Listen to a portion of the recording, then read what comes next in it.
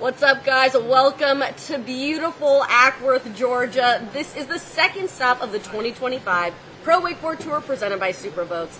I'm Alexis Score, joined by my partner in crime, PB Parks Bonifay. Parks, how stoked are you? We've got a full day of wake action. Oh, it's looking nice out here. We've been coming to this site for years, and this site is deep. It's really fun. There's always a solid crowd on shore, solid crowd in the flotilla line.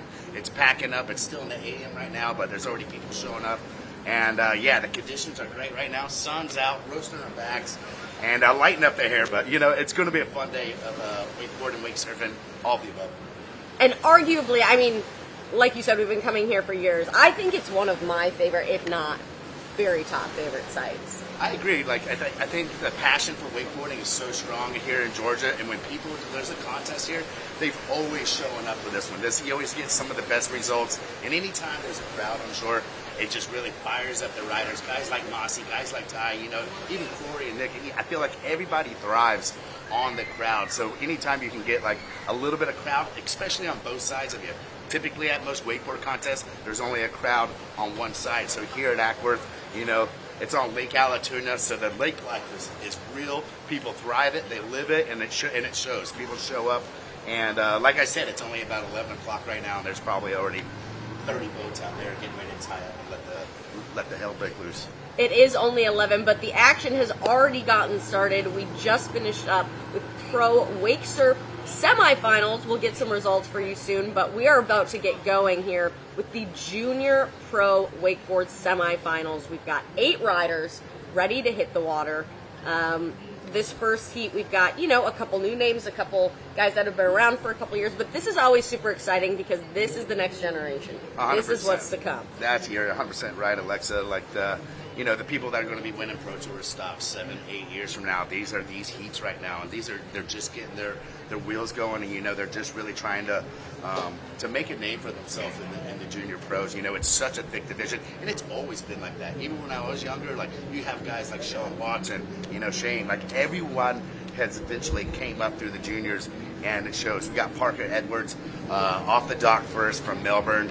And, you know, they're just really trying to show out here and to go through in this round, you know. So they're trying to get to a 4-man final. Let me give you a little rundown on the format. They're going to get 1 run with 2 falls. So that means if they fall, they get picked back up. So, you know, these heats aren't crazy stacked right now. There's not a lot of people in the heat. So they're probably just trying to go out, and Parker's doing some good tricks underneath his belt. Yeah, and he's about to get his run started here. We should probably talk about, you know, I'll let you call some of these parks. Oh, nice little whirly bird. But as you can see, it is kind of bumpy out there. It's not like our last stop in Fort Worth, Texas. There is boat traffic, which we love. We love the tie-up, but it's gonna be, you know, plays into it a little bit. Yeah, you're right. It's kind of a double-edged sword in the sense that, you know, it's always fun having a crowd, a nice backside 5 right there and some chop. It's always good to have the crowd out there, but anytime there's a flotilla line on the other side, there is a lot of bounce-back rollers, so you're going to see maybe a little bit unpredictable wake at times. You're going to see a lot of side chop, and guys, you know, it's not just one guy has to deal with this. That's the beauty of it. It's like the whole field has to deal with this backwash, and it's not a wind chop right now, so it's not like it's constantly getting worse. It's everyone has the same playing field right now, and it really just levels it. Everyone has to deal with the same variables and the same headaches, so it's fun to watch how everyone can kind of adapt to what's given to them. That's right, and that is one of the beautiful things, like you said, just everyone's got to play by the same rules out there today, but we love the flotilla. It's definitely worth a little bit of chop. We've got Parker Edwards out there on the water. He's our first rider in the Junior Pro Semifinals, getting the wakeboard action started out here today in Acworth, Georgia. Yeah, he had a good first run. He's got to be super psyched on that, ready to build. Toe side back roll right there. Little choppy. Not sure if that's exactly what he wanted, but right around that buoy. Why not just hit it? Toe side 540 slight case right down. You see how everyone's kind of dealing with this bump. You can see he's edging out. He's kind of bouncing, but, you know, he had a backside 5 on his first pass. There's a chromo, and just coming up a little bit short, and I'm not sure if he's past the pickup buoy, but I believe he's going to get picked back up. But yeah, that's what we're talking about. A little bit of chop right there coming in on probably one of the harder tricks of that pass, the chromo, and it looks like he just went up, landed pretty good, but just like he kind of cased it, maybe doubled down off the wake a little bit, and you never really know what kind of kick and trajectory you're going to have. Here's a Roswell replay. We can kind of see what happened on this one. Yeah, Parks, and if I recall correctly, at the last stop in the junior pro division, these guys, a lot of them went down on the chromo.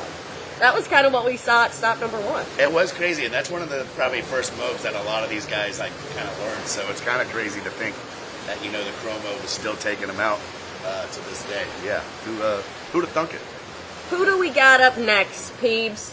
We've got. Did we see? Maybe he isn't past the buoy.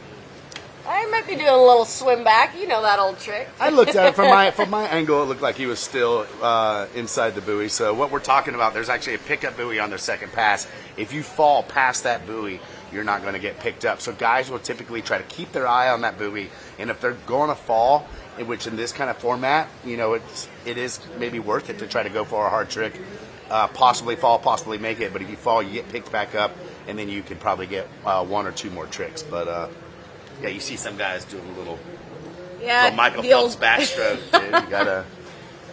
Rusty Malinowski was notorious for. Now Rusty would grab the rope first and then hold it, and then have the rope just pull them all the way back. Oh, Rusty. So, is he getting a re-ride completely? Not quite sure what's going on here. This is our first rider in the junior pro division here in Acworth, Georgia.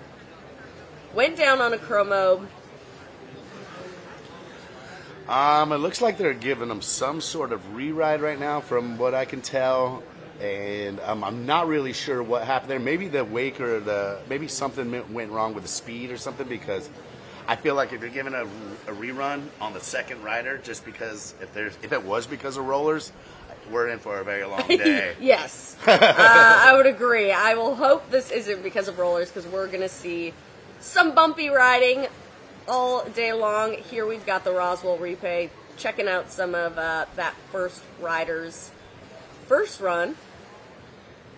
So we're going to bring him back in. I'm pretty sure, I don't know if he's going to do the whole same first run. It looks like he probably is. Sometimes when they do reruns, they pick it up from where the trick actually occurred. But it looks like a full second pass here for Parker. Unless this is the replay. No. Maybe, yeah, what it is. No, he's just doing the exact same thing. All right.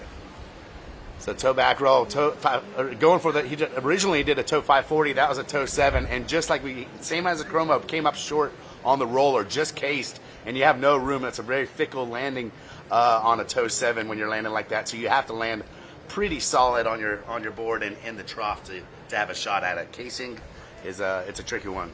For sure, and this is the first wakeboarder out there today, so maybe like you said, something with the pass, something with the driving just wasn't perfectly right. They're still getting it absolutely dialed, because we have a big, long day ahead of us today. And we're going to have some riders join us in the booth, which is going to be pretty fun. Yeah, it's pretty nice. Last time we kind of held down the fort by ourselves.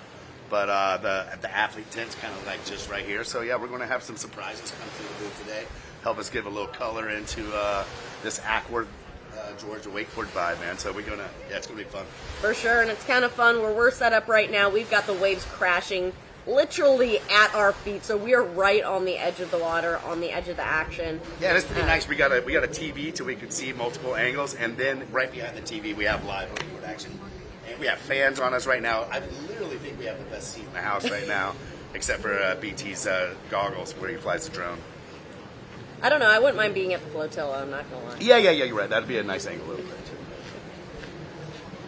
All right, so back on the water. One more trick. Like we said, he's getting picked up after that no fall buoy, so he's going to get one more coming back in. It looked like a shifty, going for a heel 7. Pretty steezy the way he kind of like shifted that around. But man, not having the landing gear on the chromo, on that toe 7 and the heel 7. So 2 7s taking him out. And that just goes to show you what the riders, if you're a rider going behind Parker, you got to be kind of sweating it a little bit, seeing how much these rollers kind of bucked him around, being confused on what that re-ride was. It's everyone's going into this kind of like line right now, so everyone's soaking it in. How do you train for something like that? I mean, are you going out and riding in rough conditions? Can you train for that? You can, but like typically, these guys are so used to riding in calm water to where to force yourself to ride in like really windy conditions and really rough conditions, like it is really good for you to do. But a lot of these guys, I'm sure they're not maybe just purposely going out there all the time just because of the risk factor and stuff. But I mean, I remember like if it was windy, I would try to like, if I was riding in the calm side of the lake, I would try to like ride to the dock and try to do some of my tricks at the end of my set when I'm kind of fatigued, when the headwind's kind of messing you up. So yeah, it's definitely, I advise practicing it because it just helps you get used to it, but who knows? Yeah, I'm more of a glass calm where I'm not going really. Yeah, once you have it good. Yeah, exactly. We've got our second rider down there on the Inmar starting dock, getting this day started with the Junior Pro Semifinal Wakeboard Division. And it looks like a score of 59-3-3 for Parker. Up there on the Gator Step leaderboard. We'll have live scores coming in all day long, which is nice. I love that live score aspect of it. Yeah, nice live scores is nice to have. It's I feel like it's good for the riders to know that, and it's good for us to kind of like articulate to the people watching at home. Which thank you, by the way, everyone tuning in. Your time is valuable, and we appreciate it. And tuning into the live stream. I feel like if you're tuning into this and watching all day, you're a true wakehead and you want to watch this stuff. And I've always loved, even when I was at home, I try to watch all the live wakeboard events all over the world. So for the fact that the Pro Tour has a live stream and we're in the studio right now, and the setup we have, watching it go down, sick, man. I'm pumped. Pretty epic. Out on the water, we've got Rex Abbott, rider number 2 in Junior Pro Wakeboard. Okay. Oh, man, just going down on that heel 7 first trick. Man, there's 2 heel 7s taking down 2 of the riders today, and, he came out of the gate swinging, and Parker came in, tiptoeing a little bit, started off with that whirly bird, and then really got into it, but he's really coming out the gate, really going hard on the first pass. Yeah, you got to give him trick. You got to give him props for that. For sure. You got to give him credit. I mean, it's a risk that you have to weigh before your run. Okay, am I going to just start easy and get some tricks under my belt, or am I going to get the hardest tricks out of the way and then have the confidence to finish out the run? It's nice when you make it. It's nice when you make it, but now you got 2 full passes with not 1 fall left. So you really got to you got to sit in the water, take a deep breath. You got to compose yourself because a lot of people get rattled after 1 fall. So knowing that he's got 2 full passes and he's going to want to make the top 2 to get into that final. Yeah, I'm curious to see if he starts off with that heel side 7 again. Right, just send it once Obviously, more. he was confident in it. He started off with it, but... That's right. We saw it just now in that Roswell replay. Super short cut, too, but getting all the pop he needed, just landing a little bit on his toes and not pulling it off. But yeah. That would be a huge heat. There's only a few riders in each of these heats, so really you just try not messing up too bad. It's pretty easy to kind of not easy, but it's kind of, you don't have to go super, super hard to try to make this final right now. I feel like you can kind of go out there, and if you get 2 solid full stand-up passes, you're giving yourself a full chance at possibly making the final. But Rex already off, so he's opting not to go hillside 7. Starting a little bit slower. Nice toe side tootsie roll right there. Starting to get a couple tricks in his pass, and a switch tootsie roll. I'm not sure which one was switch, which one was regular, but there it is. Mirrored it up, showing the judges how he can do it switch and regular. Yeah, look at the bumpiness of rollers out there right now. You can see from the drone. The drone view really shows you kind of what the contours of the water out there and some of the variables and conditions that these riders are having to deal with. yeah, it's nice. It really gives you truthfully that bird's eye view and makes you feel like you're right there behind the boat. But it kind of looks like this is a shorter pass as well. Yeah, you're only getting 4 tricks really. So. And off the point over there, the water actually gets shallow. So you're going to see guys try to probably maybe rush to try to get 4 tricks in before that last trick down there gets really shallow. So a little bit of strategy in the course layup and course management. No wind right now, dead calm. A little bit of backwash from all the flotilla rollers out there and from the shore. There's kind of a rocky sideline here on Lake Allatoona. But Rex coming in. Couldn't really see that. I think that might have been the KGB back in toe side 540, out to the flats. No grab on that. Judges really want to see some good grabs. No grab on the heel side 720, but he gets it done, taking him out already on this run. And as well, another competitor, and just losing the handle on the next 720. Man, really showing the diversity of the switch and regular riding. Tootsie roll, switch, Tootsie roll, 720, and then going for a switch 7 right there. Solid pass, got some tricks in, got some bolts, a couple Tootsie rolls and a hill 7, so that'll be pretty good. Well, and that's a scenario where, you know, in this junior pro division, like you said, maybe not grabbing all of his tricks, but that's the next step. That's the next level. But he really just needed to land in, you know, get a couple solid passes under his belt. He got the rest of that first pass and then the second pass. But we can check out the Roswell replay here. Yeah, just going down, losing that. Once you lose the handle, it's kind of like everything's out the door at that point. Yeah, we've got Parka down on the Inmar starting dock. Parka, walk us through your run. I started all right, which the whirly was nice, and then I started slowing it down a little bit. Probably rushed a little bit, and then just ended it all good, which was all right. So, what was that? Did you get a rewrite on that second pass? yeah, I ended up getting a rerun because the ballast started filling. Ballast started filling? Yeah. Nice. How was the conditions out there? Was it pretty bumpy? Hard Yeah. to kind of get into a groove out there? Yeah, it was getting pretty rolly out there, but then you start getting into that groove, and then it starts becoming all good. Nice. How much do you practice for rough water conditions at home? Do you kind of like ride in some wind and maybe a little bit of chop sometime? Yeah, where I ride at home is most of the time pretty rolly, so I'm pretty good at practicing in the rolly water. Nice, Parker. Well, nice riding, man. Hopefully we see you in the finals, dude. Keep on shredding. Love to see it, brother. Thank you. Cheers. Yeah, so there's Parker saying that he rides in some rough conditions, maybe possibly like Lake Allatoona here. So There you have it. There We've we got have our third rider off the Inmar starting dock in the Junior Pro Wakeboard Semifinals. Tyler Byrne about to get his first pass started here on Lake Allatoona in Acworth. yeah, 4-person heat. Remember, two go through to the next round, and so 2 guys gone. Remember, there's already been 2 falls, so you would have to think if you're Hudson Gentry, you've already able to watch the field. You kind of know what you have to do, and maybe you could scale back and try to make sure you just don't fall. Nice tail grab tantrum right there to start it off. You know, I think you're going to see a lot of guys maybe start off a little bit slower and ease into the run. Nuclear toe back roll right there. Keeping it nice and smooth. Tantrum into a toe back roll. So Hudson just kind of flowing. Nice predictable handle pass KGB right there. Really picking his spots out there, when to do the tricks. And a dum-dum right there, hanging onto the handle, a little bit of a butt check. Judges are going to dock him, but not too hard considering the other 2 guys already had falls in the run at this point. So Tyler's got to be super psyched with that run, I would imagine. For sure, and it always helps going, third off the dock to really see what those first 2 guys did and how the course affected their run. Maybe making some adjustments or going, hey, what I had planned is actually going to work out perfectly. So definitely has an advantage out there for sure.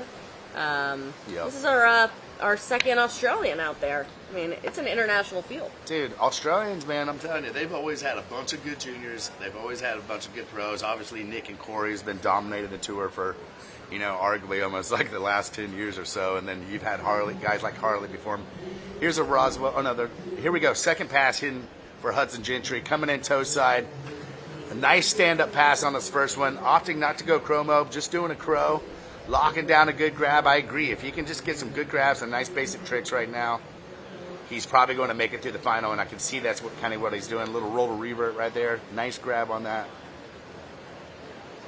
Heel side 720. Oh, no. Casing the wake, and it puts him in the back seat and just pops that handle.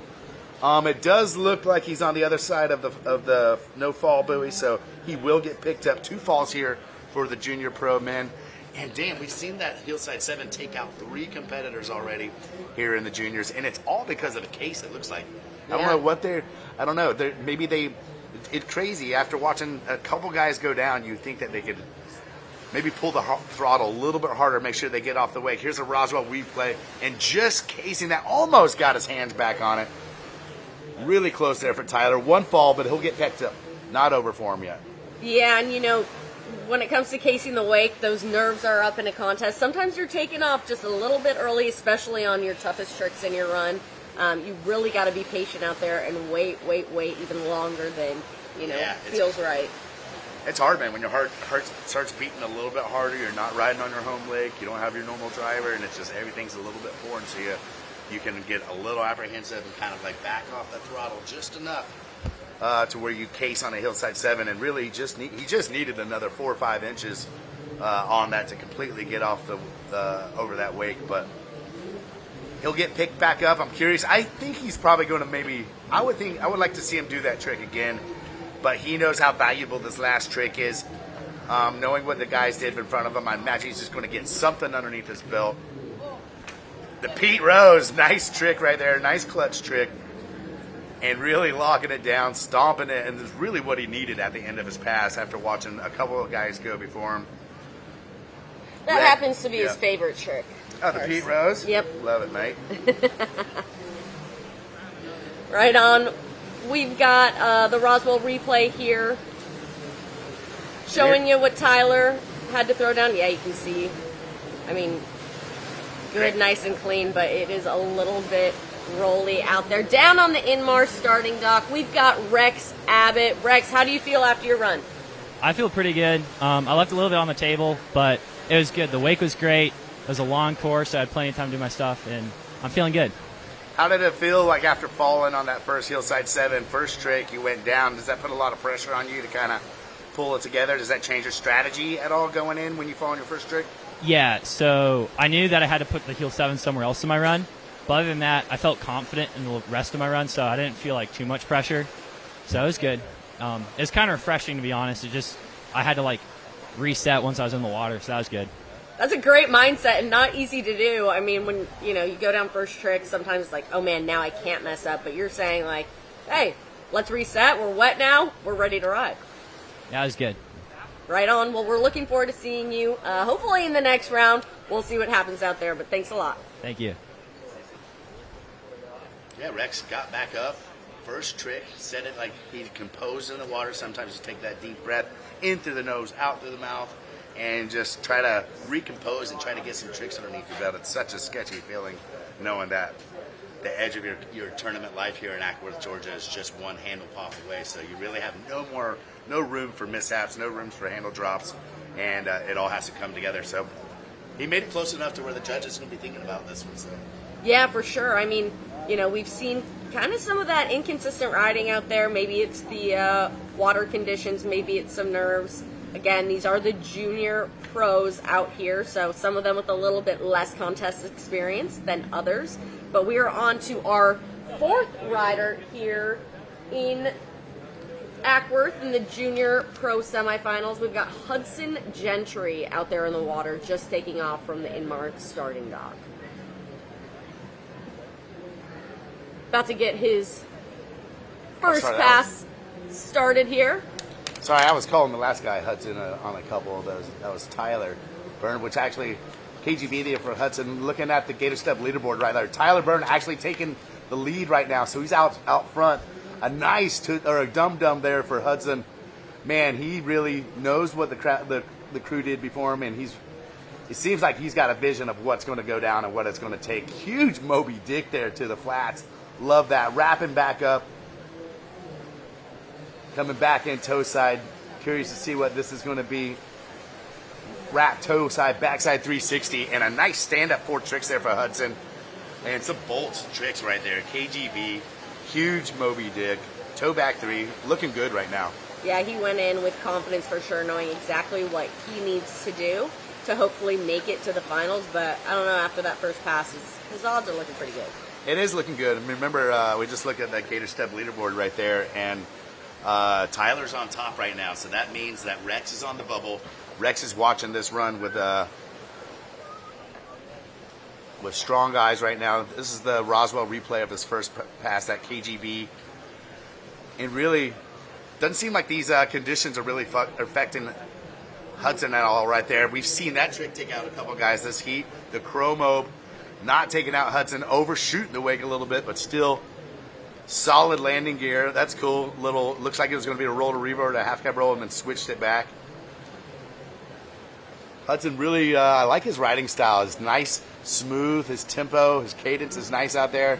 Heel side 540, knowing that he just has to cruise right now, get one more trick underneath his belt, and he's probably going to be on top of the heat and into the finals. Yeah, Nice. Chromo 540, nice bolts trick there at the end. Hudson's going to be super psyched with that. The fam's going to be super psyched. And I think that would be enough to get him and Tyler into the final here in the next round. Yeah, for sure. Hudson, one of those riders, I don't know how old he is, but we'll be definitely seeing more of him. Probably in the pro men's division here coming soon. Let's check out this Roswell replay. Like you said, that Chromo taking a lot of people down in the last couple of stops, and then that Pro 5. Yeah. Bolts. It's bolts. Had a lot of solid tricks, man. Chromo, KGB, you know, Big Moby Dick. We've got Tyler down on the Inmar starting dock. Tyler, how do you feel? Yeah, pretty good. Pretty stoked to get it down, so yeah. Talk to me about the conditions out there. From what we can see, it's like a little rolly, a little bit of bounce back from the boats, but how did it feel for you? Yeah, it was definitely pretty rolly, but I've been training for that, so I knew how to control it a little bit, so yeah. Nice. You purposely ride in conditions like this, or is that just by chance, like where you train, it's not naturally kind of rolly, or do you try to put yourself in these situations so that you're more comfortable? No, just where I train, to be honest. But I know I have to still ride in it, so I don't really complain about it. Just casually rolly, huh? I like it. Yeah. Well, right on. It definitely paid off. So we're stoked for you. Hopefully see you in the finals. Yeah, I hope so. Cheers. Thanks. Thank you. Yeah, Ty. Well, I mean, I think it's official according to what the replays say right there. We got Hudson Gentry on top right now with a 90. Tyler Byrne in second place with a 74.66. Rex Abbott in third, just bubbling the finals, unfortunately, there. And then Parker Edwards rounding out the bottom of the heat. So the top two go through. We got one more heat left. Some more rippers in the Junior Pro semis coming up. It ain't over yet. It ain't over yet. In fact, it's just beginning. getting started. Yeah, the sun, now it's getting hot. I might need to put some 100 block on my shoulders. Right? No, the sun's beating down on us here, but we have a beautiful view of Lake Allatoona right in front of us. The water literally crashing at our feet.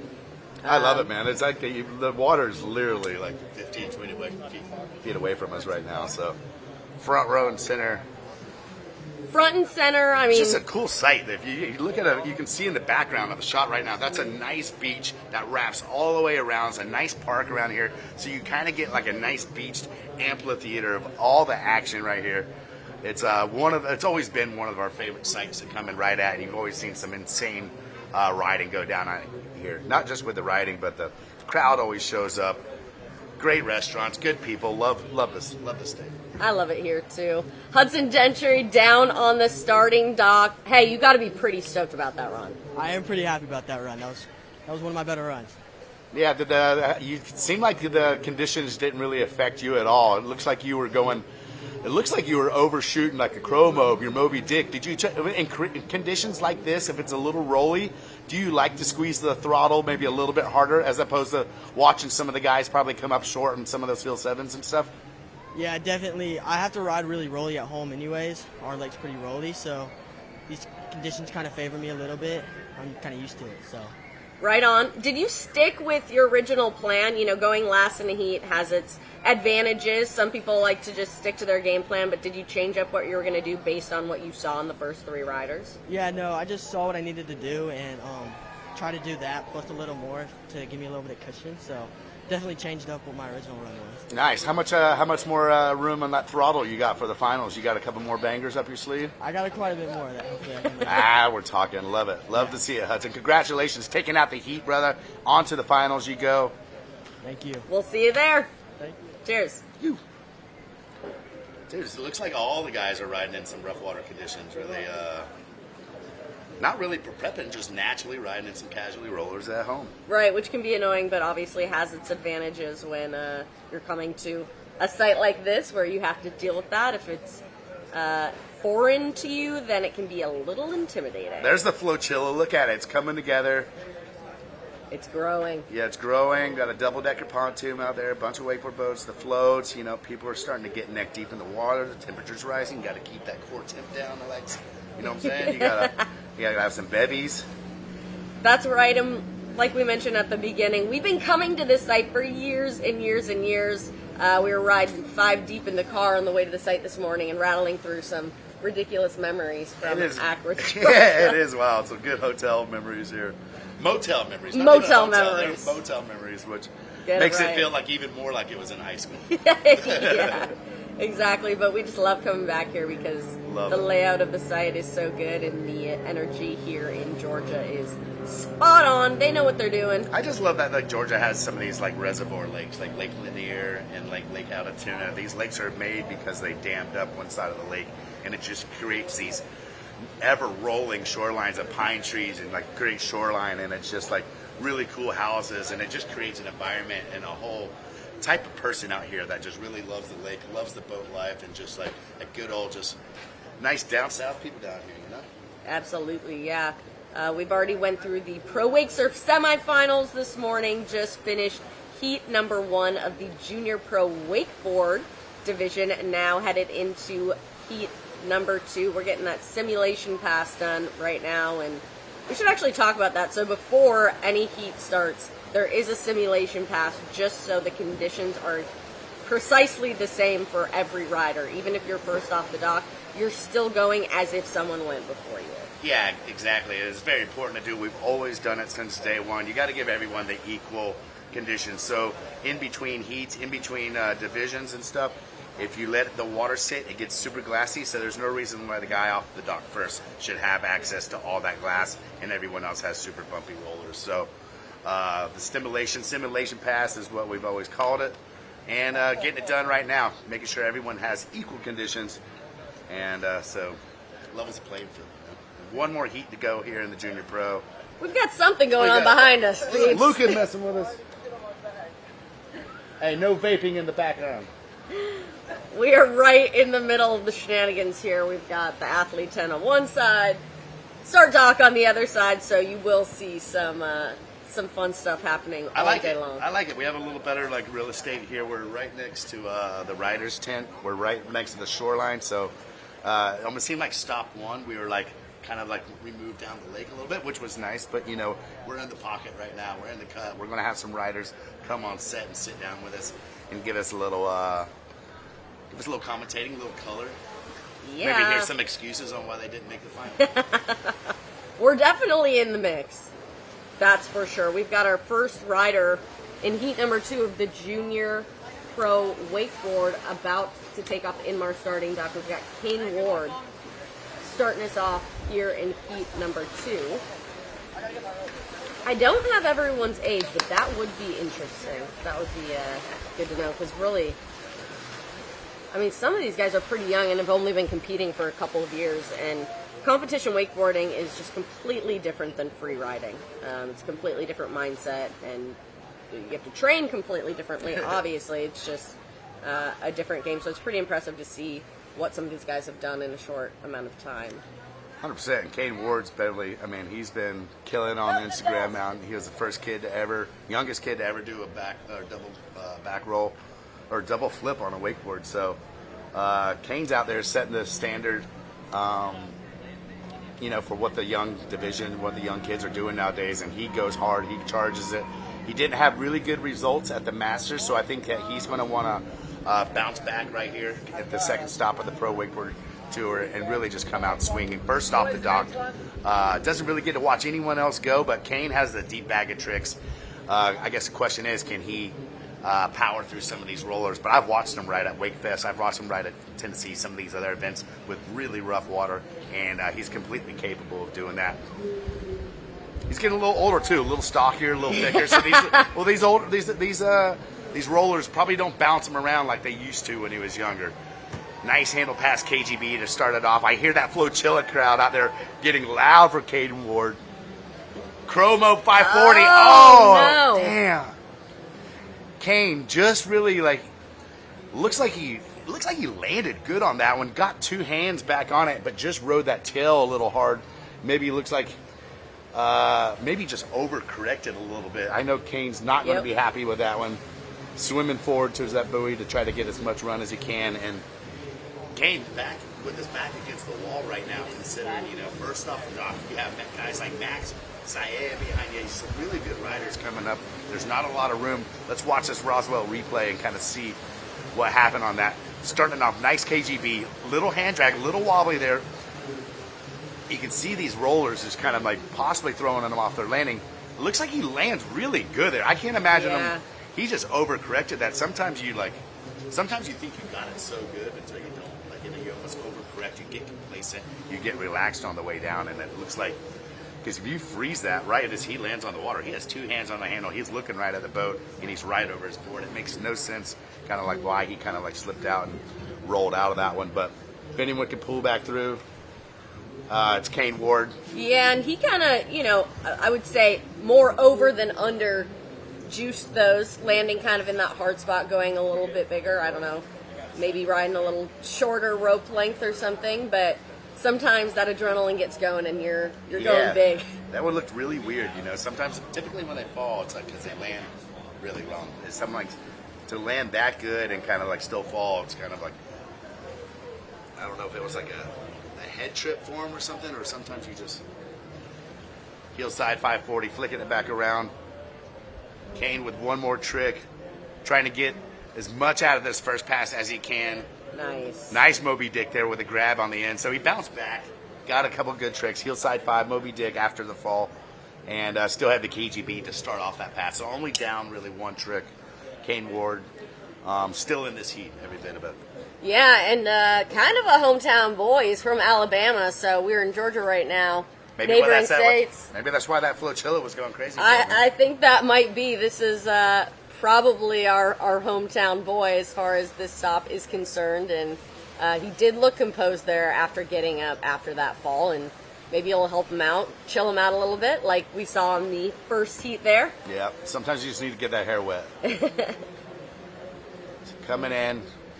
Oh no, just looks like the wake. That was the shallow part of the wake that I was talking about. Yep. Off that point, the wake really kind of like dips down, and it looks like he just didn't get. He was trying to repeat that crow 5 with the trick that took him down on the first pass, and the wake just doubled down, like got small. Whatever the wake, when it gets shallow, the wake can only push down. The boat can only push down so far before the wake starts to kind of. Once it gets back to deeper water, it'll get back sitting deep again, really big. But it looks like he possibly tried that in the wrong part of the lake and just came up short. Really tried to muscle that crow 5 around, and here he goes coming in, kick, and really just, it looks like maybe cased the wake a little bit, just came up a little short, undercut that one a little bit, and unfortunate 2 falls there for Kane, and really just getting only 3 tricks. Yeah, like we explained, there is one spot in the run where it gets just a little bit shallower than the other spots. So you kind of have to use that into your strategy, where you're setting what tricks up. In the moment, sometimes you're like, whatever, I'm going to send it. And that's not an uncommon thing. At Lake David and Groveland, there's a shallow spot in the middle. Typically, like every contest you go to, every site that you ride at, there's some part of the lake, not always shallow, but there's some backwash on shore. There's some that you get backwash from the boat, or there's a drainage thing that throws a weird roller here. So no matter what site you're at, there always is some type of variable that's always in a different location. And you got to be aware of that, I feel like, especially doing a critical trick like the Crow 5 for a cane. When you go down that on your first pass, you got to make sure that wake is good. And you can't do it at like possibly the shallow side of the lake over there. And maybe the wake was good and he just like left a little early. But I remember when we rode out here, you can see just off that point that the lake gets a little bit more shallower, and you're going to get that on these reservoir lakes. The shorelines aren't consistent; they're kind of showing, flowing and turning, and there's a lot of elevation here, so you're going to see some of these points stick out a little further. Boating safety tip: stay clear of the points. Well, and that is the nature of, we want this to be close to shore, so the folks on the beach have a good viewing experience. Anytime you're close to shore, we're going to deal with things like that. We've got our second rider in the Junior Pro Wakeboard Heat number 2, Max Saea. Max Saea, man, he's been killing it, man. He's awesome. Really fun to watch. Been riding a lot down in Orlando. And Max coming in. Trick number 1, KGB. We see a lot of the junior pro guys start off with that trick. Nice handle pass, KGB, nice and wide, coming back in, I believe switch heel side, switch 720 there from Max. That would look bolts right there to the flats. That was a solid trick right there. Nice grab on that too. And there it is the other way. Max on a whole nother level, showing he's getting so much kick off these rollers, Alexa.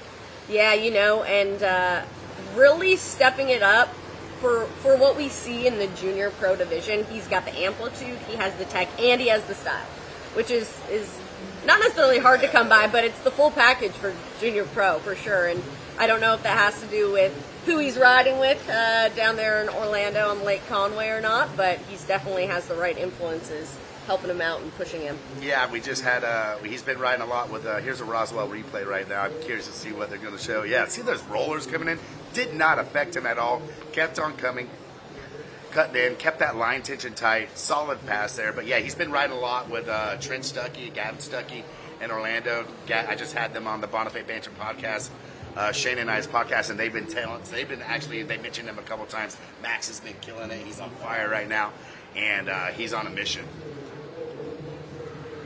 And after what we saw in that first pass, right there, they're 3-1, sneaking that thing around right there. Dang, Max starting off with some bolts and cables right now, saying this water does not affect me. And crazy little melon mobe right there. Max is just really showing some technical, some style, a lot of creativity. I love to see this. Crow mobe, we've seen that take down a couple of riders. He's really just picking all the tricks that's taking down everyone in this heat. And he goes, I'm going to do everything. Little dead sailor right there, but throwing it up, you know, I think that's going to, we still have a couple more riders to go, but I think that's going to be enough. I'm going to go out on a crazy limb here and say that's enough to get Max Saia into the finals here. Yeah, unofficially. Unofficially, but with your expert opinion, I will second that. Super, super solid run for Max. Let's check out the Roswell replay here from his second pass. That's 3-1. That's the first time we've seen that here today in the junior pro division. Yeah, handle pass 3-1 too. It means that a lot harder to do than that raptor one that we see a lot of guys do. Max really showing a lot of technical, a lot of like amplitude too. You know, it seems like that heel 7 was so massive. Little butt check on that dum-dum, but I don't think the judges are going to dock him too much for that butt check or that last toe side weight jump that he kind of did. And those are pretty much the only things that he can improve on if he does indeed make it to the finals. But always fun to see these guys, you know, start to express themselves and create their own style, because that's what this is all about. You know, they're coming up in the ranks, they're just starting to learn these hard tricks and then implementing and putting their own spin on things, and it's fun to see how they interpret style. I agree. I've watched a lot of riders kind of like grow up and and this is right at the age where you kind of find yourself as a rider, is where you find like kind of like who you are, your style starts to show through, your trick selection starts to show through, and you can diversify yourself from the next rider by the tricks that you select and how you do them and stuff. And sometimes it takes, a lot of times you're just learning fundamentals for years and years and years, and now you're starting to, at the 15, 16, 17 age, especially on a stage like here in Acworth, Georgia, at the Pro Wakeboard Tour, you're going to see guys show up and really try to show you what they've been working on and kind of what separates them from the rest of the field. We are about to see what Ethan Price has been working on and what he's got in store for us. He's the third rider in heat number 2 of Junior Pro Wakeboard Semifinals. We are in Acworth, Georgia today on Lake Allatoona, one of our favorite locations ever. That's why we just can't stop coming back. Can't stop, won't stop, man. We love this place. Georgia loves wakeboard, and we love Georgia. And, you know, these reservoir lakes, like I said, man, everyone always shows up, and it's always fun to watch and see this Flotilla crowd just grow and grow and grow on the other side. I think they should bring it in a little bit. I think they seem like they're a little far out there for my likings. I don't want to go kicking up dust, but here we go. Ethan Price, first trick, and another handle pass KGB. That's what we see. So many riders start off first trick, and it seems to be getting it done for him into a cab roll. So Ethan Price watching Kane Ward go down on a couple tricks, only getting 3 tricks in, knowing that he could possibly, if he just stands up, maybe he's backing off the throttle right now. seeing how Kane Ward kind of shook up the division in this heat by having 2 early falls. Hillside 540, yeah. It seems like he's just going out there really just trying to get a few tricks underneath his belt, keep his hair dry, and get back to the dock and see where it lays with the judges. Can't blame him. Can't blame him if he can stand up 2 passes. The odds are pretty good. That's the nature of wakeboarding for you. Go down, and it's over. But that doesn't mean he doesn't have more in the tank for the final, so that's always interesting to see. All right. I mean, sometimes it's nice to get those hard tricks under your belt in the semis so you're not starting over in the finals with a whole new set of tricks. But here we've got the Roswell replay. Man, looked like I got a crazy kick on that one. Still stayed really small on the ball, pulled it tight, and got all the way around. Little nuclear tantrum right there. But here we go. Coming in second pass, Ethan Price. I'll take it. First trick. It looked like a crow mob right there, if I'm not mistaken. It's kind of hard to see, but I believe it was. And we've seen that trick go down on a couple guys go down on that trick. So toe side 540. I think he's just kind of cruising, maybe just really making sure he gets 4. Oh, going for that tantrum to blind. Looks like he left a little bit early. Crazy little edge catch he had at the end. So Ethan Price falling before that, but he'll get picked back up. One more fall. That's right. We've had 2 riders go before him. Kane Ward having a little bit of trouble standing up. Only snuck in 3 tricks. But first, let's see this Roswell replay from Ethan Price. Yeah, it looks like he just left a little bit early. That's a common mistake on tantrums. It seems like that's the hardest thing to overcome when you're learning them, is just to wait for that wake to kick you. And sometimes if you leave early, you're going to case, especially doing a tantrum line. You got to definitely exaggerate that kick. You got to wait extra long on that. You have to almost over-rotate your tantrum to even get back to your board on a tantrum blind. So if you leave early, you're going to end up like that. So I think Patience is a virtue, Parks. So that'll wrap it up right there. And we got one more rider to go. Yeah, that'll wrap it up for Ethan Price. 3rd place right now, currently out of the finals. Kane Ward still hanging on in there, so still possibility that Kane Ward could possibly. Ethan Price's score is still not up. My bad. Yeah, we'll see once that score comes up on the Gator Step leaderboard. Not in quite yet. Not quite yet. Just about live scoring. Overzealous. We've got rider number 4 just leaving the Inmar start dock. Jet Gibson on the water, rounding out our junior pro wakeboard semifinals. Yeah, that was that pickup fall that we saw from Ethan Price right there. He opted to go Tootsie Roll. Oh, Ethan's on the water. Yeah, My bad. He failed right before that, but so he did get picked up. Ethan Price with a nice Tootsie Roll there to round out, and he's going to need that possibly to. Kane Ward, he only got 3 tricks, so I think after watching the run that Ethan Price just had, I'd imagine that's probably with the Tootsie Roll at the end, KGB, I think in the amount of tricks that he had, I think that possibly, not as a judge, but unofficially could possibly get him in to that 2nd spot. But it's not over because you still got Jet Gibson behind you, and you can still bubble lead. Yeah, I mean, there's nothing wrong with playing it safe, but there's nothing worse than going, oh man, I left so much on the table, playing it a little too safe and then it not getting you through. But we will see what the judges have to say. In the meantime, we've got Max Saya down on the Inmar start dock.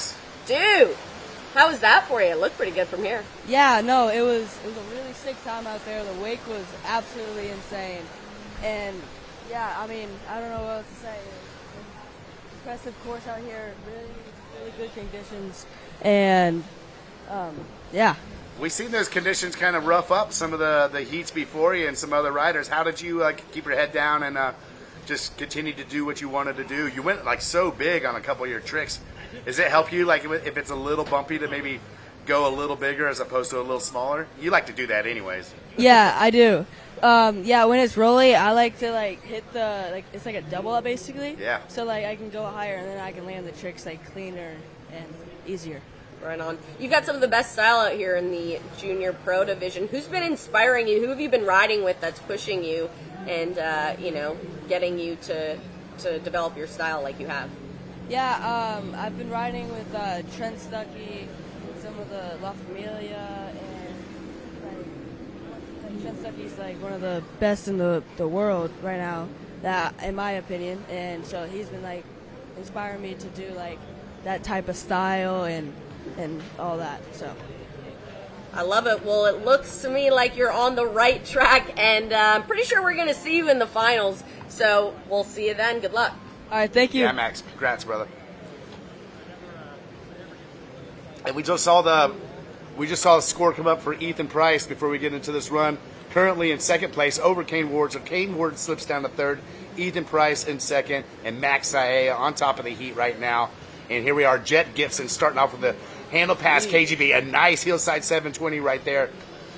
Jet really a little bit taller rider, man, a little bit longer and lankier, and these tricks really look cool the way he does them, man. Moby Dick 540 right there, and he is just throwing bolts and cables right now. Dum, no problem. So, I mean, this is clearly the hardest first run that we've seen out of all the riders right now. Is it going to be enough to take out Max Saea?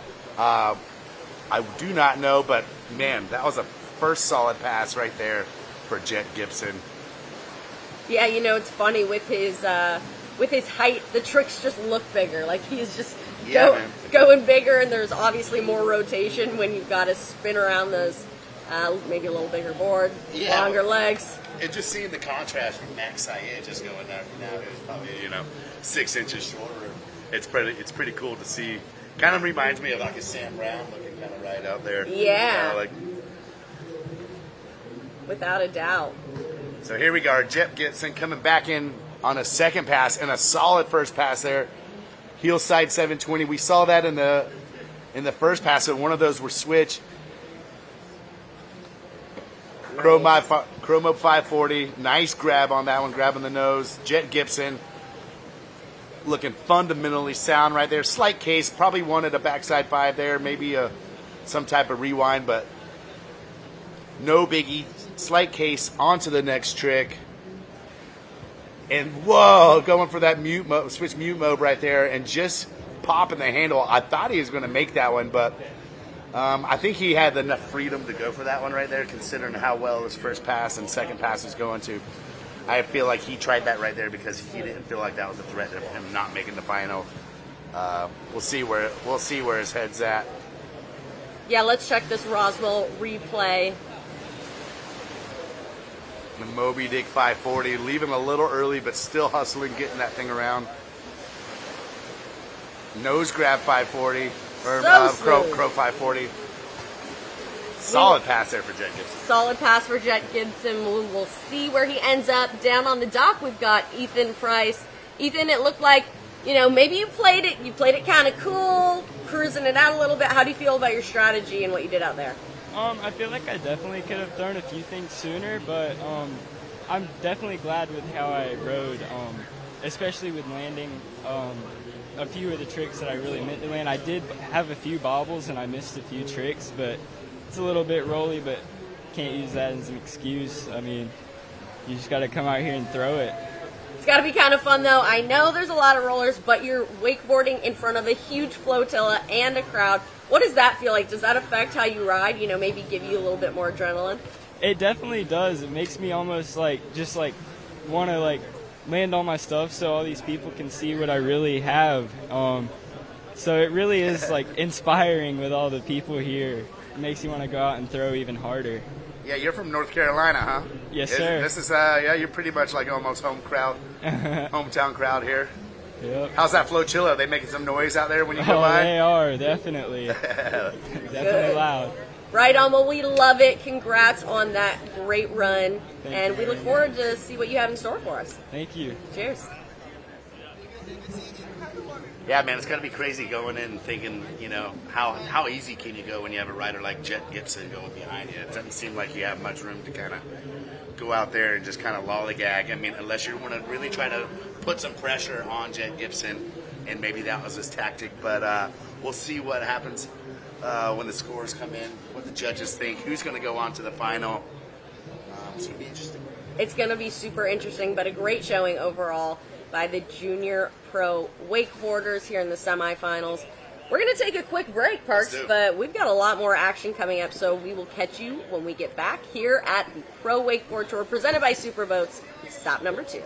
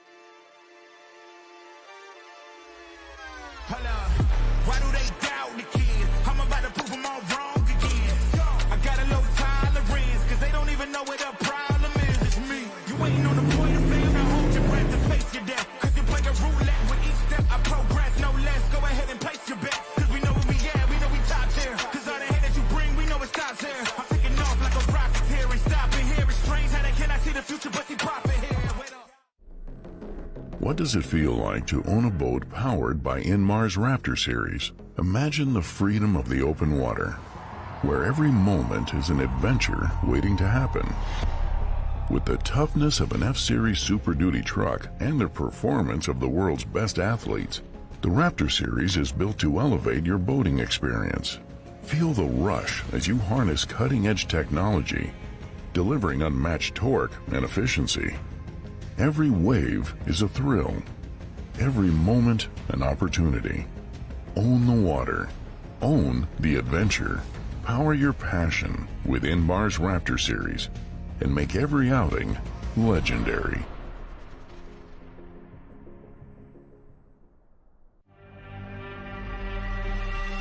Because every second counts. Every minute matters. And every moment is precious. No matter how you spend your time on the water, keep your eyes on what's important and see what you've been missing.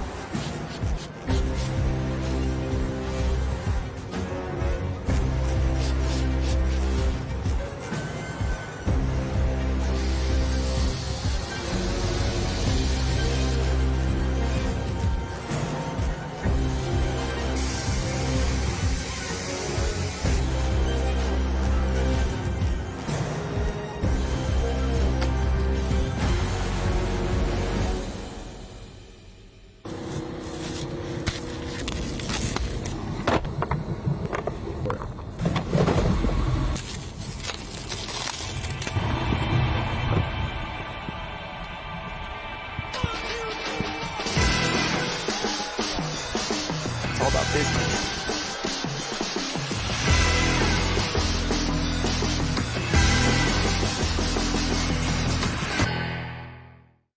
Hey Wake fans, if you own a business and your website isn't driving your best leads, you need Bonsai. We build blazing fast sites and help brands dominate online with SEO and advertising. There's a reason the Pro Wake Tour, Super Boats, Regulator Marine, and Jayco RV work with us. We drive results, and we can do the same for you. Ready to level up? Visit bonsaimediagroup.com and let's build something that wins.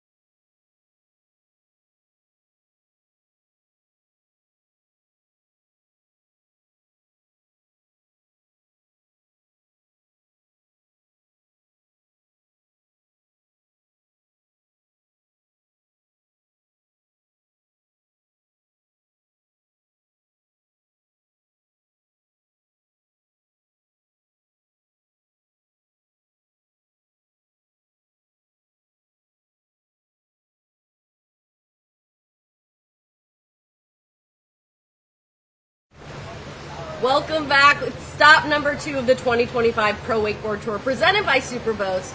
We are in Acworth, Georgia on beautiful Lake Allatoona, joined with Parks Bonifay, and we added one during the break. We've got Luca Kidd in the booth here to help us out. Luca, how you feeling today? I'm feeling good. Happy to be here in the booth with you guys, you know. One of the benefits of not riding too good yesterday was I was able to come and kick it with you guys, you know. So I got a front row seat to the action with a couple of legends, and I'm stoked. Yeah, we got it's arguably the best seat in the house right here. So we got fans. You look good in the light. So we got the silver tongue. Luca the Kid here. He sounds good. He looks good. All right, but first, before we get into pro wakeboard action, we have our final rider down on the Inmore start dock. Jet Gibson, you were the last rider in Heat 2 of Junior Pro Wakeboard. How you feeling after your run? Yeah, pretty good, thank you. It was a bit challenging out there with the conditions, but we muscled through, and pretty happy with how I rode. So. Yeah, you had us fooled. You were going, amplitude style. You kind of had the full package. Tell me about the conditions and what made it challenging. Well, all the boats out there, obviously it's a public lake, so all the boat rollers come through and end up right where we're riding, so the wake's constantly changing. You're hitting a different one every time. So it's pretty hard, and a couple shallow spots through the course, so it's pretty hard. Right on. Well, we've got the Gator Step leaderboard up there, and you're in first place in heat number 2, so we will definitely be seeing you out there in the finals. I'm sure you feel pretty good, though, now knowing what the conditions are like as you prep for the finals. Yeah, 100%. I know what I'm facing now, so I can change my run accordingly and do the best I can. How much is being seated last, and is it that important to you going into the finals? Look, now that you're on top of Max Saya in first place, you're probably going to be off the dock last. Do you really thrive for that, being able to watch the guys go before you? Oh, definitely, 100%. The boys definitely laid it down out there, so if I went first, I probably wouldn't have done as much as I did, but knowing what they did, I know I had to lay it down, so it definitely helps. Right on, Jet. Well, we'll be looking forward to seeing you ride in the finals. Congrats. Thank you very much. Right on. So we've got 4 riders headed into the Junior Pro Wakeboard Finals, but now we're about to enter the Pro Wakeboard Semifinals. Luca, fill us in on what happened yesterday. Yeah, I mean, well, it was for myself or for the whole group? Wait, I want the whole thing. Well, I know I went out there, had a pretty hard heat. Had Kai and Marcy and Hunter, and everyone absolutely laced it. Marcy rode amazing, Kai rode amazing, and then I just had a couple bobbles, and it didn't go so well for me. But I was pretty stoked to. If I'm gonna get beat by anyone, I'd love to get beat by the boys. That's all it, because I know that I'm happy for them to get through, It's crazy how those 4-man heats could go. If you're last on the dock or something, 2 guys can just go fall in front of you, and it's the easiest shoe into the final, and then you can get stuck with a 4-man semis that's as gnarly as any final. So it's just almost luck of the draw, pretty much, of what you're going to get. Any heat looks kind of hard on paper, but when it's out on the water, anything can kind of happen. 100%. It's so weird. Some of the hardest heats could end up being the easiest, and the easiest heats could end up being the hardest on the water. So it really just depends on what everyone's doing. These heats, we're doing 3 heats of 4 and top 2 from each. So it's pretty cutthroat in their semis, and these lists are pretty insane. So I'm pretty excited to see what's going to go down here today. I'm pretty excited too. We've got our first rider in the Pro Wakeboard Semifinal. Let's get it. We've got Brett Powell off the Inmar start dock and ready to start his first pass. Let's get into it. Yeah, I was actually out, like Luca was saying, some of these heats can be easy, some can be hard, but I've heard a couple guys saying this is the easier one of the heats, but I'm just curious to see if that's going to backfire on them. Toe side 720, slight case there, but does not affect him at all. Yeah, got a little grab on that toe 7 there. He's Brett's going to set the tone for this heat now, coming in second trick for that mute back nose. Oh! Just going down. What a wild fall that was, man. Mute Mob coming in, landing it out the back seat, almost hung on long enough, and just throws him into a surface Rayleigh kind of scorpion deathlock. Hey. I cannot wait to see this on the Roswell replay. Yeah, when you're out there and you got a little bubble and you just hold on, you're trying to do the most you can to stay on holding that handle and keep riding. Here we go. We'll see it here. It looked like you got a little bit hung up right there and just, Yeah. oh. Catch an air. Yeah. Hang time for sure. Hey, since he went down, why don't we go through and talk about the format for this pro wakeboard semifinal? Well, I believe this one is 1 run, 2 falls. So that's different than the format that we're going to have in the finals. In the finals, they're not going to get any falls. However, they're going to get 2 runs. So a little bit different. So what we're saying is the same as in the juniors on this one. They're going to go down. They do get 1 fall as long as it's not after the last fall buoy. So you're going to see guys, it actually opens up a little bit of freedom, allows them to have 1 fall. And when you only have to get 4 tricks in each pass, you're allowed to probably fall and still probably get 4 tricks if you get moving. So you're not completely out with this format having a fall, which gives you a nice little bit of freedom there, huh, Luca? Yeah, definitely. You know, it's definitely a little tighter of a course. So like Brett's going to come in here for his second trick, and he's going to get a nice back 7, you know, clean, stomp that, and he's going to readjust and get set up for his second pass, you know. And right now he's looking at the best he can do is 6 tricks, so he's going to try to do a solid 6 tricks and put some pressure on for the next few riders in this heat. Yeah, if you only know you have 6 tricks and you're down 2 and you only have 4 left, as a rider, you know, are you reshuffling what tricks as you're turning around right now? Are you like, okay, I gotta go a little harder because I'm 2 tricks down right now. I'm gonna have to dig deeper into my bag of tricks. Yeah, definitely. Take some risks. He's gonna have to take a couple risks. You know, he's gonna need a couple 9s, a couple mode 5s. His grabs are gonna need to be immaculate. You know, because you got a couple solid riders coming up after you. So he wants to put the pressure on. He wants to say, yeah, I did 6 tricks, but I did a good Quality 6 tricks. Yeah, very important. Getting that. Yeah. Moby Dick 5 right there, getting it round, choosing not to grab it, you know, just getting it in the books. I believe this will be a cab 900. Getting the nose grab, absolutely stomping at bolts. That was incredible. Definitely the best trick we've seen all day so far.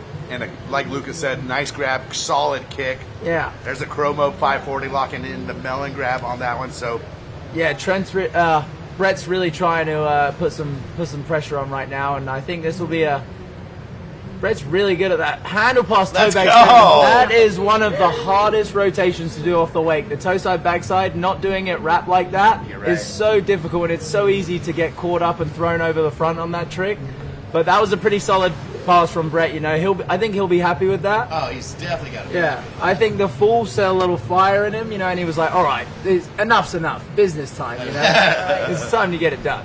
Yeah, he certainly didn't seem phased, and that's, you know, a true sign of a competitor out there when you're able to get back up on the water and throw down 4 insane tricks like that. So it's going to be interesting, and this is just the start of the Pro Wakeboard Semifinal, so anything could really happen. We've got our second rider about to head off the Indmar starting dock, Daniel Johnson. We got a little Roswell replay on this one, see what they're going to show. Yeah, I think this is a toe back 7. Yeah, look at that. That is just incredible. Like, to be able to snap that off the wake, not a lot of... pretty sure he's the only person on tour doing that trick. Everyone else is doing it wrapped. Good point, Luca. Yeah. You see a lot of wrapped, and it's a whole different ball game on that trick when you have to initiate that spin with a handle pass as opposed to being wrapped up and having just the natural pull of the boat spin you into the trick. That one's a lot harder to get done. And like I said, man, after having that fall, when he turned around down there, I think he had a talk with himself, and he's like, hey, you got to pull it together right now. You got to ramp it up. You got to put some pressure because you got guys like Thomas and who was behind him? We got Daniel Johnson, Thomas Herman, and Maxime. So it's definitely like a younger heat for sure. Like, you know, like these boys haven't been on tour as long as everyone else in semis, but they're heavy hitters, like, nonetheless. Like, DJ has an insane style, and he does a lot of double grabs. So I'm really excited to see what he puts down right now, because this is gonna be a big turning point for this heat, you know. Well, I think he put just enough pressure, Brett, on the rest of the people in the heat. You know, if he went out there and had one more fall, then it's almost like you're in a 3-man heat. One person's not going to make it through, but that's just enough tricks on the second pass, even with that fall, to where Thomas, Max, they're sitting there like, man, Daniel, they're like, man, there's no room for reals messing up right now. No, you got to land that. You got to land 7 or 8 tricks right now to beat Brett. You know, he laid it down. There's a slight bit of pressure, but the window is open. So I think everyone will be feeling pretty relaxed, you know, because they all intend to land 8 tricks. So if they can do that, then it's gonna be an interesting one for sure. Well, looking at the Gator Step replay or leaderboard right there, we got Brett Powell in first place. Obviously, the only rider win, but with a score with a 74.67. like Luca and I were saying, that's a solid first score and just big enough score to put some pressure on the 3 guys. And really, if you can put enough pressure on them to make them feel like they have to land this trick, that's kind of just enough to kind of level the playing field with, you know, because now they have to deliver. They have to show up. Like you said, they need 7 or 8 tricks and quality tricks to make the final. Nothing's easy right now. 100%. So I'm quite excited for DJ. He lives down in Claremont, you know, rides with like the likes of Stefano, Hunter Smith. They got that. I see them out front at my house all the time. Yeah, they be riding out front all the time. Those are the ones ruining your e-foil sessions. Yeah, but we'll see here what DJ's got for us. He's a steezy bloke, so I think we're going to see a wrap nose toe back 7 right now. Bang. Boom. So that's the wrap version of what Brett did last trick, you know, but he did wrapped, but he also got the grab on it, you know, so it's right in the middle. And what a flex. Oh, Daniel. No. Man, leaving a little bit earlier in like these conditions, you can get a double down. I mean, that wasn't even a slight case. That was a really hard case. And he knew he was going straight to the bottom of the trough. He tried to lock up 2 hands to see if he could power through, but even Daniel Johnson couldn't power through that one. But yeah, that's pretty unlikely fall for DJ. He's been crushing Crow 5s all year, you know. I wouldn't expect him to go down, but you know, we're out here. It's a public lake, you know. Anything can happen. You can throw a couple curveball rollers, so you know. How much do you get complacent on, like when you know in your head that this is the easiest trick in my run? How much do you drop your guard on that sometimes? Does it bite you on the ass sometimes, knowing that if you get complacent, you take it for granted? Sometimes the easiest trick in the whole pass can be the hardest. Oh, definitely. Like that happens a lot. Like I always start stressing about some tricks, and then I could fall on a trick that I wasn't even worried about, you know. So it's just being attentive to every trick you're doing and just like putting 100% into each trick. At least that's how I go about it. Is get this trick done, land it, move on to the next. Get this one done, move on to the next, you know? So this is going to spice things up a bit now because it's looking like DJ's probably only going to get like 6 tricks in the rest of his run. He's probably going to get 1 more in this first pass. And so him and Brett are going to have the same trick count. So it's really going to make this heat a lot more interesting than Daniel just landing 8 tricks. Right. Yeah, second rider off the dock here in the Pro Wakeboard Semifinal, and second guy to go down second trick. So like you said, probably going to have the same amount of tricks. It's the same scenarios we saw with the first rider. So making things interesting here in heat number 1. Bang. That's how he wanted to do it. Yeah, so he's going to get 3 in here, which is very, very powerful move. It's a great move here with that seatbelt back mode, stomping it. Yeah, so DJ's got a nice 3 tricks in his first pass, you know. He's spanned both directions, you know. He's wrap toe back 7. Yeah, wrap toe back 7. No, actually, they're all the same rotation, so we'll see what happens in the second pass. But he's looking pretty good, you know. That extra trick at that third pass is going to do a lot for him later on in this heat. Yeah, definitely. And making a statement there, you know, going down on the Crow 5 and then next trick, getting back up and just absolutely stomping it, like we know he's capable of doing. I mean, I think he was probably more mad at himself than anything. He was like I was saying, it was probably one of the easier tricks, kind of like in his 8 tricks that was planning to do. So he's definitely going to get right back up, waste no time on that, and check that one right back off for the judges. Yeah. Coming in first trick, second pass, 3-1 right there. Yeah, double grabbing that with the nose before the handlebars and the stale before the rewind. That was unreal. And now, and that's another double grab, hill 7. He's got nose to stale in the middle of that, which is not a lot of people are doing that trick out here. And then Bosch with the toe side 900. DJ, see that fall, it just lights a fire in you, especially in semis, you know. Got to get it done. Love it, man. And one more trick. Oh, bang. So beautiful. The elephant Tootsie Roll. Yeah, he may have slipped the grab a little bit there, you know, if I saw correctly, but you know, more importantly, he grabbed the handle the whole time. He did. He didn't let go. It's called competition grip. You just can't let go. You know, you got to get pulled down if anything. But, damn, so he really got back on the throttle right there. Really made up for that. Oh, maybe almost a little bit more than Brett Powell did on the second pass. Like those were some hammers coming back there. So definitely interesting to see. That 3-1 was pretty sick. Yeah, those first 2 tricks, he had a great mixture of style and a great mixture of tech in that second pass. So pretty solid pass from DJ. Pretty solid pass from DJ. Down on the dock, we've got Brett Powell just in from his semifinal run. Brett, going down on the second trick, but then pulling her back around and getting your stuff together. Yeah, I'm pretty just happy that I made it back to the dock. I did have one unfortunate misfall, but happy just to be here and make my first pro semifinal. So, yeah, what were you thinking after that fall in the first pass? It seems like, that was unexpected. That's really knowing the guys that were behind you, the quality of riders. You knew that you had to, like, on that turnaround down there, you needed a banger second pass. How much did you dig deep into that bag of tricks to kind of try to make the final? I knew I had to throw down some heavy hitters, but honestly, I was most concerned about just standing up the rest of my pass and feeling good. So, yeah, you did exactly that, Brett. Nice riding. How's that handle past toe bag 7 feeling out there? You're the only one on tour doing that trick, and it's pretty impressive to see. You a fan of that one? Yeah, it's definitely one of my favorite tricks. Yesterday was my first time throwing one all season, so the wake was so juiced, and I was going to do toe back 1-to-1, but toe back 7 was there, wake's juiced, so landed it, and I'm pretty stoked. It's like riding a bike for you, that trick. It's like riding a bike. Well, we're stoked for you. We know we'll be seeing more from you all season long here on the Pro Wakeboard Tour. Congrats. Thank you so much. All right. Third rider of the heat, hey, Thomas Herman. Yeah, well, I just saw the Gator Step leaderboard right there, and it looks like Brett is currently in second place. Daniel Johnson taking out the first spot at the moment right now. So 2 riders to go. DJ on top, Brett Powell in second. 2 go through. It's getting interesting right now. Yeah, like I said, the window's definitely, in that line, the window's slightly open right now for Thomas and Max. So if they can put some 8 tricks down, they can have a pretty solid chance of making it through to the finals right here.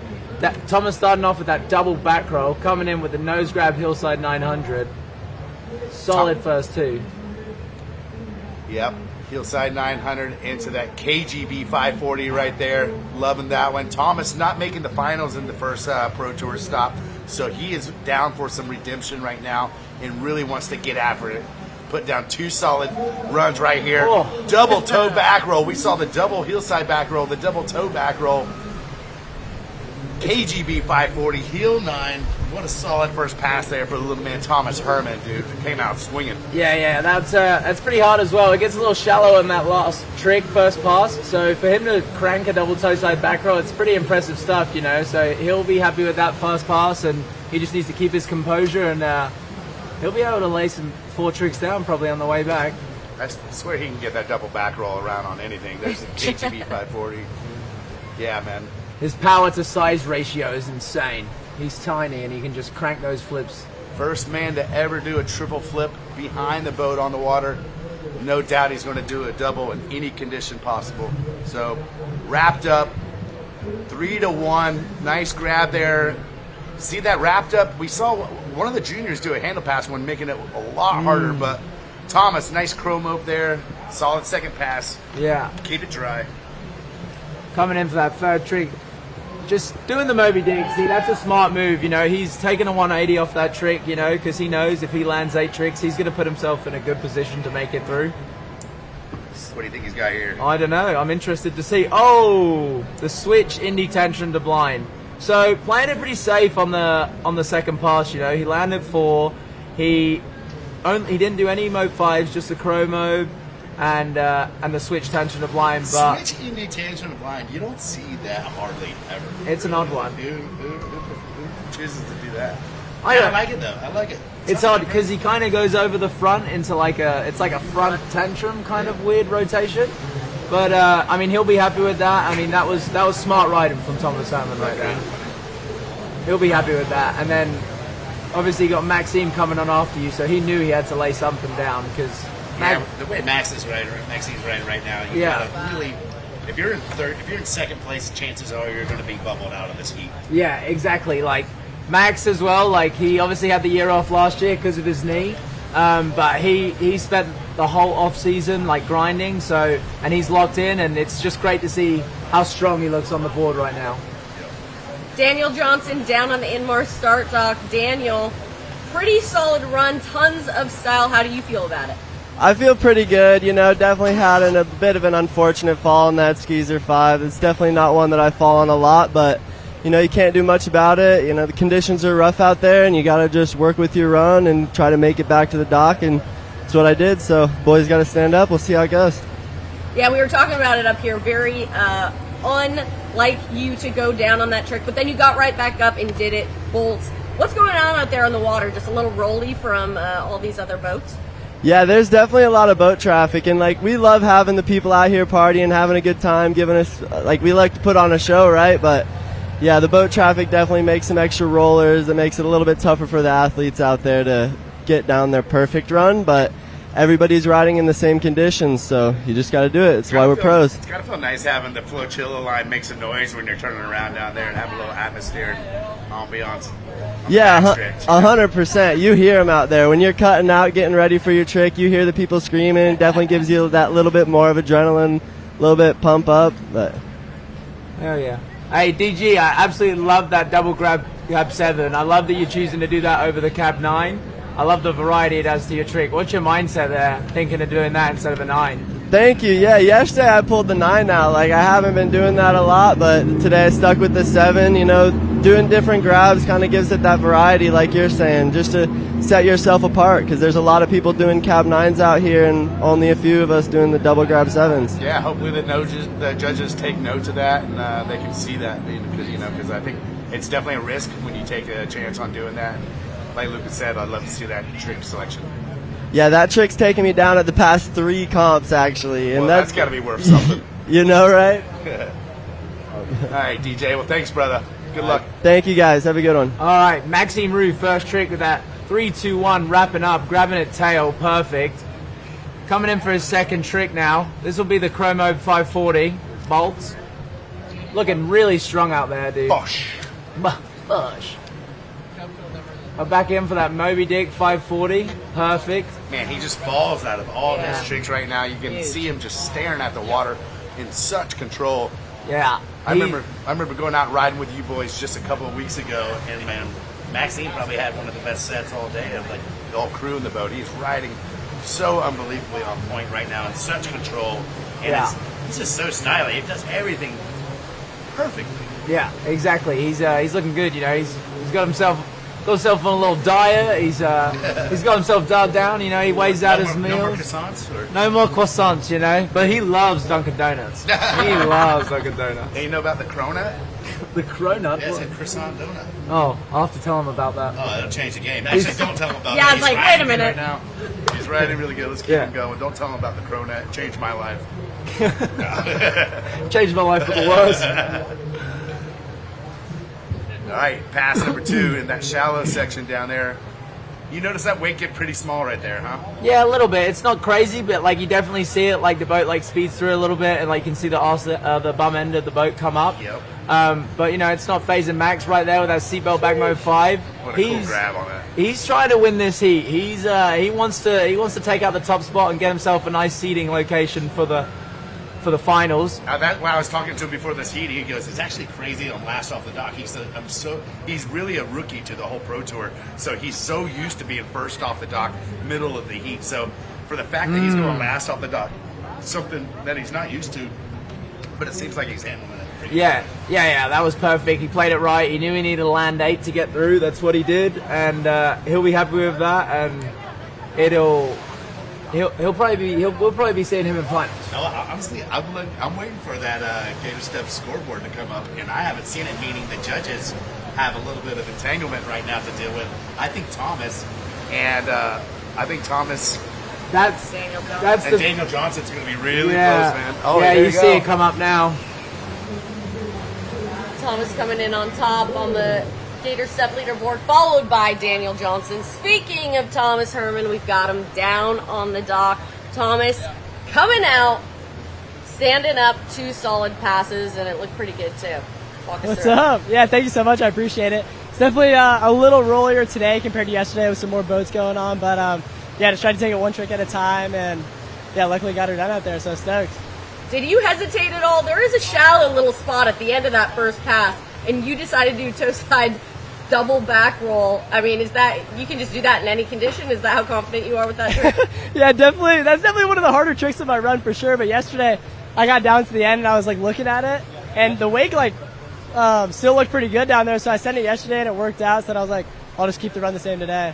I mean, it's probably almost better that you don't have the wake fall over on you. You'd probably rather have it be a little smaller, a little cleaner. You can load the line and kind of know you're going to have a clean takeoff, which is probably nice on that. Yeah, 100%.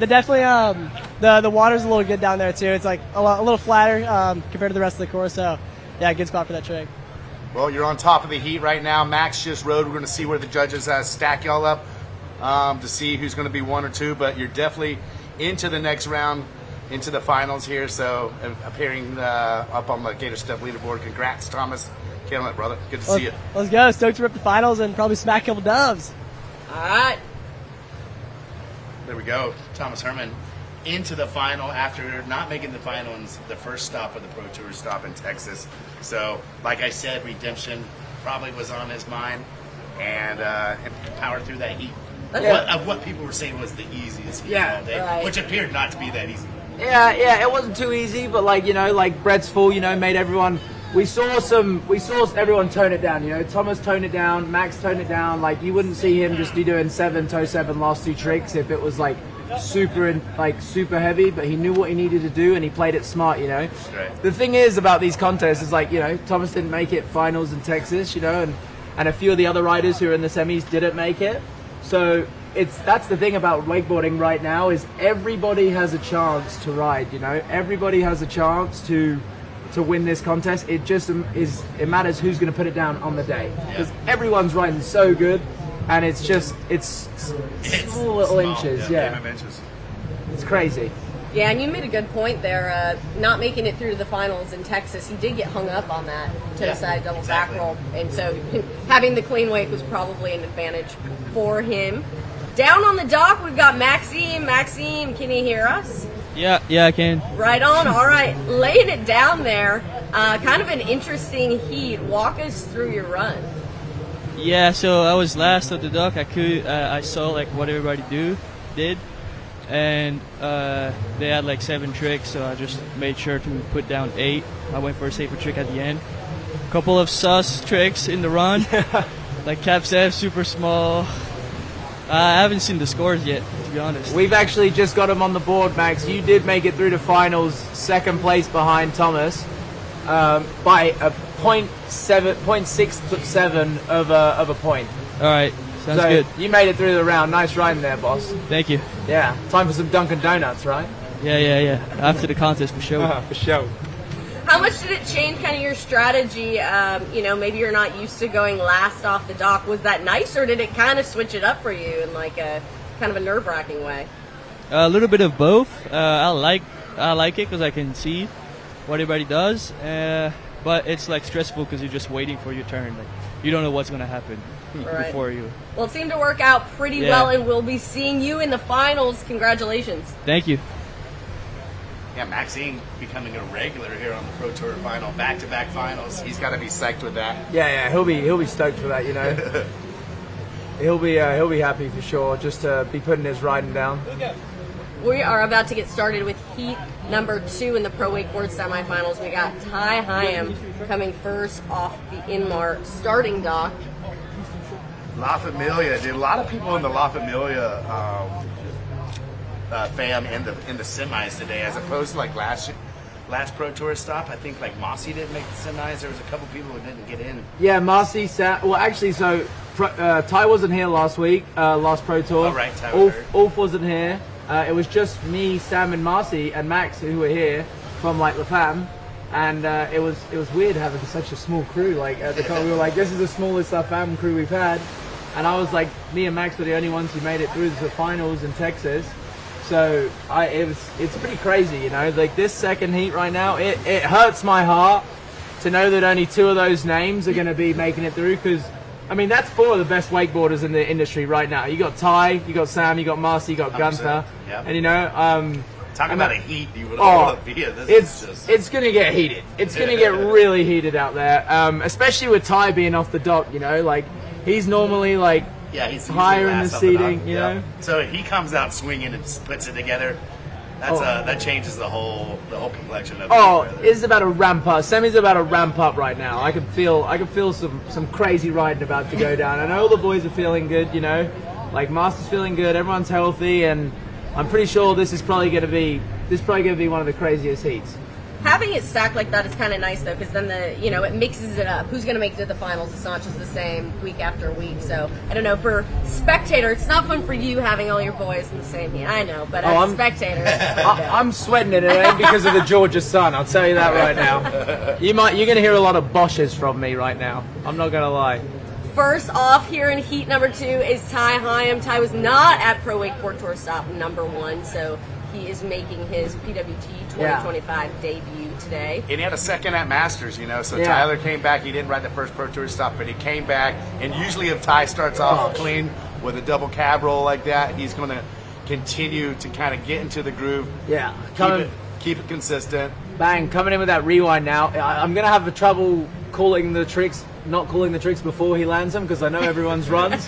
But like, Bosch, new cab 9, absolutely bolted. And like, Ty's like, he grabs the Hill 9 the best out of anyone on tour, and he goes the highest. KGB 5, Bosch. He even tried to bounce out of that. But Yeah. He's got the landing gear to pull that off. He just wanted to get the fins in the water. That's all. So that's a solid first pass from Ty. I mean, very normal. Like you knew like he was gonna land those tricks, and he put them down. Like coming out the gates with that double cab, like it's a big statement. Like I'm here, I'm back on tour. Like watch out, and he's hungry too. I know that for a fact.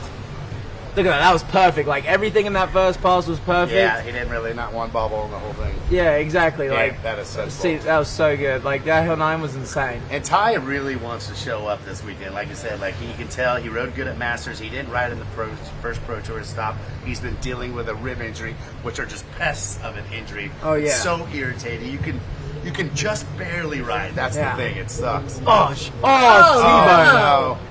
All right.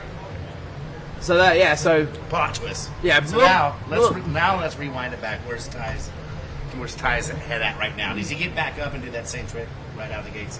Well, it's like I said, it's a pretty uncharacteristic fall for him to fall on that Reg Hill 9. So there's a few different routes he could go here. He's probably going to get 2, and he'll try squeeze 3, but he was just on that little back foot coming into it and just fell over the back. I imagine he's still going to go. That Roswell replay, yeah. Just a tiny bit, he was just on his heels a tad. The shallow wake there, kind of like chicken legged him on his landing a little bit, maybe just like kind of like maybe landed with his knees a little. Yeah, it definitely back seat or something. Maybe the landing snuck up on him a smidge earlier than. Yeah, it's just one of those things, like it's so hard to like pick and choose exactly what the problem was because there's so many factors. But I think he's probably going to get back up and do that trick again, I reckon he'll do that. That's a pretty common trick. That's a pretty easy trick for him. For him to go down on that, I don't think I really see him go down on that too much. But I almost wonder, is it almost worth like putting the RAV KGB 5 in the shallow spot and moving that to a deeper part of the lake or something, Well, he did have the Cage 5 kind of in the shallow spot last trick, and that's like one of his bread and butter tricks, like easy as. I guess he already did do it in the shallow, right? That's the thing, like Ty, I've seen Ty do these tricks behind a bloody, I've seen him do it behind way smaller wakes than this, so you see him wrap it up now. He's going to come back in and he's going to stomp down. I hope Ty can keep his head cool right now. Get these two tricks, pull it back together, take a deep breath, and really just come back through on there. There's a trick. Okay, wrapped Hill 7, smart. Safe. He didn't try to sneak around the 9. He wanted to go for the make. Nice grab on that. Yeah, nose back toe 7. Yeah, so Ty's going to try get 7, and he's going to leave it up to the rest of the boys instead of trying to go too rogue. Nose heel back 9. Oh, Ty. Oh, Ty. That was so perfect. Most riders probably would not even try to get that third trick right there and just been complacent with just getting 2 tricks. Yeah. So the fact that he went down on it, maybe. I mean, it's unfortunate. It would have been nice to have, but. Yeah, I mean, he could have just landed a back 7, but I think he didn't want to leave it to the judge and the rest. He wanted to lay it down and be like, bomb. I did 7, but I did a hard and I did a clean 7. Right. The back 9 would have been nice to have. Yeah, high risk, high reward. It sucks, but that's the game we're in. That's what competitions are all about. And Ty's coming off an injury. Is he feeling 100%? I know you're very close with him. You spend a lot of time with him. Yeah, he's feeling pretty good, you know. Okay. I've been away a lot the last few weeks, so everyone's been spread out, photo shoots and whatnot, you know. Yep. But he seems in a good place, and his head seems in the right place. I don't think the injury's phasing him too much. Yeah, he really had to rush into that He had a couple weeks final off. trick. He landed it. He just popped that last handle. That's a heartbreaking one, you know. Like, Yeah, when you land that many handle passes and you pop it, you don't even drop it. You have it, you pop it. that sink down to the water after popping it is the slowest, like 5 seconds of anyone's life, and I just thinking like, oh my lord. Well, Ty's first off the dock. This is an absolutely stacked heat number 2 in the pro wakeboard semifinals, but anything can happen. We've seen crazier stuff go down, so it's not over for Ty. First off the dock, we'll see where he comes in. He didn't leave the door wide open. He left it just cracked. No, you know, yeah. like you can't go out here and just kind of just easy, greasy, peasy your way to the final right now. You're going to have to dig deep. You still got to land 5 bangers out there to try to get through this Exactly. heat. And there's still heavy names behind, you know. We still got Sam Brown, Mossy, Gunther. Like, come on now. Like, this is It's a stacked one. It's a stacked one. And the next, like, everyone in this is so steezy too. But like right now, Ty's saying he's got a Mob 5, he's got a 9, he's got a double, he's got all of his grabs. He's only missing 2 tricks. So yeah, like you said, the window's not fully open, Right. but it's not fully closed. It's all going to come down to what these boys do, you know. And I'm very excited to watch this next rider. Sam's been on a bit of a hectic couple weeks. We went to Lake Powell for that liquid force shoot, 30-year liquid force shoot. Was that the first time both of y'all out to Lake Powell? Yeah, we popped our cherry. I popped our Powell cherries for sure. And it was amazing. It was so fun. We had such a great time. The stars, it's a pure place. As a kid, you know, I grew up playing Sean Murray wakeboarders. I was like, Powell looks amazing. So it was a cool trip. Yeah, and you boys are on fun. Like, you're on point right now, so you've been riding every day the last like little bit out of Powell. Oh yeah, a little bit. Yeah, I went back home last week. Sam went to the super shoot, but he's in a good headspace. He's riding good. He's going to start with this chicken salad back mode 5, perfect bolts. Very easy, right? And then that's the thing. Sam's grab variety is just so next level to the rest. Like, do you think the judges really appreciate that and really take note of that? 100. Not to say, imagine they notice it, but do they give him that much credit? They should, in my mind. They give him enough credit that's due. Like, so he's done a chicken salad on the back mode 5. He's done an over method on the Moby Dick, and he just knows to stale double grab hill 7, which nobody else is doing any of those tricks, and that's just his first pass. He has that reg hill 7 in for a good bit of composition, so he's not spinning the whole way. And that's a really good first pass from Sam. Like, yes, it may not be as to the eyes technical as Ty's pass, but the grabs, and when you look at those things, it's like, who else is doing an over method Moby Dick in a competition, or a chicken salad back mode 5, like the one we're about to see here in the replay? I mean, he's such a long dude. His limbs are insane. Like, we actually like measured that and like saw the arm length difference, and like he's got like 2 inches on me in the arms. Like, it's insane. So he can move that body wherever he needs to go. We'll see what he's got. This is a huge second pass right now.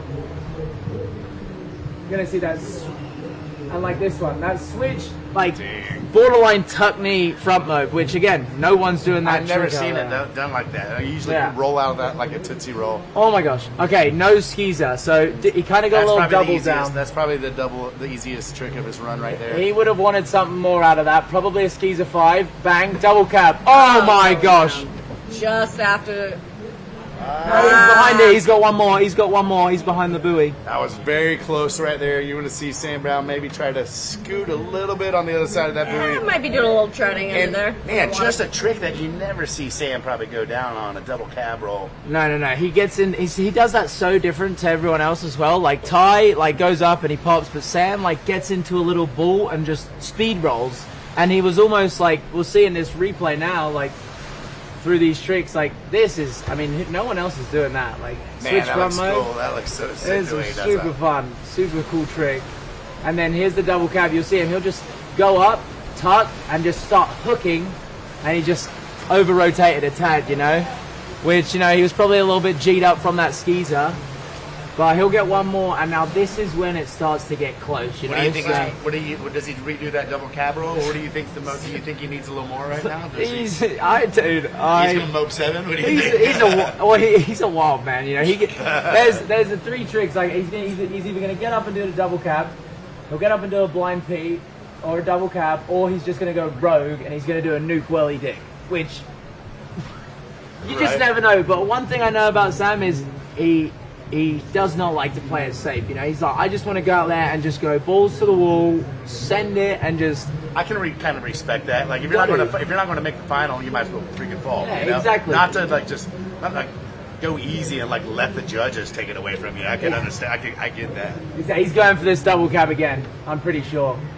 Come on, Sammy. Put it in. Put it down. Bosh. There you go. There you go. See. So showing the judges how he does it. Getting a little bit slippery on the first one. Just hit a wet spot, a little over rotation maybe. But, you know, nothing is consistent out here. These guys are used to riding out in Winter Haven, Florida on the Winter Haven chain, and probably used to some super predictable, nice conditions out here. Anytime you got a little bit of these rollers, it can affect your takeoff and it can affect your landing, like we saw with Sam Brown on that double cab roll. But right back up on top of the water and showing you right here, you're right, not even a crazy kick, and then he just pulls super tight on that, Luca. That is really fun to watch. Yeah, that's cool. You know, my heart's racing right now because I'm stressing. I'm stressing hard. It's going to be very close between Sam and Ty, but we'll see what happens. We've got Ty down on the Inmar start dock. First of all, good to have you back. How are you feeling? I mean, pretty devoed right now, I'm not gonna lie. That was pretty hoarse. Oh, you're breaking up a little bit for us, Ty. There we go. We're happy to have you back here at the Pro Wakeboard Tour. We miss you in stop number 1. How's the injury treating you? Yeah, the ribs are fine, you know, feeling good. Just, you know, blew it. Pretty devoed. What happened out there on that Hill 9? Just hit a little bit of a roller, or? Yeah, I fell. That's what happened. Yeah. You watched it. Is that shallow part of the lake down there? Is that kind of like what? Is that why you did your KGB 5 down there? I'm kind of like not really getting anything. I'm kind of, it's pretty scratchy, not gonna lie. All right, we're having some technical difficulties right now. We'll get back with Ty maybe a little bit later. Thanks, Ty, for showing up and doing you, brother. Yeah, no worries. Thanks, guys. Cheers. Ty, obviously pretty emotional down there after his semifinal run. Not stoked with how it turned out. I mean, still laying down some absolute bangers, but knowing that, you know, he left something on the table. So the heat's not over. Heat's not over. Anything can happen. 2 banger riders coming up behind him, Massimiliano and Gunther Oka. So, you know, if you're sitting middle of the pack, these are not the 2 riders that you want to have coming behind you. Massi's just really on fire right now. Won his heat yesterday, and he's been wearing his jersey around constantly with no jacket on. He's wearing it to a Mexican restaurant. He's wearing it on the plane on the way up here. So Massi is in full contest mode right now, wearing this bib everywhere. I got a story to tell you. He posted that photo of him sitting in it the day before we came up here, and he's wearing it all day. The next day we get in the car to drive up. We got the boat on the back. We leave really early. And I'm like, where's Marcy? He's like, had to run into us. He gets in the coast. Dude, I can't find my bib. Oh, God. So he wore it so much that he lost the bib, but he found it. Yeah. Show back up. Yeah, exactly. That right there is why Marcy is so steezy with that wrap melon roll to blind. Like, just another trick that no one else is doing. Back in with that blind P. He is looking He does that so good. Like, the best to do that trick out of anyone. Like, Yep. Like, you got to give Danny half his credit, but damn, Piff. He perfected it. Yeah, Piff perfected it. Mossy seems like he's really riding just on point right now. Yeah. Super consistent, super solid, and not really like out swinging. He's out punting his coverage right now. I just heard a nice little Bosch clap from Luke Yeah, there. the Hill 7 is... That's what's been getting him? It got him last week in Texas. It's got him over a few years. You know, got him at Masters too. And like, it was just that trick I was a bit nervous for, you know, but he grabbed the handle, he landed it, and he locked it in. So I'm very happy for him right now. You know, Mossy having one of the most unique styles in the game, as we can see right now in this Roswell replay. How much does that come into play? Talk to the viewer about what the judges are looking for. Like, Is it about style? Is it about amplitude? Like, what are the different things, you know, that they're weighing one run against the next? So it's to do with so much comes into it, and it has changed so much over the years. Like, right, I'll just see Piff's first trick with that wrap toe side, like 360 front three almost. Like, he brings it all the way around to three and puts it back, and he grabs it the whole time round. Another trick no one else is doing. Now he's going to do that. Handle pass, toe back 5. Yeah. He muscled through that one. Looks like he got a little hung up. Yeah. He got a little crumb on that one from the bakery. But he's still on top of the water. Yeah, and then that double grab toe 7 going nose, then going late melon. He just touched it, but he got it. You know, he got some fingers on the board. He got some fingers on the fiberglass. And now this last trick, if this is going to be the toe side 450, bang. So, nice. So what Marcy's done there, instead of trying to go rewind back 270 like he did yesterday, he's played it safe. He knew he just needed to land 8 really, so he's done 8 perfect tricks. The judges are going to have it hard, you know, because obviously the boys did some big tricks, but Marcy's grabs and everything was perfect. Yeah, it's undeniable in the sense that he didn't really have one bobble the entire time. Could you argue maybe he went a little easier on trick selection? Yeah, but what did he do? Every trick that he wanted to do, perfect double grab, and ways and diversity that we haven't seen any other riders do. Trick selection wise, that's gotta weigh for something. I feel is like doing. You know, you don't see a lot of blind Pete's. You don't see that still rolled blind. I think you gotta weigh some of the double sevens and some of the unique tricks that Marcy does. So, like, back to your question about like how they judge it and stuff. Like, Marcy's a key factor in how the judging has evolved in the last few years, when they've realized that it's not just about double flips and hill 9s and stuff. It's not about just doing the biggest trick you can do, and realizing that there's a reason no one else is doing the tricks that Marcy's doing out there, because they're so hard. And the judges have realized that, and they completely understand that. And after the last few years, everyone's been changing their runs, you know, and they've been fitting it to make it look better, you know, make their tricks look better, make everything more steezy. You know? Absolutely. One guy that knows about C's is Sam Brown. He's down on the Inmar start dock right now. Sam having a pretty solid run, going down on one trick at the end. How you feeling? I'm feeling a bit tired, to be honest, but no, I'm happy. I mean, coming off a few big tricks, you just got back from Powell, and then you had the Supra shoot. I mean, are you a little worn out, or are you kind of in peak riding condition? I don't know, kind of like the conditions just feel like normal riding right now, to be honest. I've been riding in chop for all the last 2 weeks, so this feels pretty normal, feels pretty nice. Obviously I fell, but hey, that's part of the game, so I'm just playing it. Yeah, you got back up and you banged that double cab too. Was the skeezer, was it meant to be a 5, or were you going to crank the Sev? Oh no, definitely. You know. I knew it. I saw the boat bounce and I was like, I knew it bounced too early, so I tried to cut in and I missed the double up and looked like a bit of a weirdo out there doing that one. But anyway, still made it happen. Yeah. I'm glad you landed and rode away. That all that matters to me. You had my heart beating for a second there, brother. Trust me, my heart was beating too. I said, Skeezer's surely not going to take me down here. Not today. Not now. Not today, baby. Right on, Sam. Well, we have not seen scores yet, but we might be seeing you in the finals. If we do, congrats. If not, always a pleasure to watch you ride, bud. Hey, it's been a pleasure riding, so hopefully get another chance. So cheers. Hell yeah. Thanks, Sam. Thanks for not giving me a heart attack, boss. Proud of you. Cheers. See you soon. Watch bus. Watch bus. Yeah. Oh, killer. That dude. Brown, always good. It's just great to see him come out of the water with a smile on his face, you know, like absolutely amping. Like, that's the thing, like. Well, there it is right there. The scores are just in. There it is. On the Gator Step scoreboard right now. Sam Brown on top of Mossy Pefferetti.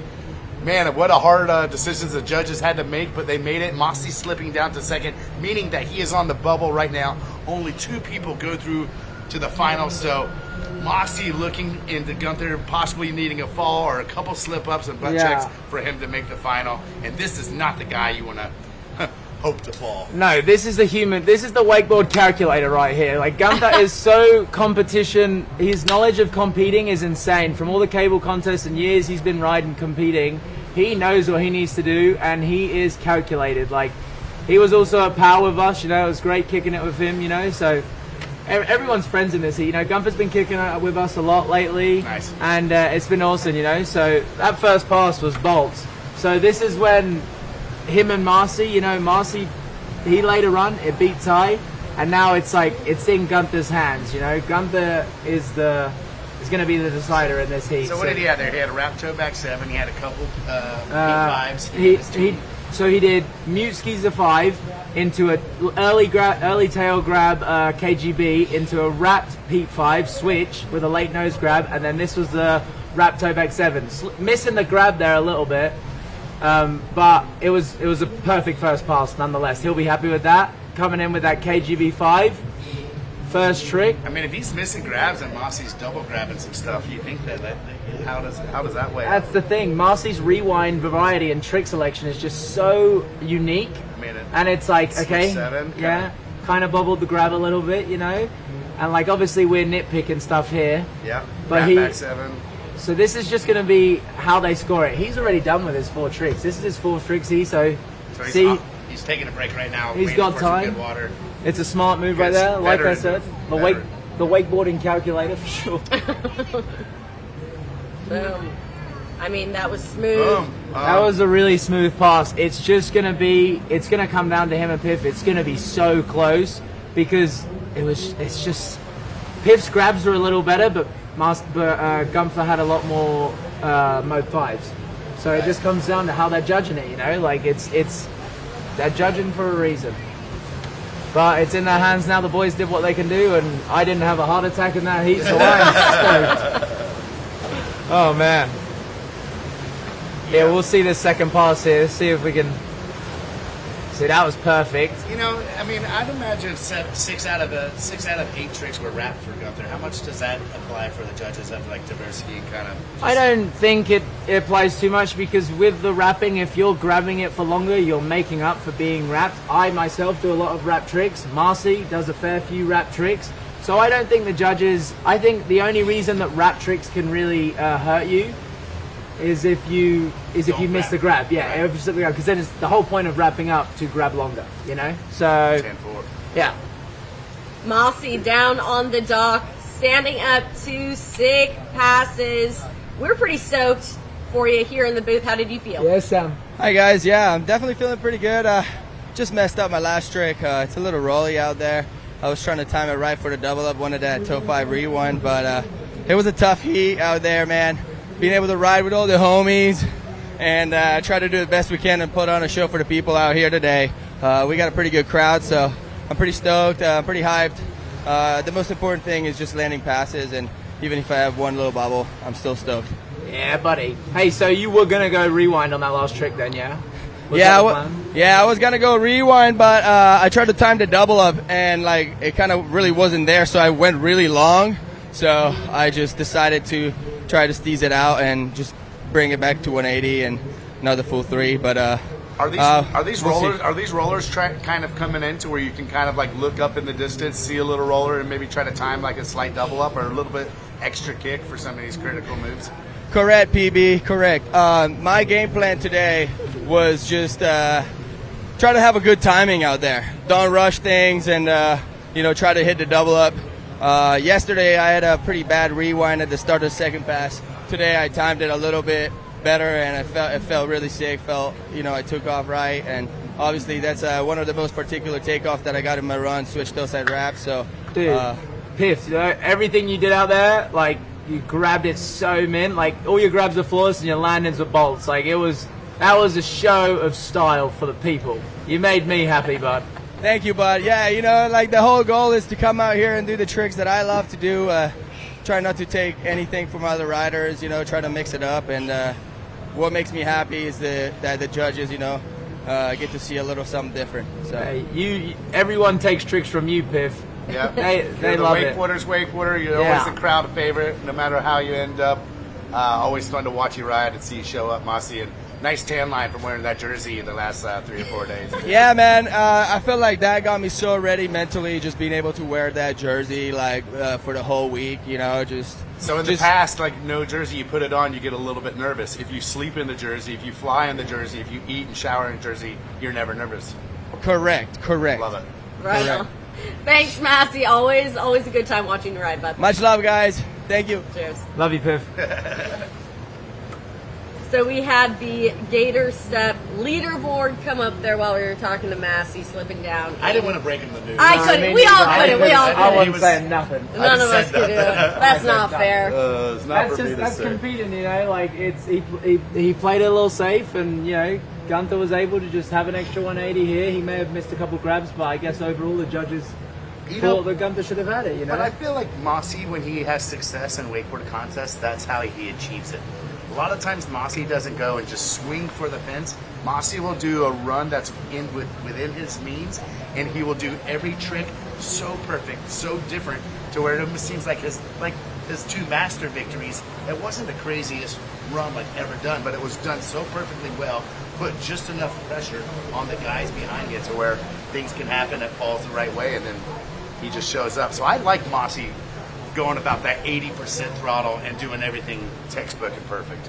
And also just, making it look good, right? That's what this is all about. You can go out there and get as tech as you want and throw down your contest run, but that doesn't even look like a contest pass when you're watching Mossy ride with the creativity, with the grabs, with the style.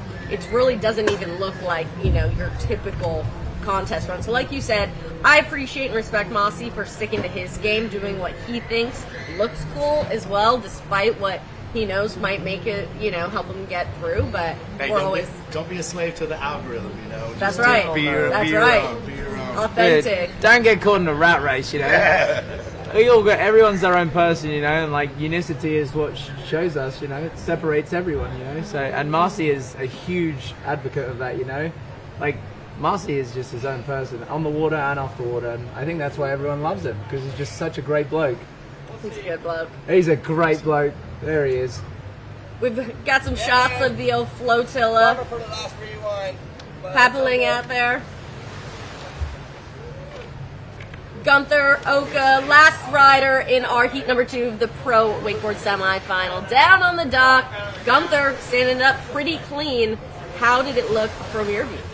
It was nice out there, buttery conditions, which is super sick and maybe even rare here at Acworth, but definitely rolly. So Tell us what went wrong out there. I'm just joking. Nothing was wrong. I was going to let you just chill in silence as you. Well, nothing went wrong. Ponder what might have happened. Like his head's going crazy right now. Nah, that was mint, Gunther. That was mint. Nice riding. You knew what you had. Obviously, after Piff landed 8 tricks, you knew you needed to land 8 tricks with a couple extra 180s and stuff. So, what was your plan coming off the dock? Yeah, looking at that heat on paper was so gnarly, like just knowing how deep of the bag of tricks that all the boys can bring to the table and like what they're all capable. But I think unfortunately Ty and Sam, it felt like Ty and Sam left the door a little bit open with those falls in there, and then Massey just only getting that toe 3 at the end. So my mind was going crazy on the dock, like doing freaking algebra before it went off, and just tried to play my cards right, and I think I did that. Well, I'm sure like this morning you're looking at that heat, like that run that you did, you were able to do that after watching the 3 guys go before. You could probably back off a little bit. This morning when you're having coffee, did you have a way harder run in your head like before that you thought you were going to have to do for this heat? Oh, dude, I was thinking it was going to be a full bloodbath out there. Like, gloves were coming off. I'm going to war. That's what it looked like, and I'm intrigued to see how this next heat plays out too. With like Kai, Trent, Nick, and Corey, like they're about to be gloves off, swinging for the fences. So it's a rogue one. Sure. The riding's been insane lately. For sure. Well, you're out there doing. Everyone else is doing math. You're doing AP calculus. So keep up the good work. We will see you in the finals, Gunther. Thanks a lot. Looking forward to it. Thanks, crew. Yeah, Kai did just started off with a bolts mute move out to the flats. Oh, Coyote. Just seeing him go down on the Crow 5, man, that looked like just a little bit. We've seen that trick take out a handful of riders. And usually this is the trick that guys are like most confident in their whole entire pass. So to see they take down as many riders as we did. We're watching the Roswell replay right here. Yeah, Crow 5s is probably the most common trick done by every rider in this contest. Like everyone's doing a Crow 5 right now. It's one of the most known tricks out there, which it sucks to see people fall on it because it is. I mean, in the rider's view, everyone thinks like, oh, it's a Crow 5, get it done, Well, that sucks, Coyote. But the thing is about Coyote is he's never done until he's done. You know. He's Coyote. Because that's his nickname. We've got some good ones for everyone. You know. a couple of them probably should stay off the mic though. Fair enough. But I had a little chat with Coyote before he rode. You know, just about what he was going to do, because obviously he's in a heavy hitter heat with a lot of big names, you know. And first off the dock, he almost just got to go for it. You have to set the tone, you know. And like with a fool like this, now he's going to be like, all right, he's going to say F it, and he's just going to go balls to the wall. And I can say we're going to see some. He's going to try some stuff. High octane, I don't want to let anything go. You know, I want to keep everyone excited, but I know. I know we're going to see some sort of heli trick, and he's going to be spinning for the fences, you know? Well, I love helicopters. Yeah, me too. Kai leading off this heat final, heat number 3 of the Pro Wakeboard Semifinal. Here we go. Bang. Double grab toe back 5 with that nose into that mute. Hurrying up. And then, oh my gosh, okay. Well, better he didn't fall. Yeah, that's fine. He didn't go blind. I think he's going to turn around, readjust, and he's going to get into it. Oh, I love that sound. Kai leading us off here. We've got 3 more riders following him to round out the Pro Wakeboard Semifinal before we get into finals action. We've got Luca Kidd here in the booth, and no, you do not have a delay. He just might be calling tricks before they happen because he knows these guys so well, and he's so stoked to be out here calling the tricks from some of his best mates. Yeah, I'm having a blast. I'm having a blast with you two beautiful people right now. Here we go. Bang! Okay. Damn, that was sick. Nose cap 9 off the rip. Love to see that. To the trough too. Yeah, he took that. He did that one with some anger. And here we go. Back 9. Bosh. Oh. Like you said, Luke, he had to go for that. This heat, you have no room to just back off the throttle. So going for the backside 900, even the landing gear of a ditch brother can't pull him out from that one. I've never seen these two brothers land anything more crazy than like what they like.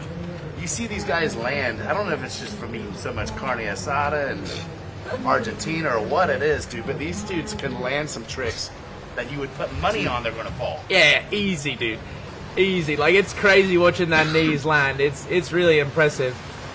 Like, and almost squeaks that one out. Yeah, he got it round, dude. Like, he's on. Like, it's just good to see him riding good. Like, yesterday I was so stoked to see him. Like, he was in my heat, but he landed 8 tricks, and I was like, it's just so hard to be mad because, like, it's like, I wanted you to land 8 tricks, you know? Yeah, it sucks we're in the same heat, but I was just happy that he got it down.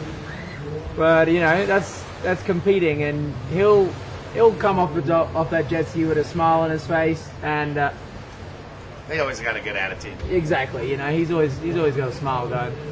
That's right. Next off the dock, we've got one of the toughest competitors on the Pro Wakeboard Tour, Nick Rappa. Probably, wants a little vengeance here at stop number 2 after not winning the first stop. Yeah, no one hates losing more than Nick Rappa, so I'm sure he's fired up out there. Yeah. This is a pretty crazy last 3 riders of this heat right now, because you've obviously got Nick and Corey, the vets on tour, you'd say now. Like, they are the vets. They've been doing it for so long, and they've been so consistent for so long. In the last 10 years, between the two of them, I think they've won almost, besides Ty, and maybe they've taken down the tour and owned it probably almost about the last, 8 years or so. I hate to say it, but when you're competing against Nick, if you're in the same heat as Nick, you're normally competing for second, because he is just so damn consistent, and he lands everything so bolts. Like, he's a businessman out there. You know, you got Gunther, who's the human calculator, and then you got Nick, who's all business. But then you got Trent Stuckey too, dude, and that's the wild card, the wild horse. He's a absolute ripper on cable. So we'll see. Nick's gonna have to put some pressure down. Boom, back mode 5, huge trick to start off with. Very technical trick there. You'll see a lot of guys do that trick for a real reason right there. No. A lot can go wrong on that, and it never seems to do for Nick. Heel side 900 there. So Nick bolts. just completely in the zone, letting that mullet flow in the wind right now. Dude, that mullet is mean right now. I love it, dude. Yeah, Bosh. See, dude, it's just every trick. Like, he'll got it dialed, and he'll finish up here with Skeezer 5, yep. Mute Skeezer 5. Not taking out Nick. We saw it take out a lot of unfamiliar faces in this round. in the juniors and the pros, man. So, you know, Nick doing what he does, 4 solid tricks, and we haven't seen any hiccups right now from Nick. Nick knows exactly what he has to do. Possibly we're going to see a double tantrum on this or anything. I definitely think we're going to see a double tantrum. I also think that right now Nick is he's going to be a little bit like annoyed that he got beat by Trent yesterday. You know, as any competitor would.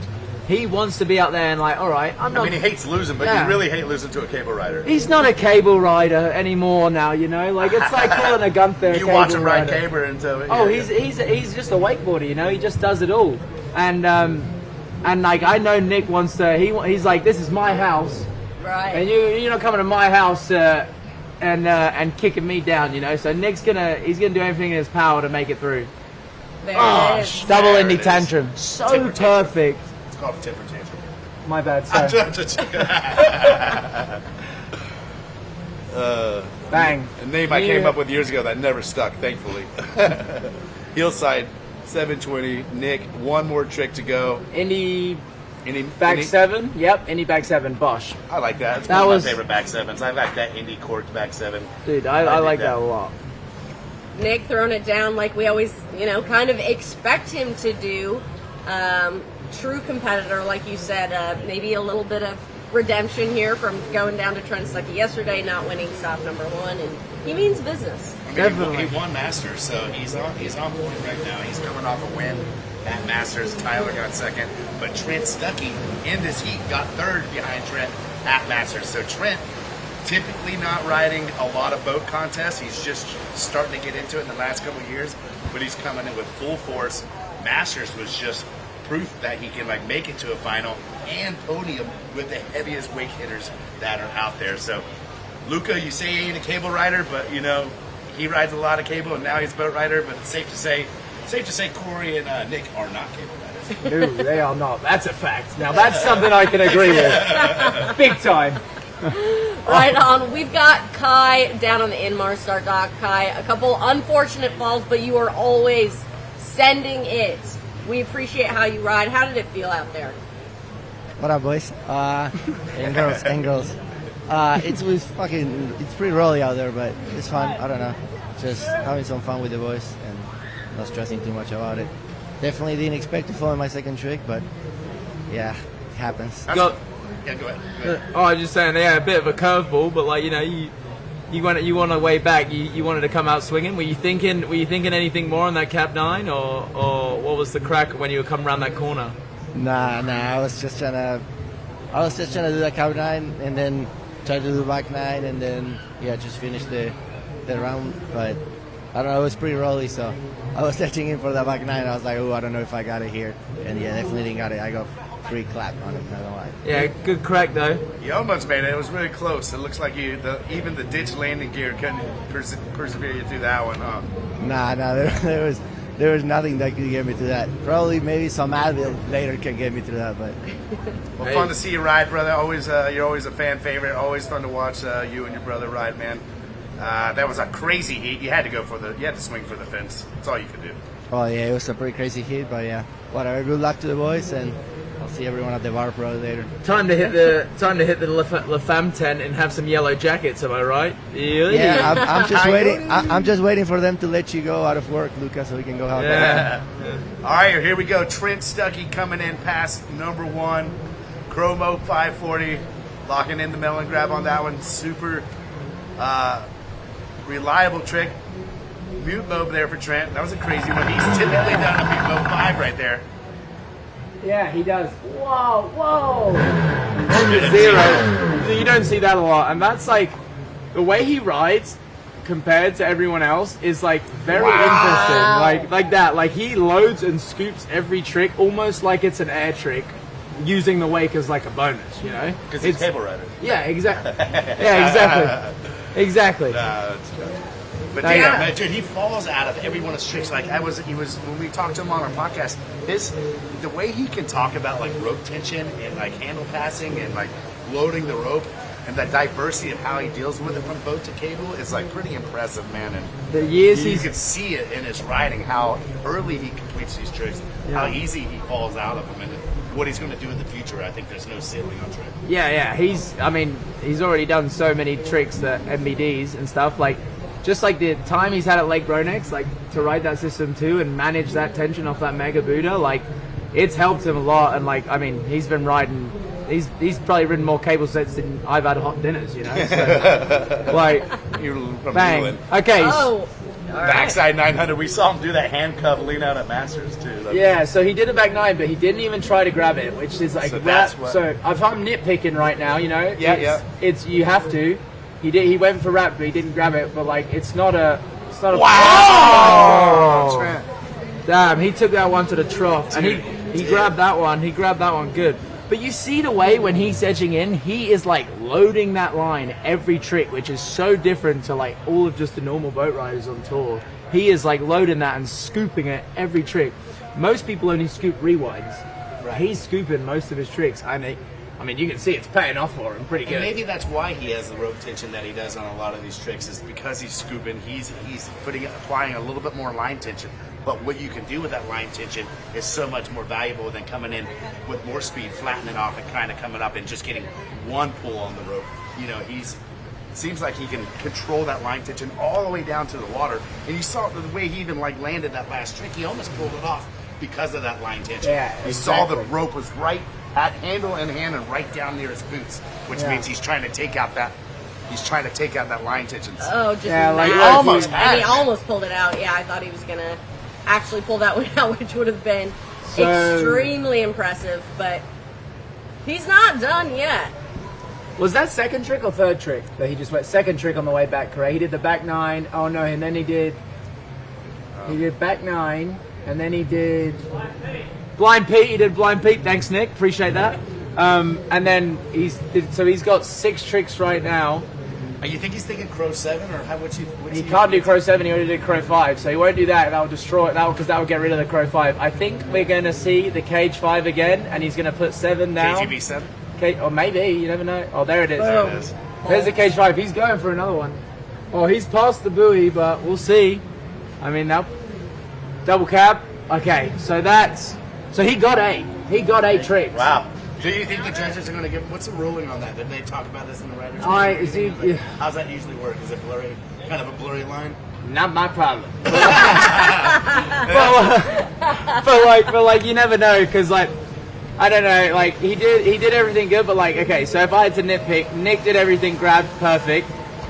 Trent did a lot of hard stuff, but he didn't grab the back 9. He missed the grab on the 0, so it just depends on how the judges are going to look at that. But I would have Nick above Trent, in my opinion, right now. All right, well, speaking about the possible leader of the heat right now, we got Nick Rappa down on the dock. Nick, how did it feel having one of the hardest heats in the entire event? Man, that looked like it was going to be a bloodbath going into it. Walk us through the heat. Yeah, this thing's playing out to be like a mini final, but yeah, no, it was awesome out there. I stood my run. I had a plan going in. I did exactly what I wanted. Conditions are a little challenging, but yeah, I definitely didn't let it get the better of me there. So happy with that run. Yeah, per the usual, Nick, you generally don't let things like conditions get into your head much, but walk us through kind of what's going on out there. The flotilla looks like it's popping. I know that you like that super wake. How are the conditions out there? Yeah, it's awesome to be back here in Acworth, Georgia. Just to see sunshine and calm water and so many people out and about, like it definitely gets all us riders pretty hyped up, and the wake's absolutely juiced out there. Wake's feeling really good, and yeah, feeling great. Yeah, happy with how it's gone so far. It's got to feel good right now, like obviously being second off the dock, it's got to feel good, like laying 8 tricks down and putting the pressure on for Trent and Corey. Like, you know that like they're a little bit like, hey, how you going, you know, after you've done that. Like, that must feel good, you know? Yeah, typically I guess like the kind of usual scenario, I'm not early off the dock the way it kind of pans out. So yeah, to go out and stick a run, I guess it's a different feeling, and it's kind of the feeling I'm used to with people putting stuff down in front of me. So I definitely know how it feels, and yeah, Trent just went out, laid it down, had a fall, but managed to finish up his run. So Corey's off now, and we'll see how it goes. How much is getting, not really doing as well as you wanted to in the first Pro Tour stop? How much, like, thinking about overall and stuff, how critical and how much redemption do you want to come and try to get one back on Corey right here when he's in the same heat with you as we speak. Yeah, I want all of it. Yeah, boy, that's right, it. dude. That's it. Hey, the double tantrum was absolutely bolts and everything was. And Nick, I'm happy to tell you that you got a 94 and you're at the top of the leaderboard. Beautiful. So you've secured your spot into the finals. On to the finals, baby. Oh, hey. Right on. We'll see you there, buddy. Thanks a lot, Nick. Cheers, guys. Yeah, love it. Yeah, see, so it was close between Trent and Nick, but like kind of, I think the judges had the same thought I did. But now we'll see Corey, see what he does. He's doing that hill 9, first trick, bolts. I'm pretty sure he grabbed it. And now he's coming in second trick. He's not, normally he does a wrap back 9 here, so he's changing it up and he's doing the double indie back roll, absolutely bolts, and he'll probably save the back 7 for last trick, first pass. There's the G spot. Ooh. Slight case, so easy trick and a slight case. Little one, nothing too crazy, but let's see, he's going to wrap up here, and let's see if he goes, he's going to go back 9, the same as Trent, didn't grab it, but did wrap up. I have to nitpick that because, you know, I'm a big advocate of wrap trick riding, you know, if you're going to wrap up, you grab the board, you know, at least that's in my opinion. 100%. That's what I say. You ain't wrong on that one, Luca. Grab it once, grab it twice, grab it 3 times, but don't not even go for it, you know. But like, it was a great stand-up first pass, nonetheless. So this is going to be an interesting one because Trent definitely put on the pressure, and so did Nick. So it's between Trent and Corey right now. But obviously, Corey, being the vet he is, he knows what he's doing. He knows what he's got to do, and it's. So who's in? Do they show the scores? Yeah. Nick's in first. Nick's in first, but like 1.8 points. And Trent's in second. Yeah. So Trent's in the bubble right now, and Corey's going to come in with that Melon Crow 5. Oh! So now this is going to get interesting because now that toe side roll to blind with the slight case comes into play after this fall, right? He already had kind of one slight mess up trick on his first pass, and now he goes down on his second pass, knowing that he has a lot to beat right now. He also fell. Since he fell at the beginning of the course, Trent was able to get full 8 tricks in after it. He got 2 before the full, 2 after the full. Corey needs to do 4 tricks now to match Trent's trick count, and it's really hard to beat someone if you have 1 less trick, you know? Do you think they gave Trent his last trick? I don't know. I would love to find out. Maybe I text one of the judges real quick, find out that inside information. Yeah, maybe. That's the benefits we get from having a little kid. Yeah, I'm going to do that right now. Yeah, we get the insider report for sure. Send him that Venmo from yesterday, too. Corey Tunison just going down on his first trick of his second pass. He is the final rider in the Pro Wakeboard Semifinals. Big shout out. You know, we've got some great angles out here. We've got BT flying the drone. We've got parts of your brother Shane out there in the boat. Yep. Getting us what we need, and the people at home, making them feel like they are a part of the contest, and that's really the whole idea of this live broadcast. We want you guys to feel like you're here. If you can't make it, I mean, come see us in person if you can. It is a good site. It's a good event to come out and check out. Cool beach. You can hang out. You can swim. You can get in the water. Watch all the wakeboarding. Check out. Come get some La Familia gear in their pop-up tent. All the new gear that they just got shipped out. Everything's popping off right now. Yeah, you got to get in there quick. We're selling out quick, you know. You want to get one of those things. Get them while they're hot. One of those shirts. I got to slip in a little advert right there. Once we make these clothes, they will not be out anymore. So you basically, One and dones. Yeah, you're buying something that you're probably gonna.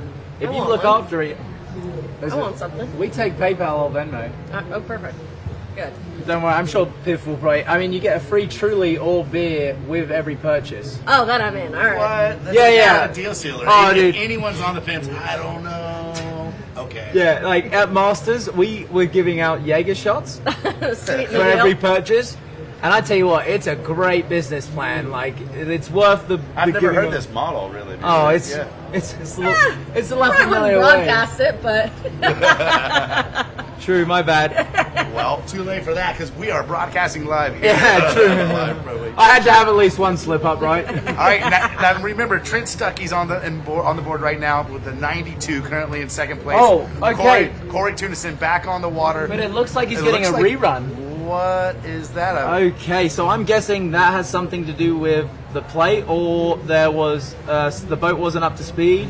One of those is the reasons. Obviously, Trevor's driving, so he knows if the boat was running for that trick perfectly, so they're just going to run it back. With that pattern, it looks like the boat should have plenty of time to get on speed. I think the re-ride from earlier was Why do you one of the think they gave him the second rider of the event. They said one of the ballast tanks started to fill up, so the wake was like kind of off. So Makes I think sense. if Trevor notices that happen, Yeah. he'll give you a re-ride, and that is very, very lucky for That, Corey Tunison. yeah, that changes he things. just got blessed. And Trent Stuckey's probably sitting there scratching his head, man. Oh, he's itching. Because, I tell you what, Corey's not going to fall on this trick twice. No. Will it be the commentator's curse? No. Bang. Perfect. Yeah, that would have been a hell of a curse. That's the thing. A crow five, like the fact that we already saw a couple people go down on crow fives, like it's just uncharacteristic trick, you know. I think And he then changed the grab on him. double cab. He's looking 2 more tricks. Will he go toe 9 or toe 10? We will see right Toe 9, here. I'd imagine. You reckon? He's going. Oh, Yeah. I got a little jacked up then. I thought. I mean, And then he needs a good one here. He's gonna go back mode. Yeah, just a back mode. And that might be a veteran move right there. He knows what he's doing out there. He didn't need to go 5. He knew he had to land everything clean, and he did. And I tell you what, he's gonna go give Trevor Hansen a big old kiss later. In regards to that re-one, I'd tell you that for free. I want to see. I would love to see the wake and stuff on that one. Yeah, I'm kind of intrigued to see what happened there, but I guess we'll find out later on at the bar. We will find out sooner or later. Corey Tunison just rounding out our pro wakeboard semifinals. But down on the dock, we've got Trent Stuckey. Trent, it looked pretty good from the booth. A tough heat, but tell us how you feel after your run. Oh, I mean, to be able to get my 8 tricks in, it feels pretty good. Like you're saying, we got about as heater of a heat as we can get out here, so to be able to put the 8 tricks down feels pretty good. Yeah, they're giving you a hard path to finals with the big boys in the heat. What was your thoughts when you saw that heat come out? Were you just like, did it even phase you, or were you just like, I'm gonna go do my stuff, get it done? Like, what was the thought process? I knew coming in that I was going to have to earn it. There wasn't going to be any easy heats, so get what you get. Yeah. Gotta go through it. Hey, fair play to getting all 8 tricks in with that full. Like, you cranked those last tricks round, you got it done. So respect for that, dog.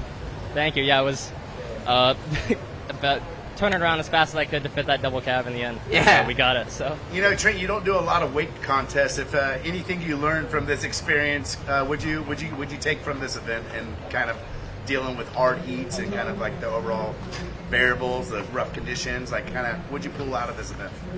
for sure, you got to be ready for anything and just be able to adapt to it. I've got a question for you, Trent. What do you think is the biggest difference in competing with? There's an aeroplane. What do you think? What do you think the biggest difference is competing in a cable event compared to a boat event? Like, what is the difference? Yeah, I would say the boat contests definitely have a bit more of a serious vibe. You know, on the cable, everyone's like hanging out together. You know, you're practicing together, but with the boat contest, you're all riding with your own crews. But you don't have to worry about rollers on cable. Like, does that affect you when you're out here? Like, is that something that you bring into it? Like, is that a thought that goes through your mind? A bit, for sure. You got to be prepared for the rollers, but you can power through it, and you just gotta power through it and make it work. Hey, Trent, we've gotta send you, but before we do, our Gator Step leaderboard just came up, and you, my friend, are going to the final. What? Yeah, Trent, 92. Let's go. Coming Wow. in second place in heat number 3. I've got goosebumps. I'm stoked for you. How does that feel? Yeah, Trent. It feels pretty good. Yeah, feels pretty insane. Right on. We'll see you in the finals, bud. Thank you. Cheers. What All right. Oh my God! I'm like, woo! That's exciting. It's so fun having the live scores coming in. As you can hear, we've got all kinds of action happening here in Acworth. So we're going to send you to a commercial, but we're going to be back with so much more to come. Alexa, Parks, Luca. See you in a minute. Later.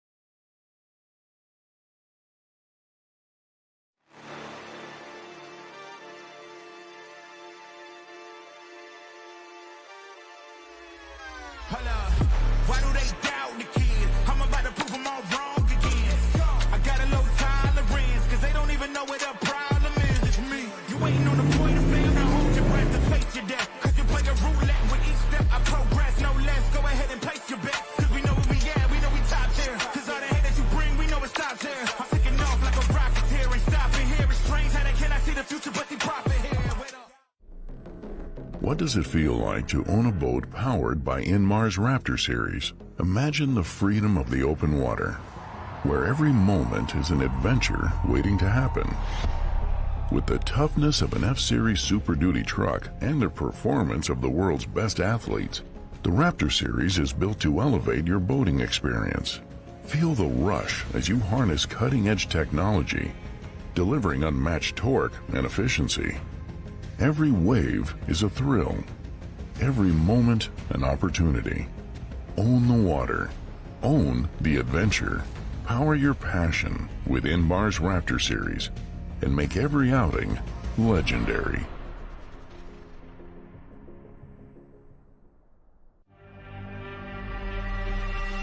Because every second counts. Every minute matters.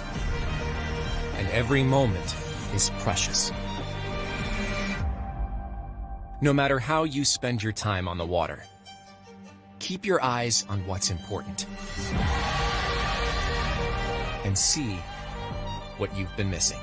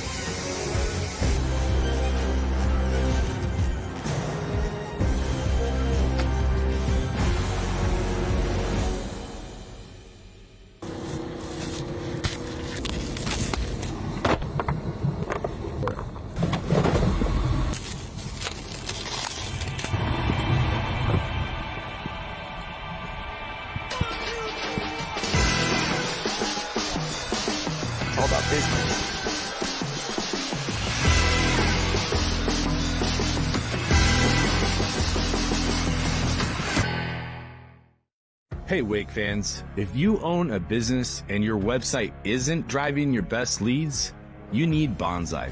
We build blazing fast sites and help brands dominate online with SEO and advertising. There's a reason the Pro Wake Tour, Super Boats, Regulator Marine, and Jayco RV work with us.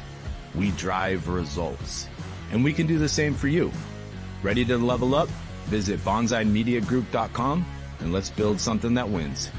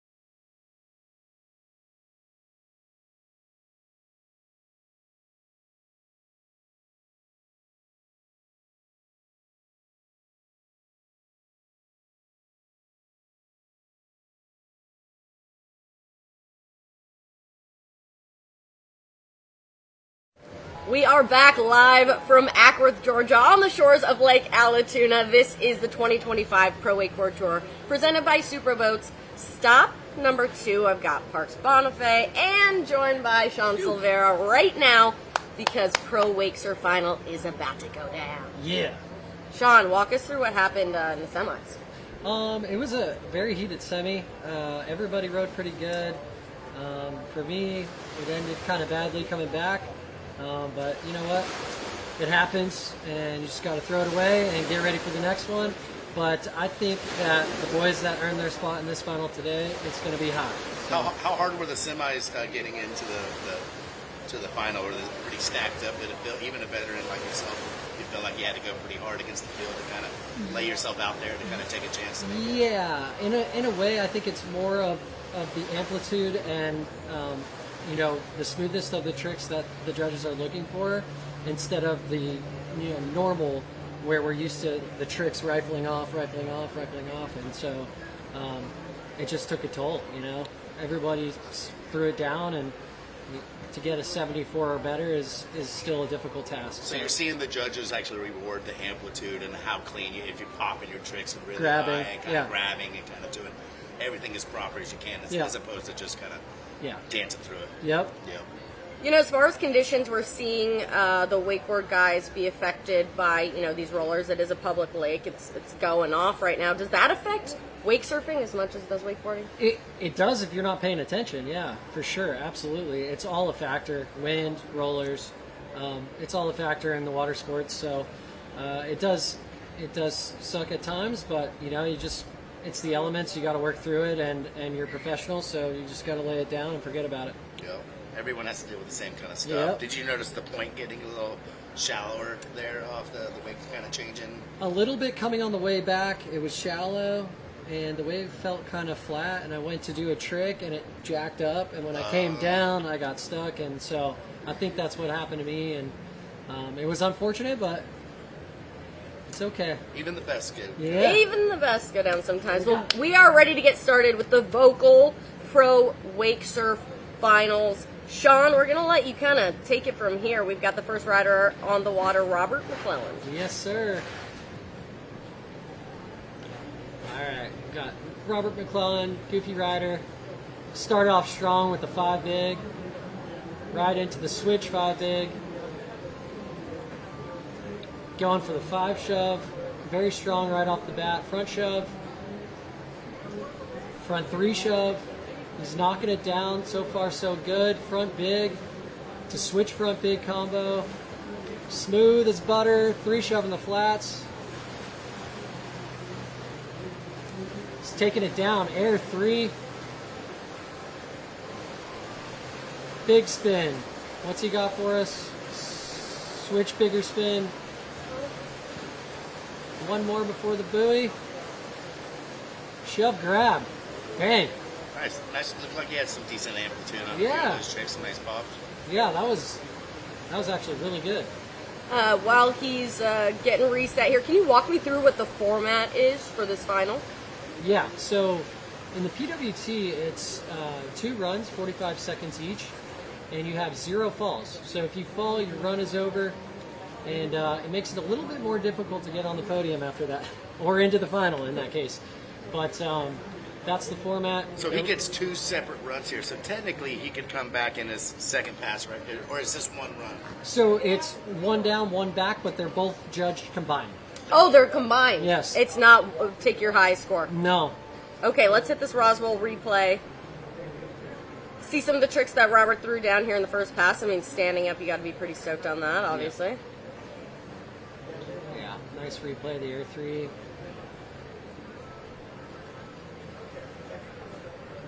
Cool. The wave looks pretty juicy out there. It actually looks calmer now than it has most of the day as far as like boat rollers and such. Maybe the flotilla has settled into place out there, maybe creating a little bit of a barrier, if not, anything else. So the conditions are just absolutely stellar.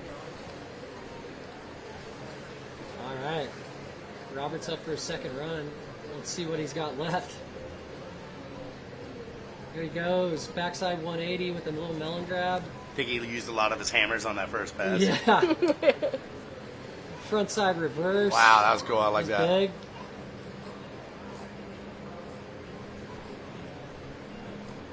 Bigger spin. Shove out. Blind body burial. Oh no! Going down on the switch frontside 3 shove. He was really heating up. I mean, his run down there was amazing. So I think it's going to give him a pretty good score. I'd probably say around in the 70s. He did have the amplitude and he did have the tricks going down. He didn't get quite a second pass, but I think it'll still be up there. Pretty still solid, pretty score. Yeah. Huh? Checking the Roswell replay, that huge frontside air. That was a big one. Just going down, catching his heel on that. Do you guys ever you switch the wave up and surf the other side of the wave, or change boards too much, or like how much do they want to? I mean, it seems like you could have a pretty successful backside pass or something. Or, Yeah, it seems like the judges would they typically award if everyone's kind of doing the same trend. Back in the day, I used to switch sides all the time, and I think it helped a lot. But as far as like all the switch backside stuff on your forehand side, right? I guess the guys are getting so good at that. You might as well do it. Maneuver. It's technically more difficult So, than yeah. doing regular. You know, because if you're going down on your forehand and you do everything you can, and you don't get things that you wanted to get in, and then you go backside, then Right. you're missing those things, and you have no falls. So it's a little bit more difficult to use both sides. Cool. Well, we are just getting kicked off here in the Vocal Pro Wakesurf Final. It's stop number 2 here at the Pro Wakeboard Tour. We're in Acworth, Georgia. Vibes are high. I mean, there's people on shore hanging out on the beach. We've got a huge flotilla out there. I'm sure they're having a good time. BT will do a couple flybys and give you some bird's eye view. Yeah, I just walked down there and got a pork sandwich, and it felt like it was good. A lot of people down there. I had to wait in line to get the pork sandwich. Felt good. Felt like a good wakeboard contest. Heck you know? yeah. Yeah. And wakesurf contest. Yeah. We love that. We've got rider number 2, Dylan Matthews, taking off here. He's got, like Sean said, 2 passes, 2 45-second passes to do all of his tricks, but you fall and you're done with that run. So He likes to pop his stuff, huh? Oh yeah, big old back 180 to start, 3 shove. Dylan, another goofy rider from Washington. Smooth style, 5 big, and really good amplitude. Switch Gumby. And this is unlimited tricks, correct? Yes, sir. 3 shove in the flats. 5 shove. He's going off. The boys are on today. Switch, Hail Mary. It's the switch 360 body burial. Into the switch frontside 3 shove. Wow. Hammering. Here goes, switch bigger spin. Yeah, I see what you're saying. He has backside a majority of that run, so why switch the wake if you're... Yep. Full pass. Nice. Dylan's got to be pretty psyched with that, huh? Way to go, Dylan. Good right job. on. Yeah. While he's getting reset, tell us about what your season has looked like. What? Like your summer season. We're in my the heat of summer it. season. So are you Sorry. traveling? Are you training? Yeah, I've been doing a lot of coaching and staying home and riding, actually. I've been riding more this year than I have in a long time. I went through a couple injuries and I'm coming back from them, and I'm stoked to be able to ride and give back in the coaching aspect. And I got some traveling coming up, going on a surf trip, so I'm super stoked for the end of the month. And Nice. Where are you going? going to Panama. Oh, sweet. Oh, yeah. Love it. Bocas del Toro? Oh, we're going everywhere. Everywhere. Like it. Yeah. I love it. Panama's really fun to go to. Right on. Well, we just saw the Roswell replay of Dylan Matthews' first run. He's getting set up for his second right now in the Vocal Pro Wakesurf Final here in Acworth, Georgia. Man, look at that shot. I kind of want to be in the water right now. I'm not going to lie. I'm jealous. You think he's going for more podium right now, or do you think he's going for the win right now, knowing that he had a pretty solid first pass, one more run to go? He knows that jet's behind him. He knows he's a couple bows behind him. So where's his head at right now? I think his head is on the podium and in first place, because if you show up to these things not wanting to be in first place, then what the heck is the point? Good point. So I like Oh, he's going hanging on. He's going huge. He started out with a shove grab, then he did a huge blind body burial. and the air 3, full rotation. Really generates so much at that energy. top. and speed. Grabbing that was back sick. big, humongous, straight out into the switch front big, into the Oh! second big. Oh, no! man. It so looked like he had that. Dude, that was huge. Dude, just the shin killer right there, dude.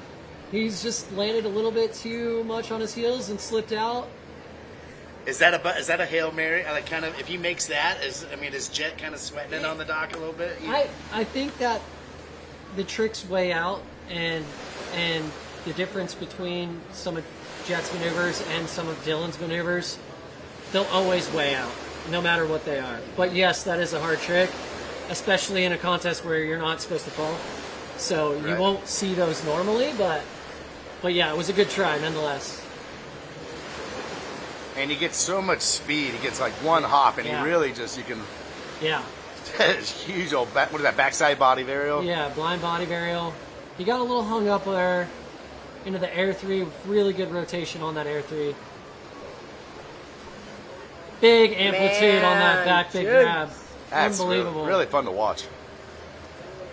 And then the 7 he tossed it kind of over the side and tried to bring it back, but the density of that wave it makes it hard to bring those tricks back like that. You have to land in the perfect spot.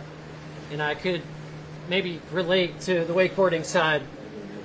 You got to land in the right spot, or else it's You're trying done. to get enough air and flick it high enough to get it done, but then Yes. you also got to like land back on transition. Exactly.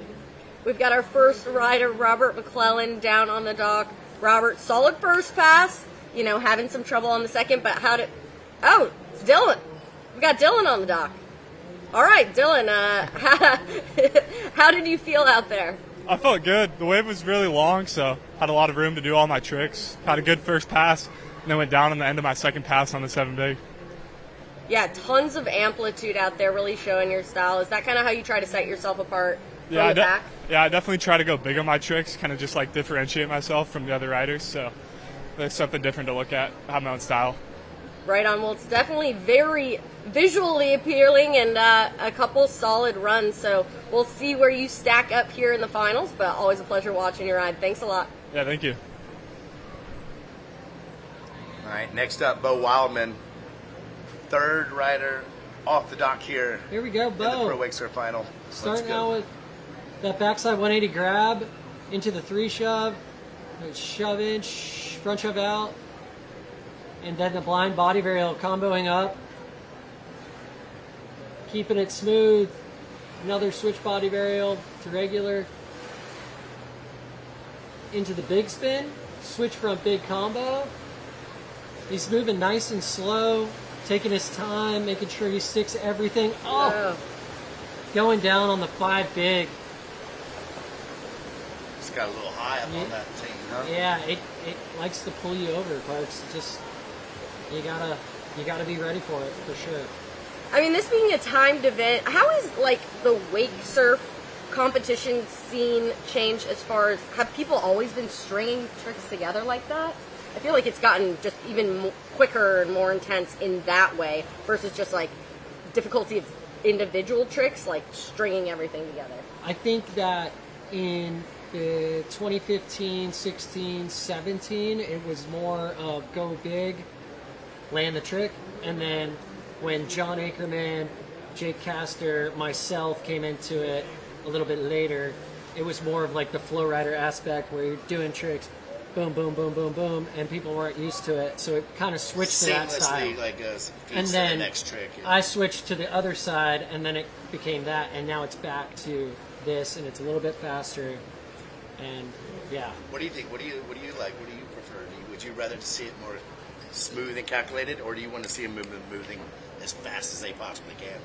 I mean, I think it Is there a middle shows. ground? Yeah. Yeah, I think it shows a lot of control when you can move fast and land your tricks and keep riding. Like Jet does a really good job of that, and I think it makes it that much more hard. As long as it doesn't sacrifice the quality of what you're doing, Right. right? Yeah. Like if you're not sketchy, Right. then It's- I'm all for it. Yeah. You know. Just showing good board control Yep. and control. Starting off there big with the Madonna. Bo Wildman up on his second pass, air 3. frontside reverse. He's just got that surf style, man. He just looks like he should be in the ocean right now. I love it. Shove grab, little back 180 out to switch bigger spin. Damn. Nice little combo there. What's he got for us? Going into 5 shove. Oh, pulling it out. A little drop knee. Steve. That was sick, dude. Yeah, 5 big to finish it out. Way to go, buddy. Yeah, Bo's going to be psyched with that, Yeah, man. good run. And I know it's tough for Bo going from wakeboarding to surfing. I can't even imagine the toll that his body has gone through this week. So hats off to him for keeping hanging in there and throwing down some runs in the finals. It's incredible. It's just crazy to think, that he's trying to qualify and doing 2 sports and then chasing both of these tours all over the country. Like it's just, it just seems like every aspect of water sports, Bo really gets after it, gets into it, man. Any day it's windy out on the lake, I see him and his brother winging and out there foiling. They got. Well, and really to be elite at both, right? Like, there's some crossover, sure, but like to be elite at both sports is really it's tough. Yeah, I think there's, obviously something to be said for that. We're checking out the Roswell replay right now. Some of Bo's run. This last trick. Yeah. Skirt. Yeah, that was sick. It wasn't as clean as his semi runs, and his amplitude wasn't as much, but he did throw it down, and I think he'll like the score from that. Cool. So we are 3 riders down in this Vocal Pro Wakesurf Final. We've got 1 final rider left to go. The champ from stop number 1, Jet Lambert, about to take the water. Where do you think these guys stack up so far? The first 3 riders we've seen: Robert McClellan, Dylan Matthews, Bo Wildman. Oh, we've got the Gator Step leaderboard up right now. Looks like Dylan Matthews out in front. Looks like Rob knocked Bo off the podium, and we got our top 2 right there, Dylan and Rob. Yeah, so it looks like Dylan and Rob are guaranteed, no matter what Jet does here, at least they're guaranteed to get on the PTM podium, and really, so now they just can sit back and watch the young one. Yeah, man. How old is Jet now? He's 15. That is so wild. He's that good, won that much contests, traveled the world, 15 years old. Yeah. Jet taking the water, final rider, Pro Wakesurf Finals. We're in the booth with Parks Bonifay and Sean Silvera. Sean, your little prodigy here. Let's see what he got. I think you know exactly what he got. Yeah. Yep, you boys riding out in Claremont. We see y'all out there every now and then. Yep. Huge backside 180 to start. 3 shove. 5 big. Switch Gumby. Frontside 3 shove. Frontside big. Switch Hail Mary. He's just cruising through like it's his job. No big Switch, deal. Frontside 180. Yeah, he looks pretty casual out there. Revert big spin to switch 5 big. And then the 5 shove. Oh no! He's going to be. Wow. Not normal for him to go down on that trick. That is his absolute money trick. But towards the end of his run, that was probably going to be his final trick, right? Yeah. Yeah, it was straight near the buoy, so I'm almost positive he'll get that trick back on the way back. That'll be one that he wants to show to the judges. He'll get back. Yeah, So. he'll get it back. Nonetheless, what a good run. Yeah, it looked really controlled, really clean all the way through there. Little bobble on the last trick. Yeah. How much does that affect him? And it didn't look like he was quite getting the amplitude maybe Dylan had. Are his moves a little more tech and fluid to where it kind of makes up for that amplitude? And yeah, it kind of just looks like he's not even trying. Yeah. Effortless. Yeah. Can you look like you're trying? Yeah. but also at the same time, some of his run has amplitude in it. Like on the way back, I'm sure we'll see the Air 3. I'm sure we'll see some Madonnas. Yep. He'll get up in the air.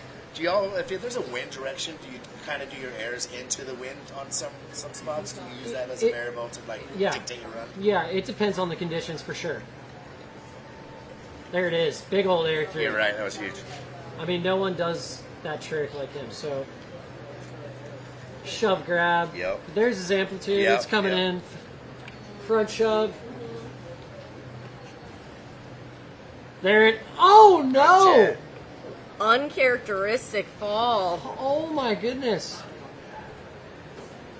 For Jet, Wow. last rider in the finals here in the Vocal Pro Wake Surf. That's a shocker division. for the champ. But you know, it happens sometimes. It looks like the same fall kind of happened to him. Yeah, he Was that slipped the same- out. Was that the same trick? Literally. Same trick, same fall. Walk us through on this replay, Sean, kind of like what... Here we go. He throws it. When he lands, it's over-rotated a little bit, and he's into his back foot, too much into his heel, and it kind of over-rotates it again, and his body's going down while his board is staying at the top. So he can't get his body over the top of his board, and he slips out. So unfortunate and an uncharacteristic fall for Jet Lambert. Yeah, that shakes things up for sure. We've got our third rider down on the dock, Bo Wildman. Bo, making it to the finals here today. How'd you feel about your run? It was decent. Pretty sketchy throughout a lot of tricks, but you know I felt good about it. Got most of the tricks that I needed in, and you know we'll see how the results come out. It's a pretty crazy game out here today. Everyone's riding really good. How are the conditions for you? We kind of saw how it is affecting the wakeboarders, but how is it for Wakesurf? Honestly, you're going so slow and you're so close to the boat that I feel that there's not much affection from it. I think like wind is like probably the biggest factor about affecting your surfing. So it's been good, really good. The wake's good.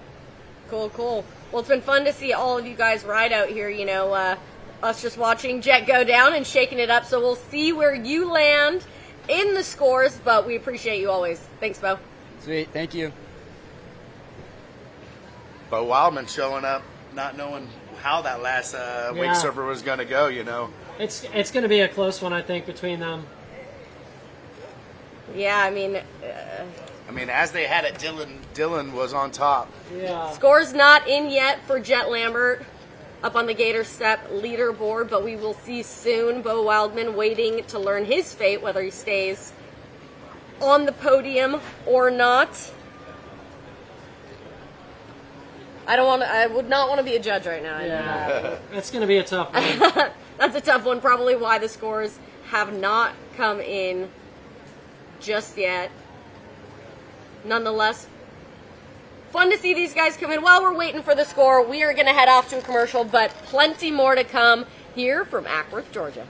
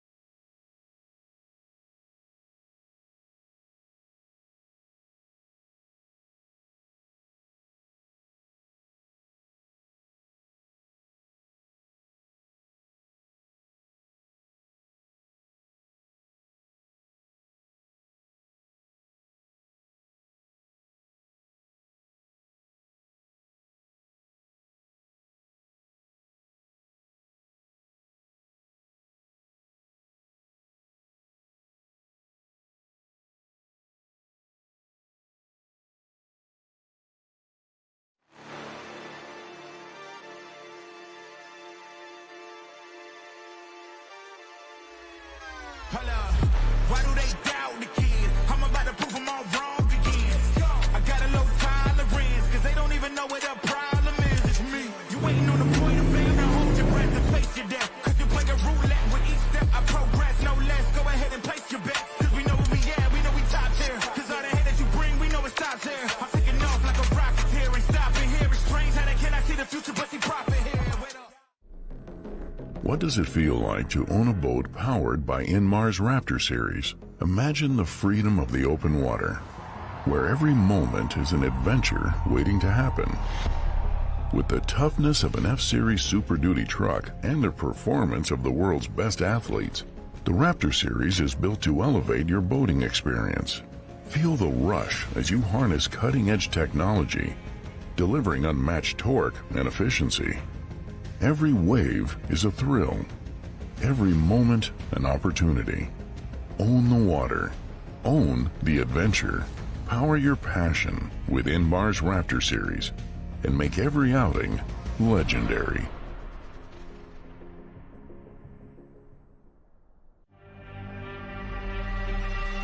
Because every second counts. Every minute matters. And every moment is precious. No matter how you spend your time on the water, keep your eyes on what's important and see what you've been missing.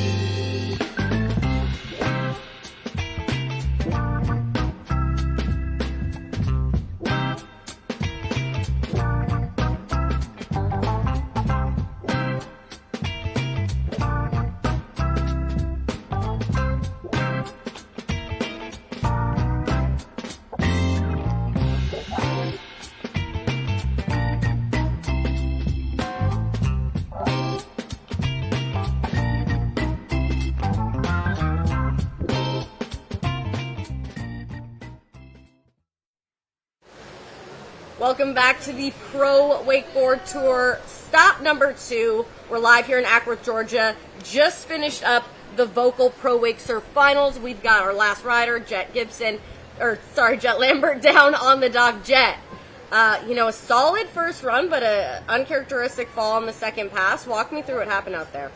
Yeah, honestly, I really have no clue. I mean, I was feeling good in semis, and just going to the final, I felt really ready. And I don't know, I just had a stupid mistake, and yeah, I just got to work on that. You fell on the same trick twice, right? How much? That's a pretty common trick for you to make. Was that 5 shove? Is that what it was? Yeah, falling on a 5 shove is pretty insane. I don't think I've fallen on that in like a year. So falling on that was just, I'm still in shock, but it is what it is. How much was that in your head trying it again? Usually like you don't go down on it. Were you thinking about it? Maybe just a little extra hard on the second one. Kind of looked like the falls were similar.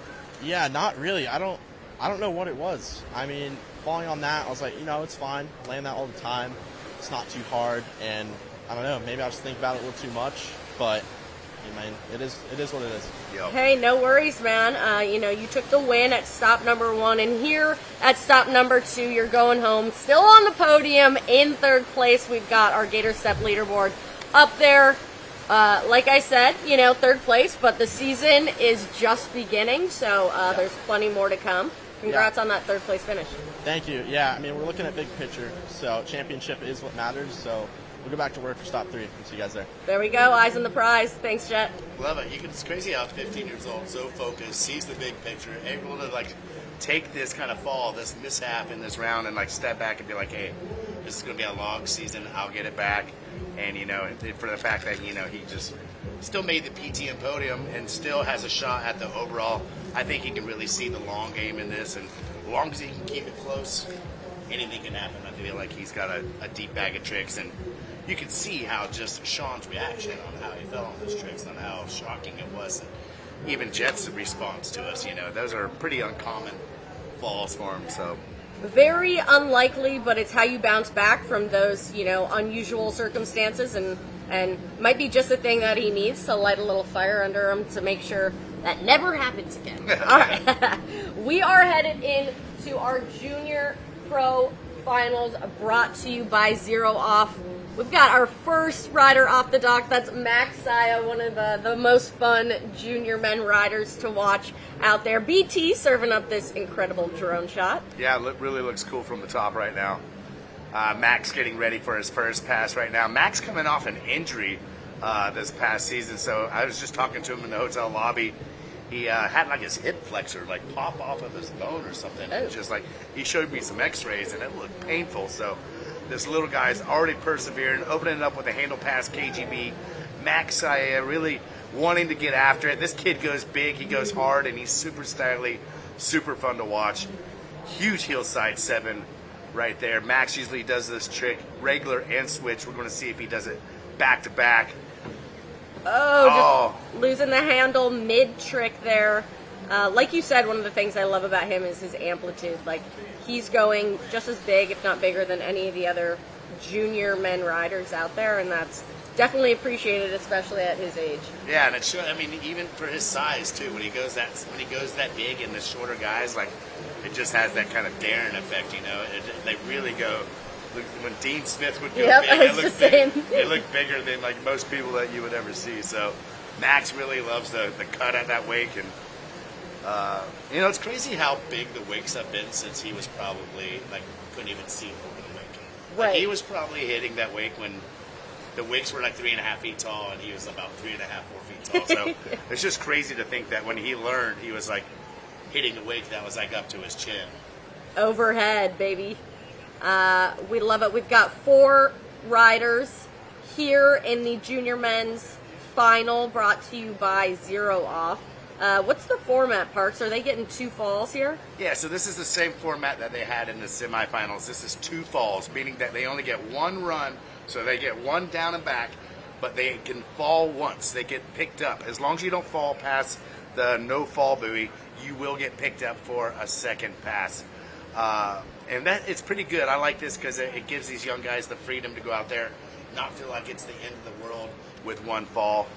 And you can fall, you can compose yourself and get back up there and put some heat on the rest of the guys in the finals. For sure, and just get a little bit more contest, you know, experience under your belt. That's so big in wakeboarding, is like just water time at the contest. When you think about it, you train so much, and then you've got 8 tricks out there. So the fact that they can go down once and get the pickup really helps them be able to showcase their skills and just get some water time.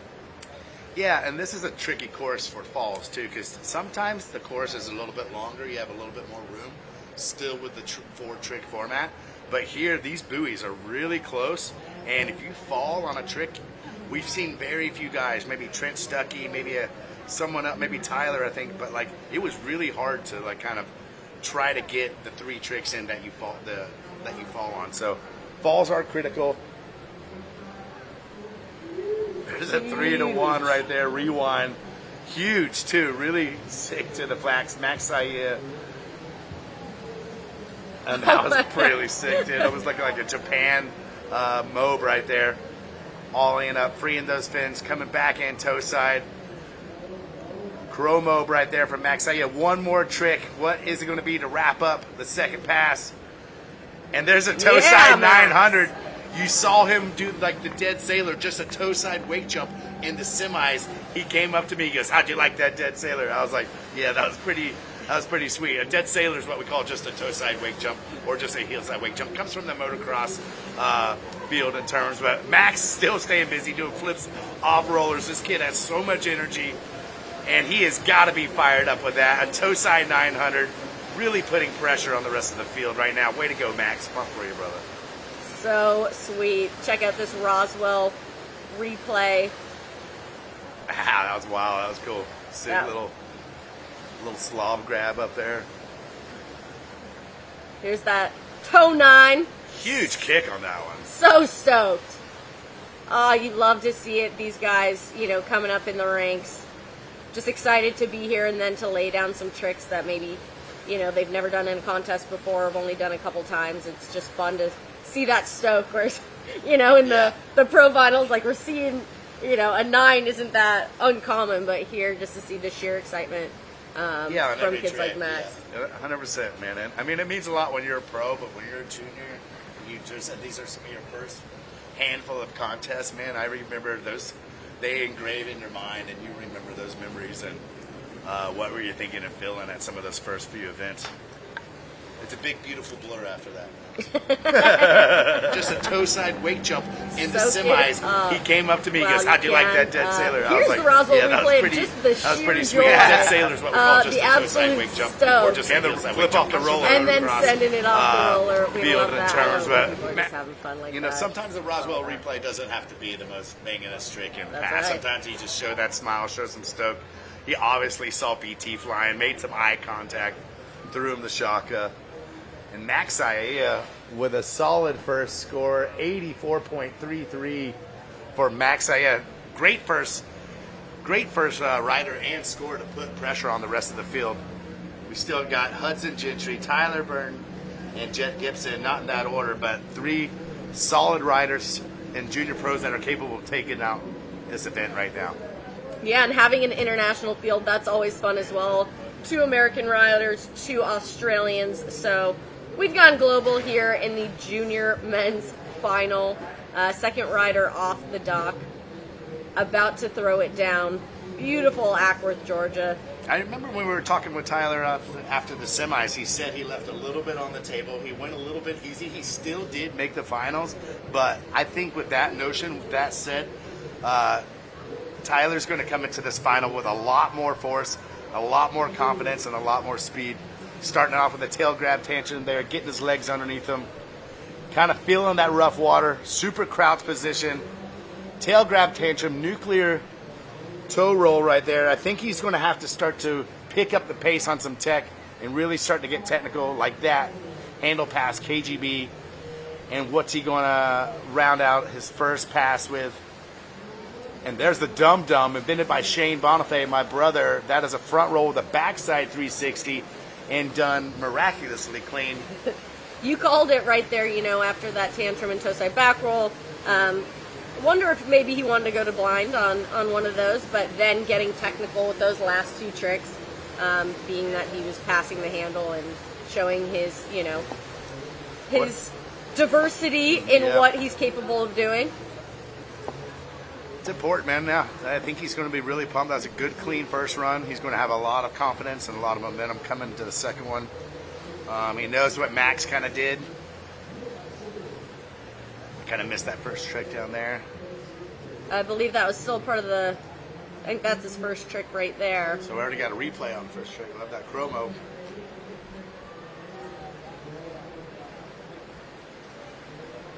Really locking in that nose grab on that roll to revert. Really getting some really good grabs, but the trick selection not being the hardest compared to Max so far. Heel side 540 right there. He's going to want to get some amplitude, too, to compete with Max. Max was going huge. Absolutely. Pete Rose, nice. And one more trick for Tyler. What's it going to be? The heel side 720 and just losing the handle. Possibly that's what he was going for on that front 5 a couple tricks earlier, but man, just going down. It's so hard to keep that handle tight when you get fatigued towards the end of your pass or you're trying to do one of the harder tricks in your run. that can be tough. Sometimes it can be better to try the harder tricks a little bit earlier in your pass when you have a little bit more energy. But yeah, kind of an interesting way to lay out his run. Not necessarily what I was expecting to see from him, but we check out this Roswell replay, one of his more technical tricks, then just going down, losing the handle on that heel side 7. But we've got our first rider, Max Aya, down on the dock. Max, we were stoked. You were stoked. Tell us about how that felt.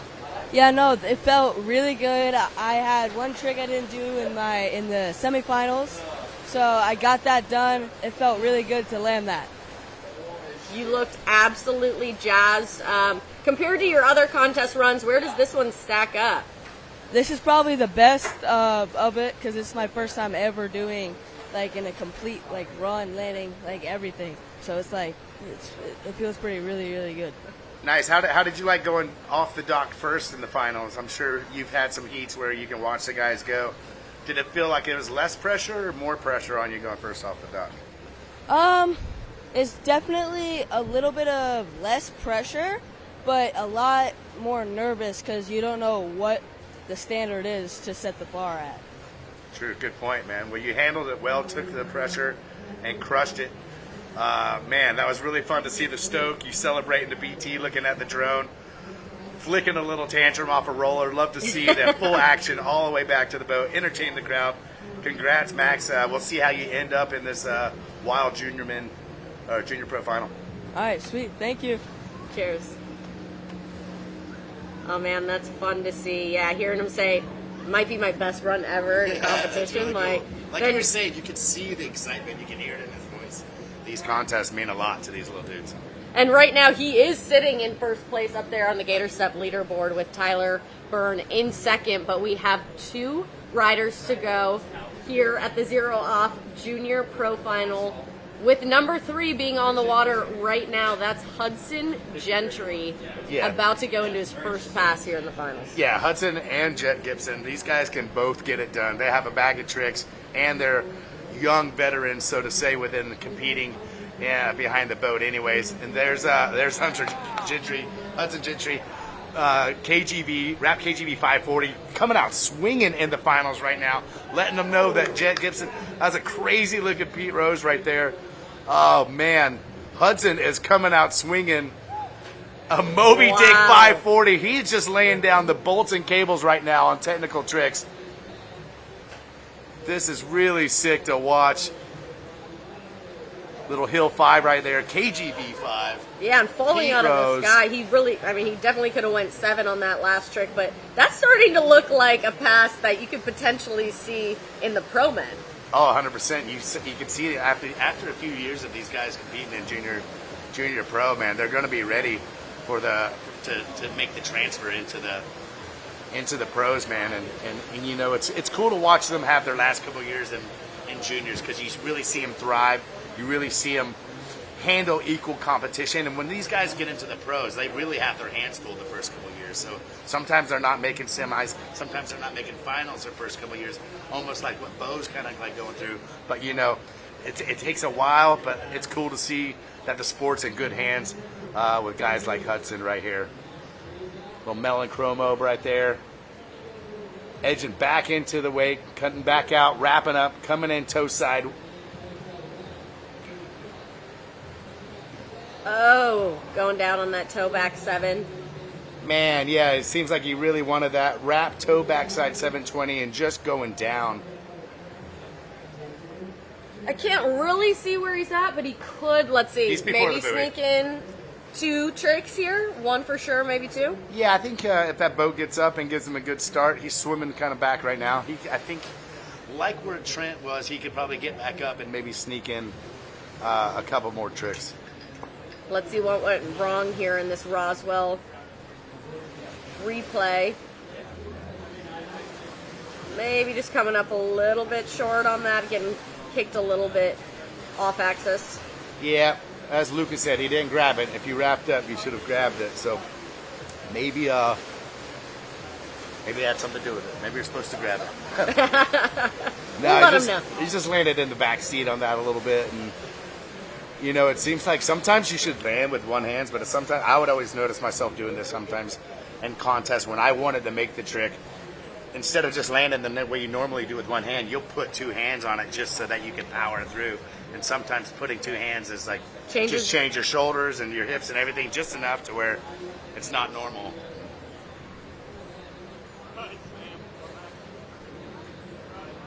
We are here in the middle of the Zero Off Junior Men's Wakeboard Final in Acworth, Georgia. Second stop of the Pro Wakeboard Tour, presented by Superboats. Hudson Gentry, rider number 3, on the water, just taking his first fall, but maybe sneaking in a couple more tricks here. Pro Mobile 540 right there, quickly flicking it back around. Can he get one more trick in right at the buoy? And there's a heel side 540. Looks like he did that same trick a little bit earlier in his run, but still, that was bold, still really big. You can see slightly down on himself a little bit, a little tap on the head. He knows he probably could have improved a couple of those tricks, maybe eliminated a couple of those bobbles, but 3 Mob 5s. I mean, that's pretty. He started off swinging, you know. I mean, Rap KGB 5. He did a Moby Dick 5. Pete Rose, you know. So he really came in hot. And a Crow 5. So now he's got 4 Mob 5s. Pretty impressive, for sure, especially for the junior men's division here. He's the third of 4 riders. Maybe he wanted a little bit more on that last trick. I think he wanted to go 7. But we will see where the judges put him on our Gator Step leaderboard with those live scores coming in pretty frequently here. But we're going to head down to the dock. We've got Tyler Byrne hanging out. Tyler, how'd that run go for you? Yeah, it was going pretty good, and then, yeah, just stacked the 7, but it's all right. Pretty happy to get to the finals, so, yeah. Is there a lot of pressure knowing, the conditions out there? You know that you had Jet Gibson, you had some heavy hitters behind you. Max went out and killed it. Where was your head space kind of like on your trick selection? Was it just you wanted to do what you want to do, or were you trying to change it in on the fly a little bit? Yeah, no, definitely. I was just trying to do what I want to do. I obviously know that they've got better tricks under their belt than me, so just go out there, do the best I can, and focus on what I can do. There you go. Yeah. Well, that's what it's all about. You made it look good out there, and we'll see what the judges decide, see where you end up in the final, but congrats on making it here, and I'm sure we'll see more from you this season. Yeah, thank you. Yeah, Tyler, congrats, brother. Thank you. Cheers. Well, our 4th and final junior pro rider, Jet Gibson, just taking the water right now off the Inmar start dock. We are just wrapping up the Zero Off Junior Pro Division. Yeah, I wouldn't say pretty impressive riding. Right, 100%. I wouldn't say that Max or Hudson kind of left the door open, but I think there is a bit of room for Jet, knowing how he rides, that if he goes out there and kind of roughly does the run in the semis, I think that could possibly be enough to get him on top of the PTM podium. But he's 8 tricks away. He's got a lot to do, a lot of handle passing, a lot of flipping to go. And here we go, Jet Gibson, trick number 1. Handle pass KGB, a little bit on that back seat. Hand drag goes down. Judges will dock that. It's not a fall, but when it comes apples to apples, they're going to be judging this very critically and examining every aspect, every layer of all these tricks. A heel front side 720 right there. A Moby Dick 5. And a really technical trick, but he kind of wobbled out. He didn't fall, swerved around. So not the smoothest first pass that we've seen, but still pretty technical, and didn't go down. A couple hand drags, couple wobbles, but yeah. And as he was getting started there, we saw the live scores come in. Max Zaya holding on to that top spot. So we'll have to see what Jet can do here in his second pass. Like you said, technical, difficult, but the execution just wasn't necessarily on point. Yeah, that's hard, man. When there's only 4 guys in the heat and it's close right now, they're really on the judges' scorecard, they're really marking down all these plus minuses, noting what they did wrong. Did he grab it well? Did he drag a hand? Did he butt check? Did he case?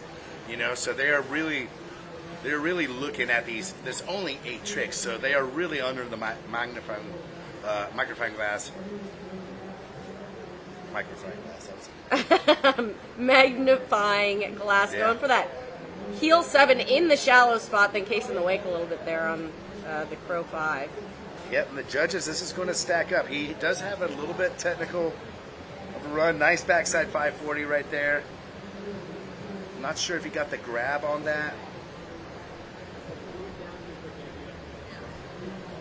And there it is, the mute mob. And he made it, but there's still, he came back across the wake. He was probably a little wobbly on like 4 out of the 8 tricks. Yeah. So, I can't recall if Max had a fall in his run. Max had 1 fall. I believe he did. But he still got 8 tricks in. So it'll be interesting to see here. Again, that's up to the judges. Out of our hands. Not my problem as Luke would say.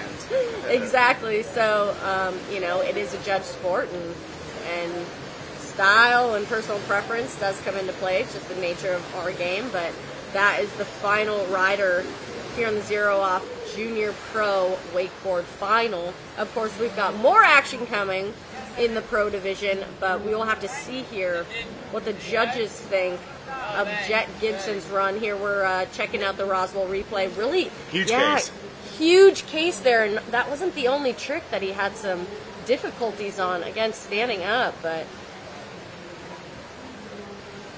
I know he's hoping he would have pulled off some of those a little bit cleaner, but it always feels good to come to the dock with dry hair. But down at the dock right now, we've got Hudson Gentry. Hudson, heck of a final. A lot of stuff happening out there. Walk us through how your run went. Yeah, it was pretty good until last trick first pass. Supposed to be a cab 9. I kind of did a cab 5, not what I wanted, but everything was good until then, and then everything good until toeback 7, and I don't know. Knee kind of gave out a little bit, fell over the back. Yeah, getting real technical, though. You had, a number of Mob 5s. What is, composition of your run? How does that come into play for you? Are you really, throwing your bangers right away, or are you mixing it throughout? I'm kind of trying to space it out. I'm trying to make it flow more, so less 180s out in the flats and stuff like that. Right on. Will definitely look good here in the booth, and we'll see what the judges have to say about it. But congrats on making it to the final. Yeah, congrats, brother. Thank you. All right, well, we're going to wait for the judges to see where they're going to come up, or unless we got some scores coming in right now. Scores are in, and Jet Gibson bumping Max Saya out of first place. Max coming in second with Hudson Gentry in third. That is going to be your PTM podium for the Junior Pro Finals. I mean, that was an interesting one. The boys showed up, man. Yeah, Jet came through. Judges saw through some of the cases, some of the wobbles that he had. And Max Saya, Hudson, everyone's got to be psyched with this. I feel like everyone showed up, had a good representation of the Junior Pro. What they have in store for the pros one day, man. And the sport's in good hands. Congrats, Jet Gibson, Max, Hudson, Tyler, all y'all. Pump for y'all. Super, super stoked. We actually got the winner down there on the dock. Jet, you came in first place. How does it feel to take the win here at stop number 2? Oh, it feels awesome. I've been working my butt off training, and I'm just so stoked that I could come back and win 2 in a row. Right on, yeah. And I mean, it was kind of stacked, We've got some guys who maybe took a fall, but had the amplitude and the tricks there. So were you feeling the pressure going into that run, or how'd you feel? Definitely was feeling the pressure. The boys absolutely laid it down. They rode sick. They had a few bobbles, but I'm just pretty stoked with my run. Totally. Well, we're setting the stage for a pretty fun season here in the Junior Pro Division, but congrats on the win today. Go enjoy it. Thank you very much. Love it. We've got some jet ski action going on in the background, PB. Yep. And while they do their thing, we're going to take a little break, but the main event is coming up next. We've got the Pro Wakeboard Final coming up right after this.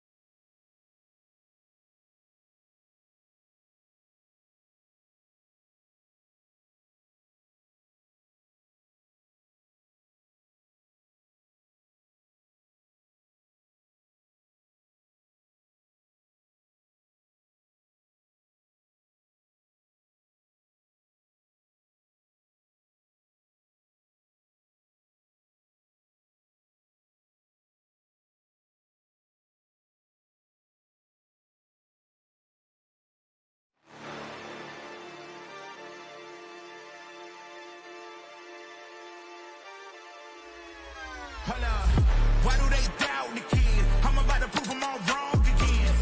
I got a low tolerance, cause they don't even know what the problem is. It's me. You ain't on the point of fame, now hold your breath and face your death. Cause you play a roulette with each step. I progress, no less. Go ahead and place your bets. Cause we know where we at, we know we top tier. Cause all the hate that you bring, we know it stops here. I'm taking off like a rocket here and stopping here. It's strange how they cannot see the future, but see profit here. What does it feel like to own a boat powered by Inmar's Raptor series? Imagine the freedom of the open water, where every moment is an adventure waiting to happen. With the toughness of an F-Series Super Duty truck and the performance of the world's best athletes, the Raptor series is built to elevate your boating experience. Feel the rush as you harness cutting-edge technology, delivering unmatched torque and efficiency. Every wave is a thrill, every moment an opportunity. Own the water, own the adventure. Power your passion with Inmar's Raptor series and make every outing legendary.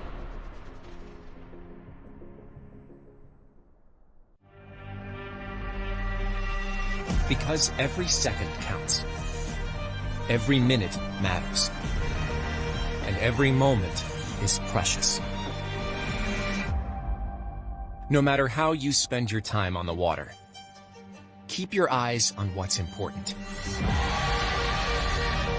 and see what you've been missing.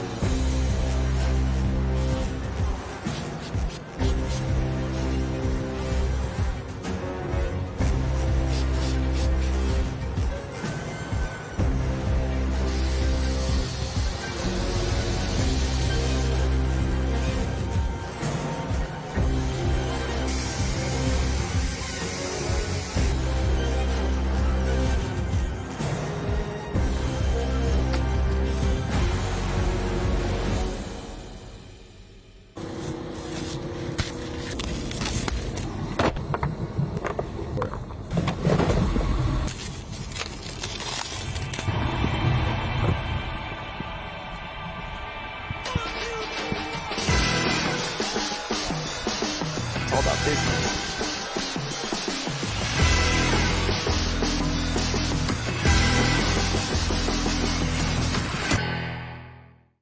Hey Wake fans, if you own a business and your website isn't driving your best leads, you need Bonsai. We build blazing fast sites and help brands dominate online with SEO and advertising. There's a reason the Pro Wake Tour, Super Boats, Regulator Marine, and Jayco RV work with us. We drive results. And we can do the same for you. Ready to level up? Visit bonsaimediagroup.com and let's build something that wins.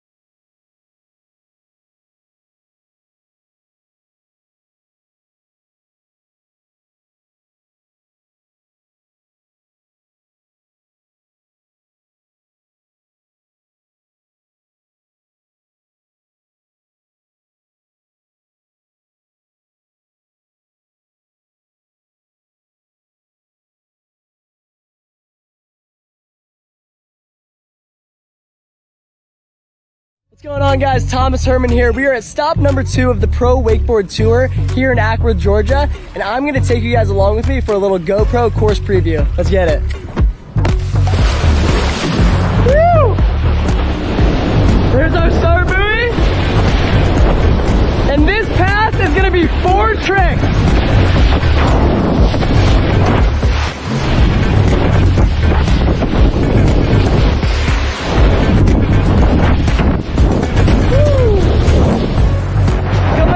On my last trick right here. Oh, let's go. Now that custom Supra SA 550 is turning me around, and we'll do pass number 2. Pass number 2 is the same exact thing with 4 tricks.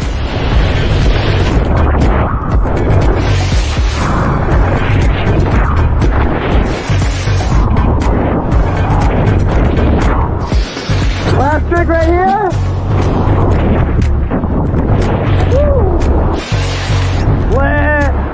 Alright, we just stopped after pass number 2 because Trev now is going to drive me a sick double up. Let's get it. I love a good double up, and I'm thinking we should probably go for a double flip right now. Here we go. Woo! Got it. We are live here at stop number 2 of the 2025 Pro Wakeboard Tour presented by Superboats. And it's time for the main event. We've got the Boatmate Pro Wakeboard Final about to go down. I'm Alexis Score, joined by Parks Bonifay and Massey Pifferetti, the pizza boy in studio, ready to call this insane finals. And it's going to be a fun one, Massey. It's going to be a fun one. We got a stacked field, and I'm pretty excited to see all the boys throwing down. The conditions out there are a little bit tricky, but I mean, the wake is pretty good. The double ups are looking good right now. Yeah, I'm just looking forward to see what the guys got. Totally. And speaking of double ups, let's run through what the format is going to be for this final. Okay, so in the finals now, it's a little bit different than it was in the semis. They're going to have 2 different runs on this one, no falls, meaning that they get 2 different tries, 2 separate passes. But if they fall, they are done for that run. So it's a lot more critical. They will get a double up at the end of this one, which is awesome. I think that's the way that all contests should be finished, is with a double up. So a little bit unique. They get 2 different runs, no falls, and a double up. So we're in for it. And we got, like Massey said, a solid field of riders right now. A couple boys from La Familia in there. Surprisingly enough, Corey Tunison did not make the final. So open the door up. Trent Stuckey snuck in there. So we are in for a heater today. We got the best seats in the house. I can't wait to get this going. Yeah, Massey, you rode in semis, just getting edged out. Talk to us about, what the conditions are like out there. Yeah, the conditions are really tricky. We got a little bit of rollers, coming through.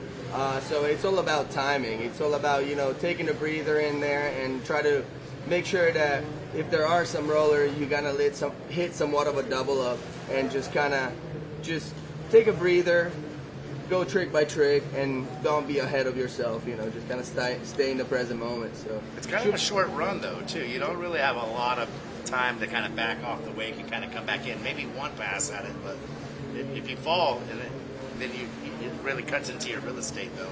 For sure, 100%. Actually, it takes a lot of looking at the course. Like for example, on my second pass, I decided to start a little earlier than I did yesterday, just because I saw that the water was good and there was no rollers coming, and just kind of dig your edge and just kind of edge all the way through it and kind of trust it. Yep. Yeah, a lot of strategy here at this course, timing with the rollers, timing with that little shallow spot over at the end. Massey, are you having any feelings going into this final on, what we might see here today? I'm pretty excited about see what they're going to throw off the double up. That's always a huge score that could take a run that it's not an A run to an A+ run with the double up done good. So I think we're going to see a lot of riders try to maybe in the first round take it a little bit easier, but just to try to get to that double up. Exactly, trying to get to that double up, put a score down on the board, and then from there on, once you have a score on the board and you're looking pretty solid, you can go ahead and improve throughout the run. I love it. Well, first off the dock here today, I believe, is it Trent Stuckey? Yeah, the noob, not new to wakeboarding, but new to boat competitions. Let's see what he's got. Yeah, Trent typically rides a lot of cable. He's pretty much dominating the cable scene the last couple of years. You saw him open up with a Crow Mope 540 there, Mute Mope 5 right there, man. And Trent is technical. He has crazy rope control, crazy line tension control. We saw him do a 0 there in earlier runs, just a 3-1 right there. But solid first pass. Oh, Trent just going down on that. Look, he was going for a late grab on that one and kind of just Yeah, I think the shallow spot had a little bit of play on that. He just kind of saw the buoy, rushed a little bit, and went a little bit early on that heel 9. And going early on that heel 9 cost you being 30 centimeters or a couple feet a pop. So it looked like he just got the 9 around and kind of slipped out. But yeah, Trent Stuckey, man, coming out swinging. He looked like he wanted a 0 as his third trick, and but good call stopping it right there, and unfortunately going down on the 9. But he's gonna get another run. So let's give it up for Trent, and let's see what the other guys got in store. Yeah, like I said, there was no falls here in the final. So when you fall, you get picked up by the Sea-Doo and you come right back to the dock. It is very, very critical that you get to the double up and put down at least a double up. There really hasn't been too many winners of the Pro Tour that don't win it with at least making the double up and getting there. So first things first, even if you're first rider off the dock and you get 2 runs, I feel like it's very important that you at least try to get to that double up. But I don't think a Hill 9 is a trick that typically takes Trent down. I think that caught him by surprise. Yeah, exactly. As I said, I think that shallow spot just had to do a little bit with it. But other than that, man, all the tricks were looking good. And I'm sure he's going to do pretty good in the second pass. Yeah, luckily, like you said, they've got 2 tries here in the finals. You don't get any falls in your run, but you do get 2 runs. So Trent really just, getting his finals experience, getting 1 under the belt, and now he'll have another shot here in the second pass. Second off the dock, I think we've got Thomas Herman. I don't have the running order right in front of me, but I think I saw Thomas just over here with his headphones on. Oh, then I was trying to guess what he was listening to. Any guesses? No, to be honest. I'm guessing Miley Cyrus. Maybe some T-Swift? T-Swift, yeah. This just in, we've got La Familia crew Sam Brown down on the Inmar start dock about to hit the water. Oh, yeah. You do a bit of riding with him. Yeah, man, that's my pick for today, man. He's so talented, insane rider, super stylish, and yeah, he's got always a great mindset, so looking forward to see what Sam does here. He's been pretty fired up. He was just at the Superboat photo shoot, shooting all that stuff, so directly from a shoot to a contest. But no stranger to a final here, Sam Brown, so looking forward to what he's going to do. And just having fun. Like, I love seeing how much... He's always cool as a cucumber and got a big smile on his face, and then he gets on the water and he's just a force, so... I don't know. I appreciate him for that. It's so fun to watch. He's pretty much everyone's favorite rider to watch ride. So spontaneous, so can really just do anything at any time, and it's just for him being such a firecracker on the water, not knowing what you're going to get. That's one of the beautiful things about watching Sam Brown ride right now. All right, Blind Pete. That's the first time he's done this this event, just switching up the whole run. Nuke Blind Pete. Chicken salad, Moby 5. Damn. Or over method, actually. He goes over the front leg. Black method. There's the cab 9. Here we go. Sammy completely switching his run up, which is really cool and really refreshing. We saw that trick take out Trent Stuckey. And spinning the other way, nose heel 7, man. That was a solid first pass from Sam Brown. Going back to what you were saying, that he's everybody's favorite rider. Like, you know what I really love about Sam, that he does not take a conservative. Like, he's very, very spontaneous, as you said, and he just goes out and does always like the hardest stuff he can. He's not like holding back at all, and he's just a maniac. I mean, no bubbles on the first run at all. Like, everything super smooth, super clean. It was perfect. Everything grabbed. So the judges are gonna take a note of this. Here he goes, coming back. The switch mute from Mo. That is so cool the way he does that. Oh man, that is such a sick trick. Coming back. Is it going to be the Crow 7? He stops at a Crow 5. I think he wanted to get to the double up. That's a second run trick, I think, right there. 100%. Right? Let's see what he does here. Double toe side back roll. Is that it? Go! Oh my God! How he hung on to that, I don't know, man. That was crazy. Check for some glue on his hands on that one. He hung on to that. One's pretty sick. Chicken salad back 5. Come on now. All right. So Sammy laying down 8 perfect tricks. Yeah. Man, he did a double toe side back roll, so that make me think that he might be going for the double mob off the double up. You think so? Yeah, exactly. Or what other trick would he have right now? He hasn't actually back mob 5, didn't he? I don't think so. I think he blind peated instead of the back mob 5, so we might see a back mob 7 or a back mob 5. Right. That's so like strategic. A back mob 5 might be a nice kind of double up. hit to have after that run. But like you said, Sam, he don't go easy. He don't go easy. Well, while we wait and see and wait for that double up to get set up, we've got Trent Stuckey down on the dock. Trent, you made it to finals in Pro Wakeboard. Here on the Pro Wakeboard Tour. How are you feeling? A little bit of nerves? Feeling calm, cool, and collected? What's the vibe? Well, obviously that first run did not go to plan. Fortunately, had the fall, so gonna look to run 2 to really put it down. Hey, no worries. You get 2 tries. What happened on that there? Do we think the wake was just a little small from that shallow spot? What would you have done differently? I mean, it felt pretty good, and then I landed and just kind of slipped out a little bit. It was a little heel heavy, so.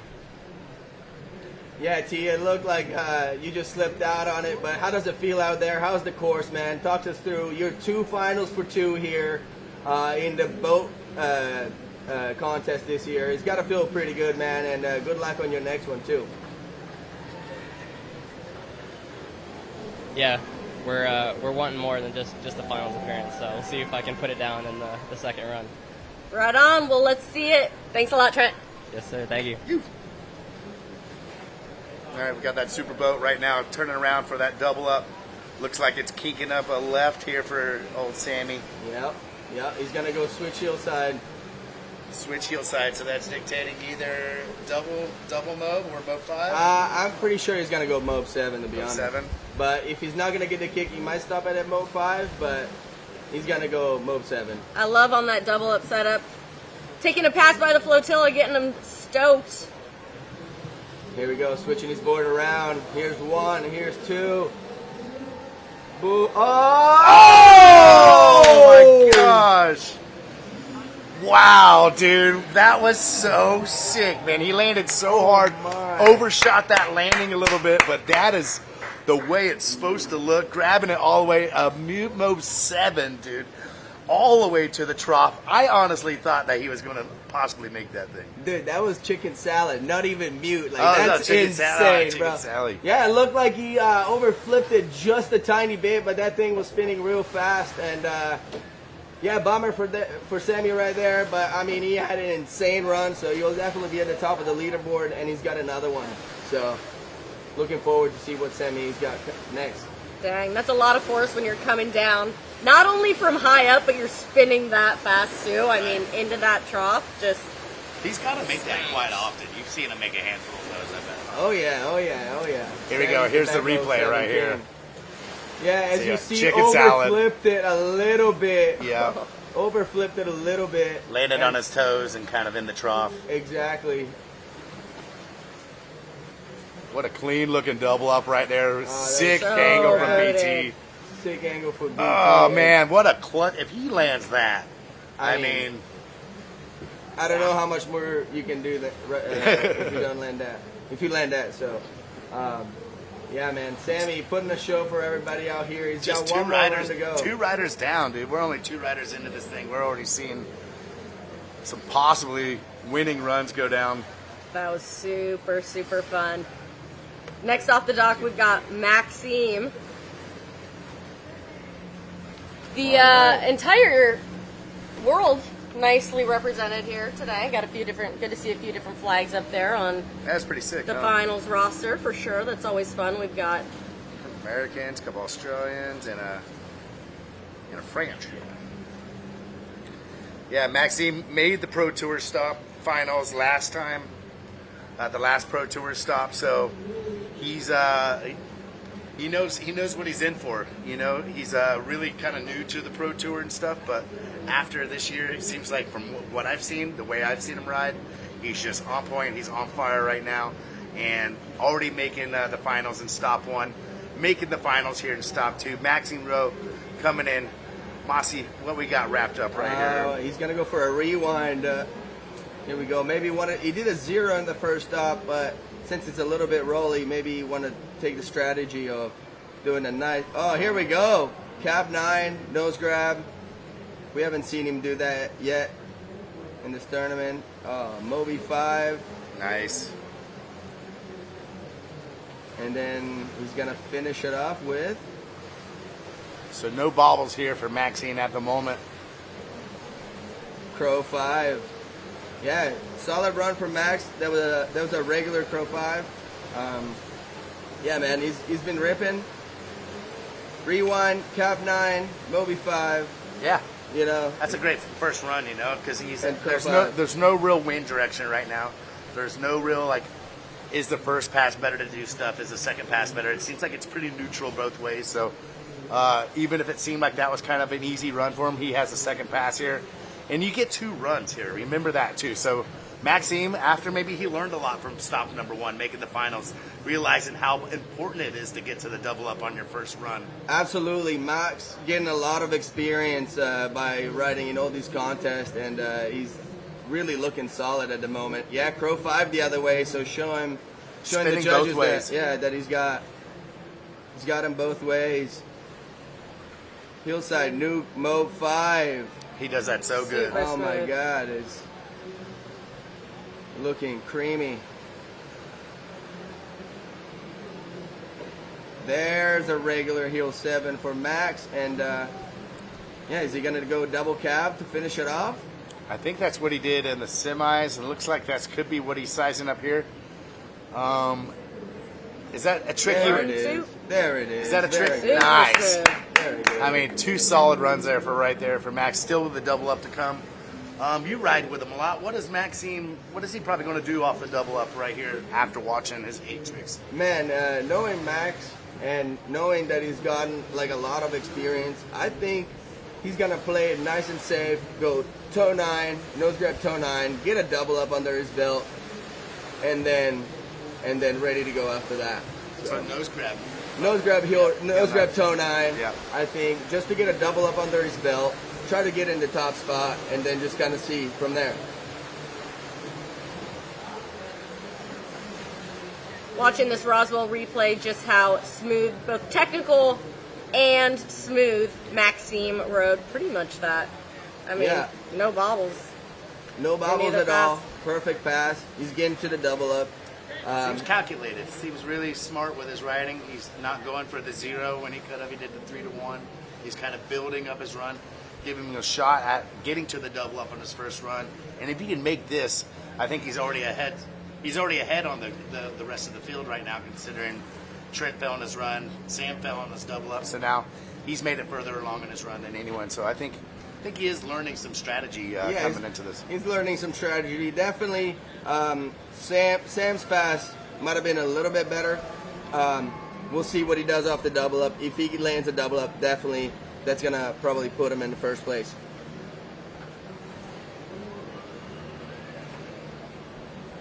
All right, so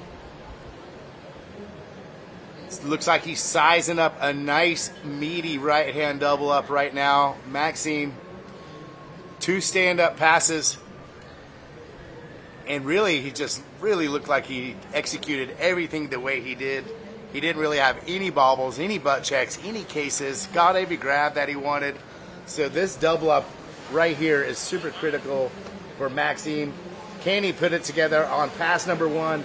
Coming in toe side. Is it going to be the toe side 900 like Mossy said? And a super weird vertical kick there. Looked like it just kind of bucked him wrong. Only doing a toe side 540 there. However, not going down. 2 stand-up passes and a double up. Not the double up that he wanted, but plenty of room to build.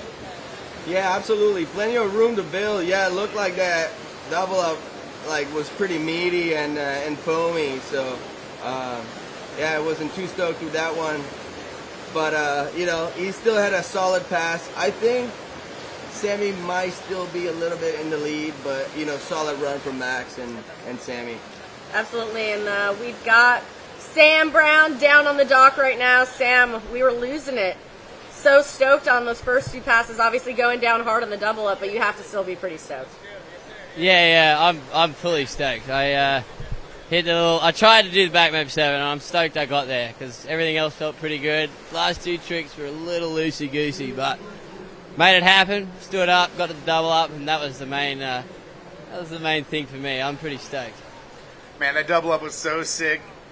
Chicken salad, Mob 7. Are you planning on, if you get to the double up, doing that again, maybe taking a little bit of the pepper off of it, trying to hit that transition? Because it literally looked perfect all the way through it to the landing. You betcha I'm doing it again. Yeah. I got it. I've been feeling good recently, so yeah, that one I just kept dropping out. I was like, maybe I should just go on 9 on it, like seriously. But anyways, I'm still stoked. I'm still gonna try and do that run again and see if I get the double up this time. Right on. Hell yeah, Sammy, you killed it. Cheers, my man. Thanks, Sam. Cheers. Well, we've got rider number 4, Thomas Herman, down on the Inmar starting dock. Plus, we've got the Gator Step leaderboard. Coming in, Maxime just ahead of Sam Brown, with Trent Stuckey in 3rd place right now. We are just in our first round of 2 of this pro wakeboard final. Yeah, the judges rewarding Max for how clean he was, and yeah, as he said, Sammy's last 2 tricks were a little bit, sketchy. Not too much, not crazy, but toe back roll was pretty on the edge. Yeah, the double toe back roll. Yeah, the double toe back roll was a little on the edge, and then stood up a little weird on the back 5. But man, that shows you how much judges are taking notes out there. Yeah, they really have to look at every single little detail to set the riders apart because the field is so even and so stacked out here. It really comes down to those little bobbles, the little execution points that, someone else might not even notice. Exactly. All right, and here we go. Thomas Herman coming in, opening up with a double back roll.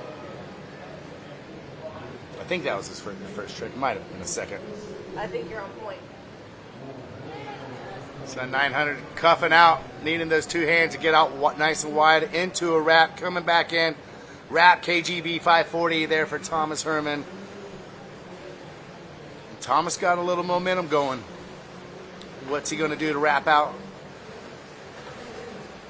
Double Indy toe back roll. So we saw a double back roll, a double Indy toe back roll, wrap KGB 540 in a cab 9. It looks like not a bad first pass there for T. Herman. Yeah, not a bad first pass from T. Herm right there.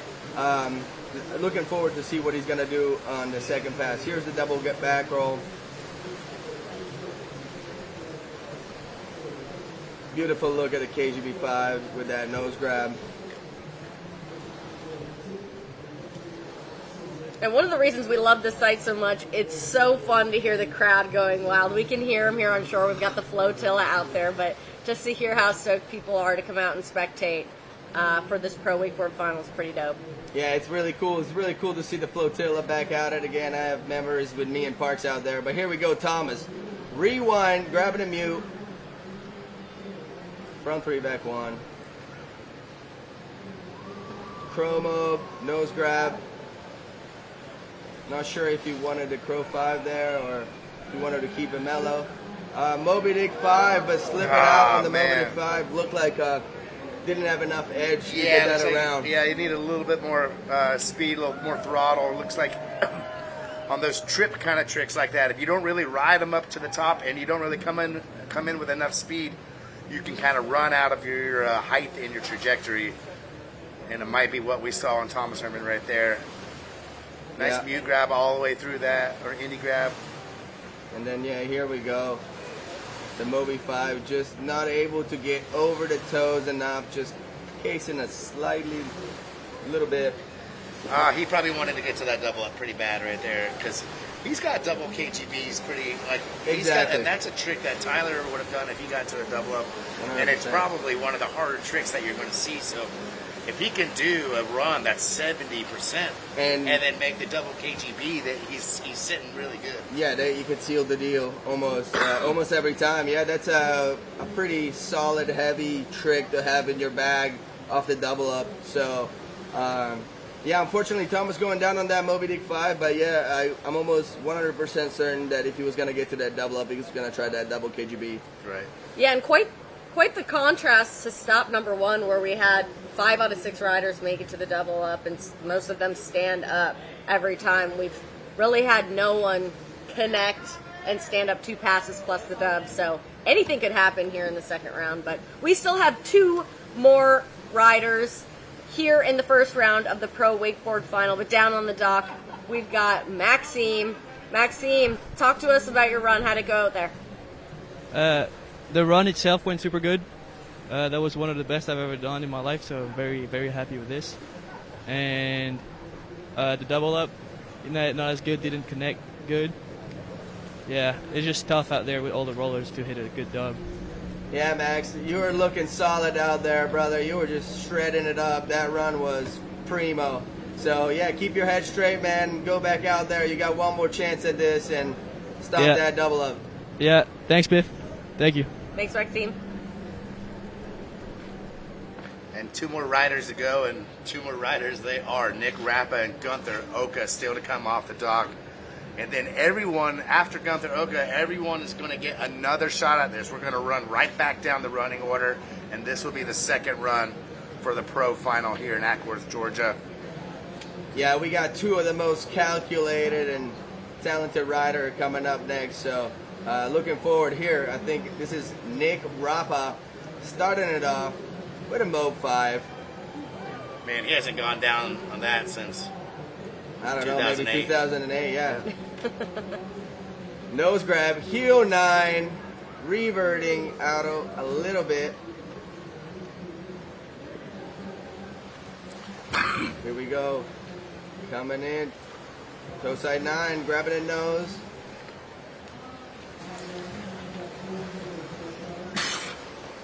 And then finishing it off with a Chromo 5, grabbing a mute. So yeah, that was a solid run from Nick. Just a slight little bubble on the heel 9 where he reverted it kind of a little bit quick. But hey, what a cat, man. Being able to like know where you are and what you got to do to save it, like that's the experience right there. He's done that a million times and he knows every scenario's out there. So really quick to recover there. Yeah, we can get a look at that revert right here. You know, and I think he knows where this final is at from stepping back from afar too. He can see that there's only been 1 make off the double up and only 1, you know, so it's like, and that wasn't even really that good of a make. I think he knows that the door, at least for this first run as it stands right now, is wide open for the taking. I think he's going to back off just a smidge to make sure he's on top of this whole final after this first run. And he's starting off with a double cab roll right there. Could this be the double Indy tantrum? This is a trick that's like super bolts. Huge kick on that, falls from the sky. Damn, you cannot do that trick any better, and the judges have to reward that because you do not see anybody else ever doing that really in any of these finals, man. And it has to wait for some blind Pete there locking in the nuclear grab. Mossy, what do you think of this run? Indy backstab. Indy backstab right here. And there we go. Oh man, neat. Absolutely boosting on his second pass, man. That was really solid. And I think this might be the winning run right now. Well, you know, he's pretty strong off the wake. That's his strong suit. I would say he's not the, you know, his genre of wakeboarding, his strongest isn't, I would say, the double up, you know. He has made some good double ups in the past, but what do you think he's going to go for right now, being that like the door's kind of wide open? No one's landed a double up. Does he just go for? He's got to go for a melon heel 7 for melon heel 7. Spinning the other direction. He's got a cab 9. So he's going to try to spin front side, try to grab a melon. Just make sure he does not fall. Yeah. Get it underneath his belt. And try Exactly. To get on top. Since nobody's done a double up to somewhat improve their score, he's going to try to probably go out, put some down, and then, you know, you'll get to see all of the other riders beforehand, so you'll know exactly what to do. And you know, if he lands this and he's been sitting pretty up top, if nobody betters it, he will be on the podium, so you'll know what he has to do. Right. So yeah, pretty solid final. Everybody's been going pretty ham, so it's good. It's cool to see. It's cool to see. Yeah, Nick going out there just doing what he does best. Consistency. He's technical. Now he's got the double up. Parks, like you said, maybe not his specialty. However, he's such a strong rider that after 2 stand-up passes, and if he sticks the double up, he's gonna be hard to beat. Taking a pass by the flotilla right now as they set up that super boat for the dub. Yeah, I think the second pass is going to be a lot more wild for all the guys coming in. I think Nick's probably going to make this double up, and what that's going to do is going to put a lot of pressure on the rest of the field, and I feel everyone's going to have no choice but to just swing for the fences. No strategy trying to make the double up or whatever. You got to go for the win and try to at least get on the PTM podium and try to better yourself. But I think next round, depending on what Nick does right here, I think it's really going to open the door, the floodgates for some wild riding. And still Gunther Oka still to come. Oh, yeah. All right, here we go. Nick, hillside. Melon. Oh, Melon heel 9. Hell yeah. That was really cool. That was a great. All right. That was really good. He got a solid kick off of that. And he kind of punched through the top of it. For the fact that he punched through, kind of the weight kind of splattered on top, and he still got a great kick, excellent height, and landed it. Yeah, he definitely like got a crazy kick that kind of somewhat kept him more on axis. Yeah. And somewhat that would have better axis for a 9. So look at that. He kind of kept it somewhat flat, and like if he was gonna stay heel 7, he might have been a little bit back, but taking it all the way to 9. Yeah, put him on his toes a little bit better, and hell yeah, Nick absolutely destroying it out here. He's no stranger to a podium. And, he's no stranger to a competition, and you know what he has to do. So that's a solid first score to be sitting on. Agreed. Most definitely, but it certainly is not over yet. We've got Thomas Herman down on the Inmar start dock. Thomas not making it to the dub. We all know that you can throw down on that thing. Walk us through kind of what went right and what went wrong in your run. Yeah, first pass felt so good. I felt super strong and just like energetic out there. Everything in the first pass felt so good. And then I was like, all right, let's just cruise this, take it one trick at a time in the second pass. And unfortunately on that Moby Dick 5 just came up a little short and cased the wake, and it put me on my heels a little bit. So unfortunately went down, but yeah, hopefully in the second run we'll make it to the double up and hopefully do something really sick. Yeah, we know you got that double KGB, so we're looking forward and wishing you the best of luck on the second run, and hope you get to the double up and throw down. And how does it feel out here, being out here with the crowd? We have a great turnout, the flotilla. Can you hear him when you're out there riding? Oh yeah, dude. Especially, I was pretty locked in the run, but I could hear a little noise, and then right when I fell, man, like everyone was so supportive on the boat, just getting so hyped. So yeah, we have a great turnout, and yeah, thanks everyone for coming out. It's awesome. Right on. Well, good luck here in the second round, but soak it up, and we look forward to seeing you here. Let's go. Thank you. Cheers. All right, so we've got one more rider here in the first round of the Pro Wakeboard Final. Nick Rappa's run's going to be hard to beat. Yeah, but we're talking about some of the best riders in the world right now, and if they know where Nick stands, they have the bag of tricks to go out there and get him. They actually got to execute, they got to put it together, but it's a tough run to beat, not impossible, but I think that's why this 2-run format's really good, because now Gunther almost in a sense gets 2 shots at Nick. Right.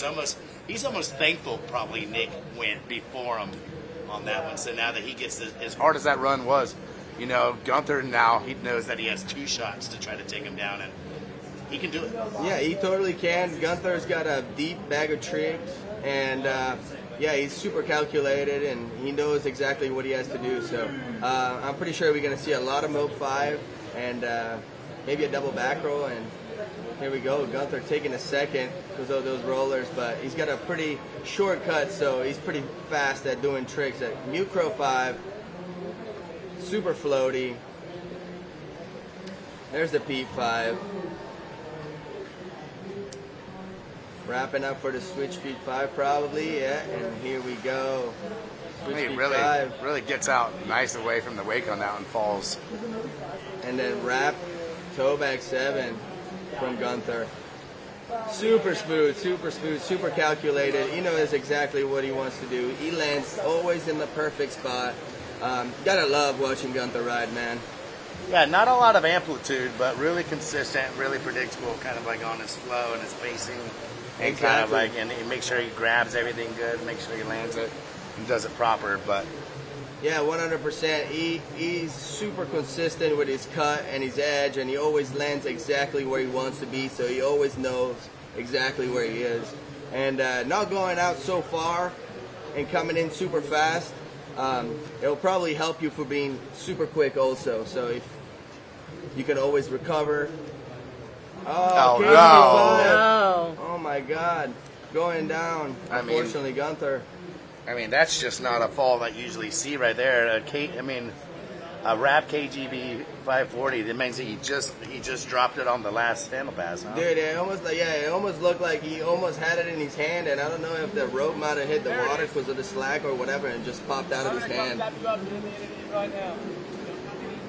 Yeah, Gunther going to be pretty bummed about that, but I know he'll recalculate and come back second round here, knowing exactly what he's got to do. So finishing up that first round, we've really only had one rider make it to the double up and connect and land on the double up.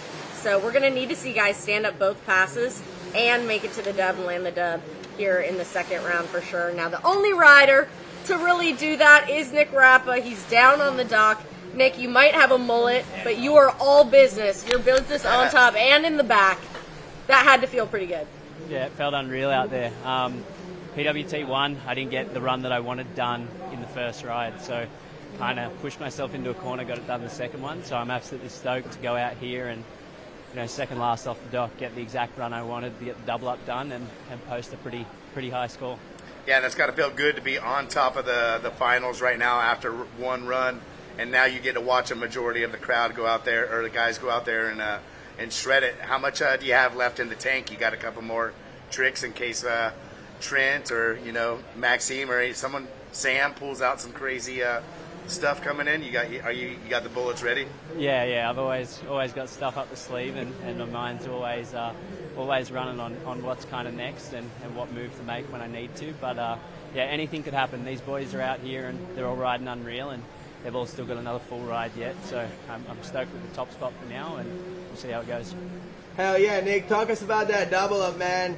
You got kicked crazy. I thought you were gonna go heel 7 melon, and you pulled out the 9. It was super sick, and it looked like it kept you in a super nice axis to get over that landing. Yeah. When I was at the very top, I actually had a word to Elon at SpaceX, and it felt good up there, and came down for the landing, and stoked to ride it away. Hell yeah, brother. All right, Nick. Well, you're sitting in pretty good position right now. We'll see what happens here in this next round. Thank you, guys. Thanks. Here, about to get the second round of the Boatmate Pro Wakeboard Final here in Acworth, Georgia. We are going back to the top of the riding order. All right, everybody stand on your feet. Trent Stuckey coming in. Melon Crow 5. Here we go. All right, Trent, if you pull this together, I'm interested to see where this run's going to end up. Mumo 5. We seen him do that behind a ski boat off the double up. Here we go. Is it going to be the 0? Yeah. So sick. Hell yeah. All right, now this is the trick that took him out. Can he get it? But often to bail out. Probably a smart, nice choice right there. I don't think it's worth going down, trying to get the extra 180 right now. Not worth going down when you fell in that exact same spot last time on that same trick. So it's a little bit of veteran strategy coming from the young gun into the boat contest right now. But keep in mind, he's not young to contest. Trent's one of the most winningest wakeboarders ever on the cable in the last 3 years. So, I think that don't put it past him. He's really smart, really strategic, and really knows what he has to do to win a wakeboard event. Yeah, no, absolutely. You probably saw there that he got the 0 around, so he probably didn't have to go heel 9 and just decided to keep it down and try not to risk a fall. But here we go, second pass. Backside 9, falling out of the sky. Smooth. Yeah, backside 9, not really getting the grab, but coming in for the toe side roll the blind. I thought he wanted a blind. Shallow spot of the lake again, looked like it got him. 100%. Here we go. What's he got now? Oh, let's go, Trent. 9. Double cabbie? This is going to be a double cabbie. Yeah, he showed that he could spin both directions. And if he can lock this down and get to the double up. Trent's gonna still get to that double up, but unfortunately that wake just kind of crumbled on him on that double. Yeah, unfortunate. A little bit unfortunate, but he definitely had a good run going. And just another good experience for Trent, not being as experienced in the boat contest, but being certainly completely capable, but standing up those 2 passes, getting the double up, there's only great things to come for sure. Oh, 100%. And he's got a pretty deep double up bag of trips also. So I'm excited to see what he's going to pull out. I think he's going to go for the KGB7. I think he's going to go for that KGB7. Yeah, he just... Over here, getting caught up in the truck. Everyone else is pretty much falling on that trick right there. I know it's a tricky side, as I said. You never know what you're gonna get, so you really gotta look at the water and just kind of find a good window to go. Especially for all these maneuvers that they're so particular on takeoff. Getting the old aerial of Lake Allatoona there. We've got Brandon Thomas flying the drone.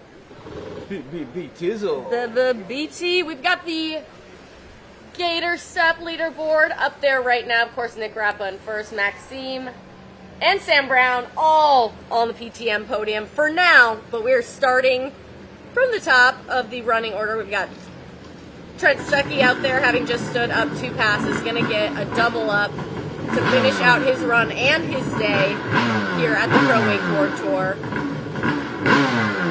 This will be his first double up of the day, so we'll see what he's got in mind. Like you said, he's got a deep bag of trips. He's capable. Trent's qualified through the wild card submission in double or nothing. He's showed up every time, and he's been ridden in the last couple of years, so he's very capable of doing many tricks off the double up. He just posted on Instagram last week him pretty much doing an easy KGB7 falling from the sky. Exactly. He's gonna take an heel-side approach here. He's got a bag of tricks, so he's wrapped up. Here we go, and the KGB7. Wow! Damn, Trent Stuckey coming through run number 2 with a Bolts KGB 720. You're not going to see that too often. Yeah, exactly. Looks like off the double up, his nose digged in a little bit into that foam, and that cost him not going so high, but he was powering it around. Yeah, he was still able to power it around. Just the awareness of where he's at in the air and what he's got to do. It's really cool to see, man. Yeah, I'm looking forward to seeing this Roswell replay right here of Trent Stuckey's double up. Yeah, and really just pulling and bustling that thing around a little bit of a hand check, butt check on that, but still powered through. Here's another play from Shane's angle in the boat. Yeah. Trent really muscling that one around, and dude, he's got to be pumped with that, throwing the pump. 100%. Yeah, if he would have had that double cubby, it could have been a pretty insane run. Yeah, we'll see where the judges put him. But right now, down on the dock, we've got Gunther Oka, who just finished up his first run. Gunther having a super solid first pass and then going down. First trick on the second pass. I know that's very uncharacteristic for you. Yeah, I got a little case of the butterfingers out there. Just let that thing slip away. So kind of not how I envisioned that first one going, but that's kind of sick. We get 2 runs here at Pro Tour, so definitely going to try to get on the gas for run number 2. What happened? Did your hand knock the handle away from you, or kind of Dude, I think that's what happened. Just a little fumble or something, because it felt so good in the air, and then just was like, where'd that thing go? I tried to chase it down, but it's too fast. It took off away from you, flew so far. You tried to do everything you could to wakeboard after it, but yeah, Gunther. I mean, unfortunate fall from you, but I'm sure you're gonna get back to it. You're gonna lock back in, and I know you got the strategy ready. So, wishing you the best of luck, man, and go out there and kill it. Yeah, I appreciate it, guys. The bar's getting set pretty high at the moment. Some insane riding going down, so hopefully can put one more piece of the puzzle in there. Yeah. Right on. Thanks, Gunther. Cool. Cheers, guys. Good luck, brother. Yep. All right, so Gunther Oka is going to be last off the dock. He gets to watch everybody go before him. So him being the veteran and being just severely strategic, I think he's going to have an opportunity to look and see where he stands and have a good shot at ending up on that PTM podium. Oh, 100%, man. This final has been pretty insane, just slight little bubbles, that can have a little bit of they can mess up your score a little bit, but man, it's cool to see where wakeboarding has gone to. Even the qualifying, man, like those heats are pretty stacked, so there's not much room for error, and if you want to make it through these rounds, you really got to send it. All right, here we go. Sam Brown back on the water. Sam just going down, making it all the way to his double up, and just going down on a Mob 7. Oh, man. So close to making it. Let's go, Sammy B. Probably Mam Nadine and Dad Rob are probably watching over in Australia. Some of the greatest people ever. We get to spend a little bit of time down there with them when we go down to Australia. So saying hi to the guys, and let's see what Sam's got right now. Here we go. Blind P. Mike, too easy. So easy, Mike. Yeah, there were a couple rollers there at the beginning, and we saw him waiting. That's super smart from Sammy B. Here we go. Chicken salad, Moby 5. Or over method, sorry, guys. Switch hillside. No! Switch hillside 9, unfortunately going down on that. Damn it, man. Yeah, you saw how hard he wanted to hang on to that. That handle popped almost all the way back up to the back of the boat on some non-stretch rope. That's how bad his fingertips wanted to hang on to that thing. That is unfortunate for Sam, and so frustrating, I'd imagine, the feeling for him being so close to that Mob 7, getting all the way to the double up, and then having that happen. So Sam having 2 stand-up passes in the first round, but falling on the double up, that will be his best run here in the finals. That's crazy. Down on the dock, we've got Trent Stuckey. He just got done with his second run, standing up 2 passes, making the double up. Maybe not the perfect run, but still super, super exciting. We're stoked for you over here in the booth. Thank you. Yeah, like you said, definitely not the perfect run that I had in mind, but pretty happy to stick all 9 tricks and hold on to the double up. Yeah, man, like you've been shredding, and it's been so fun to see you here in the boat circuit absolutely like thriving and loving it. And it's good to see, like, you know, as I said, back-to-back finals. You took 3rd place in Masters. You're here in the final, laying down runs. That's all that matters, brother. You absolutely killed it, and it's been a pleasure watching you ride, man. Thank you, Mossy. It means a lot. Yeah, out here with nothing to lose and everything to prove, so.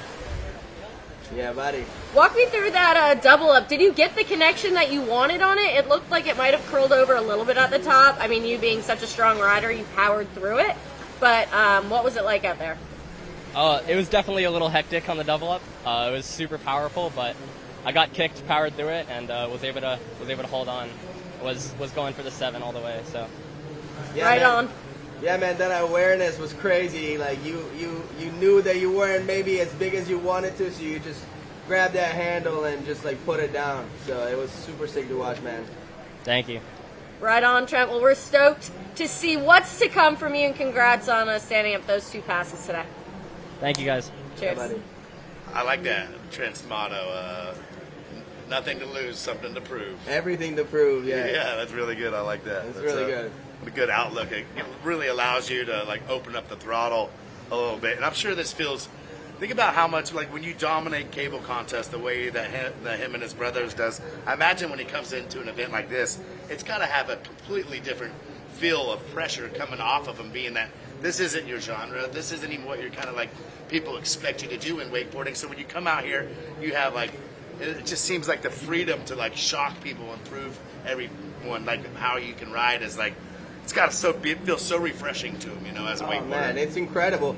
And, you know, for Masters, he came off of LAO, winning the LAO, coming back to Orlando, training for like 3 days, switching his gear completely, and coming into the contest absolutely throwing down. So I mean, we talked to him on the Bonifay Banter just a 4 days ago, and he was saying he's been applying like a lot of his focus towards boat riding. He has been riding a lot of cable. He says sometimes that cable can mess up the rope tension on your handle passes and stuff, and kind of coming off the wake. So I think it doesn't affect him going to cable, but he said it affects him going to boat. So he said he's really been trying to focus. So he's been applying himself, and good for Trent. Maxime Rowe. Grabbing that tail really good on that rewind.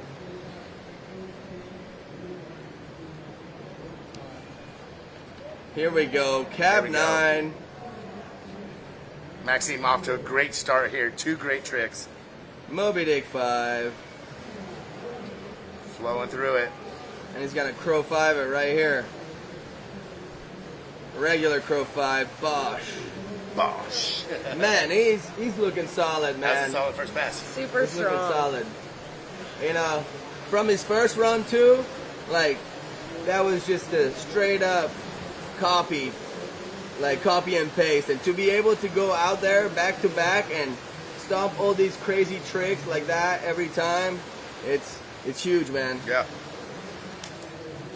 Yeah, showing that consistency right there and just how strong his riding is. You saw that on the Roswell replay from his first pass, entering his second pass. Maxime is the 3rd rider here in the Pro Wakeboard Finals.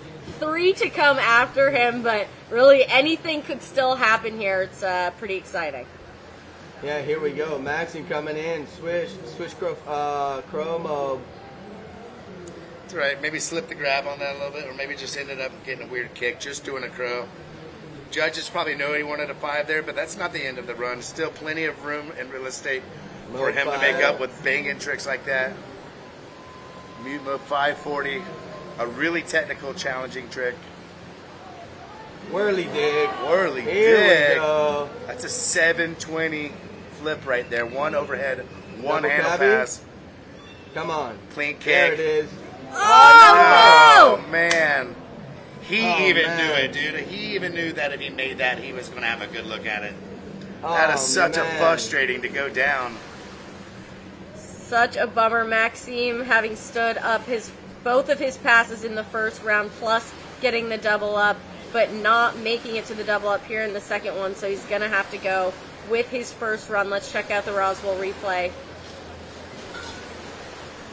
That big whirly dick, like you were saying. 2 spins, 1 flip. Man, he really set the stage and put some pressure on Nick if he could have got to that double up, man. Look, like we saw a lot of slip outs like that today, and it's just, you know, it's all about the course, as we talked about. You know, he might have gotten a little bit of a hole in between the wake and didn't get the kick that he wanted to. Right. He was still able to keep it. Like, he keep probably it had under to pull his feet, tighter to where it was exactly. spinning a little faster than he anticipated. So in that case, you would have to try to, like, you know, tighten up as much as possible and to try to get around as fast as possible. And still not over rotate, yeah. Exactly. So one of the things that you could do, you could just like rail into the wake and go in kind of fast, and then try to like land a little bit on the trough, so you don't like land on the down transition and try to like slip away, you know? Right. Totally. So we've got our Gator Step leaderboard up. Nick Rapp is still in first place. Maxime actually still in second with that first run. Sam Brown, Trent Stuckey, Thomas, and Gunther Oka. But we still have 3 riders left here in the Pro Wakeboard Final. And it's sunny, it's glassy. The vibes are super high here in Acworth, Georgia. The flotilla's popping. Mossy Pifferetti, Perks Bonifay, myself, Alexis Score, hanging out in the booth. Yeah, we are. Lights on. We got a little breeze kicking in right now. That feels nice, huh? Yeah, Mossy, if you fell in your second run, would you just swim out to the flotilla? Oh, 100%, PB. Like, I still have a memory of me and you out here tearing up the flotilla after the contest, like 1 year, and it was just the funnest thing ever. And for me being new to wakeboarding at the time and everything, I thought it was the coolest thing ever. Yeah, don't go back to the hotel. Go to the flotilla. It was a tip 100%. 100%. All right, so Thomas Herman, the third to last rider off the dock on the water right now. The triple flip king. Maybe not king, you know. Cody Hess is a triple flip king, but, you know, Yep. Thomas Herman, the first one to ever do it off the boat, and you can see just how easy he does his double toe back roll. He can do that like almost off of nothing. His back roll he does, double back roll is like, he can get really bad kicks and persevere and pull around on these things. So it's pretty crazy the agility 100%. little T has. There you go, double back roll. Almost over rotated that as I speak about it. Coming back in, second trick. Hillside 9. See, Thomas just was really edging on this one and landed a little bit in the trough, and that got him to get it around perfectly. KGB 5, grabbing in nose. One more trick, round out the first pass, taking his time, waiting, trying to get past that shallow spot. Oh, no. And just pops the handle. Thomas Herman, that will wrap it up for the second stop at the Pro Wakeboard Tour in Acworth, Georgia, on Lake Allatoona. That was really unfortunate fall there.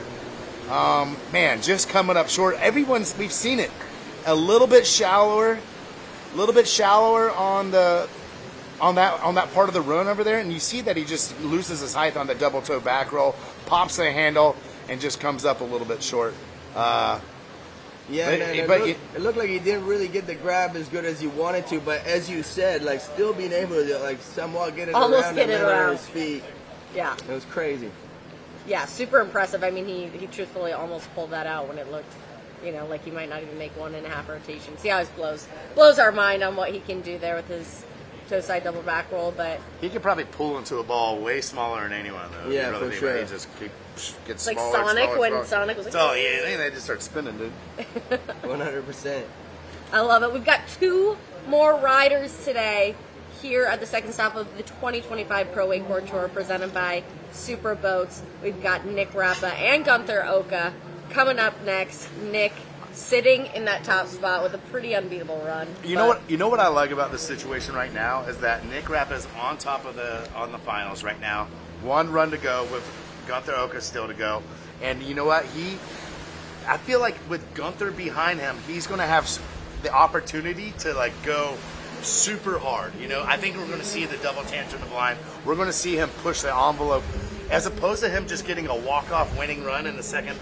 I feel like having Gunther behind you, and Gunther's a loose cannon, dude. Anything can happen. For sure. He's not going to want to leave the door open. So the fact that he's already in first place and that Gunther's behind him, I think we're going to see a crazy run from Nick Rappa, just of him really taking the reins off. And I really hope Yeah. he's going to go really hard, because Nick's got the tricks, got the bag, and I'm excited to see what he's going to pull out. It would definitely be cool just to see him go all out. Toughest run he could ever come up with, just for funsies, if nothing else. Maxime down on the dock, not making it to the double up. Max, what happened? Yeah, it started good. Planning to do everything the same as the first one, and then just land a double up. But I got caught up on the switch crow 5, so I did a crow mode, and then I made up for it with the whirly dick, and then I kind of ran out of gas in the last trick. Didn't get a good pop on the double flip.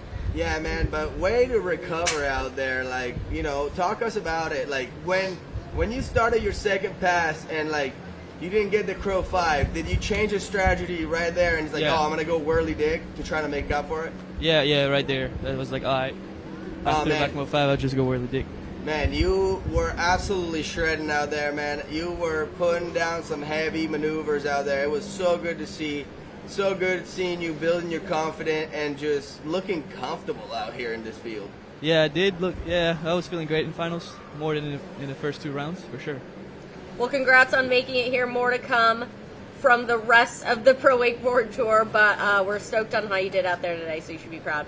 Thank you so much. Yeah, buddy. Cheers. All right, guys, and here we go. Nick Rappa coming in. Keep in mind, he's on top of the finals right now. The second run, I really feel he's going to go hard on this one, knowing that Gunther Oka is behind him, and he's not going to take that chance of Gunther trying to pull some slide dog thing on him. So he's going to go for it and not leave a crack open. Here we go. He did a heel 9. Coming in toe side. Toe side 9, grabbing a nose. He already somewhat improved his first run. Yep, I agree. Because his heel 9 was better. Crow 5 getting crumbled on, but still like getting it around perfect. Really, really good job from Nick. We didn't see that trick in his first run, did we? Yeah, we did saw the mute Crow 5. Yeah, no, it was really good. I think he's slightly improving already in his first run compared his first run from earlier. The heel 9 was cleaner, and everything else was bolts. So let's see what he's got here in his second pass. You think he's going to size up that double I tension know, blind like, at some point? are we taking bets so, here? Man. I really hope so. He's been getting such a great kick off of that trick this whole weekend. I mean, that last double tantrum that he did, he really just fell from the sky. He really just fell from the sky. All right, here we go. Nick starting off hillside.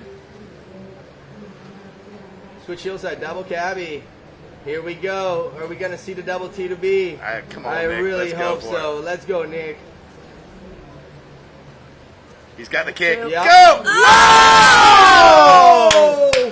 Dang, Man, dude. you gotta give it up for that. Gotta man. tip the You cap. gotta give it up for that. Like Nick in first place, going out there. Damn, Nick. Yeah, brother. Like stepping up his first run and then throwing the double tanny to B. And like, dude, he was deep, but looked like he could have had it easy and just barely slipping out. I know. He got such a good kick on it. Oh it seemed man, like. he's been getting such a good kick off of that trick this whole week. He almost just compressed back into his heel edge, like almost like landed so hard, toe edge, and just compressed and threw him on his heels too hard. Yeah, 100%. He went a little deep on it, but if he was gonna really stay forward and trust it, I think he would have rode away, no problem. But hey, man, You gotta so admire him sick. for trying that because you know. Oh man, I think it's the first one we've seen all season. So I'm super stoked that Nick decided to do that, and hats off for Nick. Killed it, first place. I think really Nick's looking at this opportunity too with this final being that Corey didn't make it past the semis.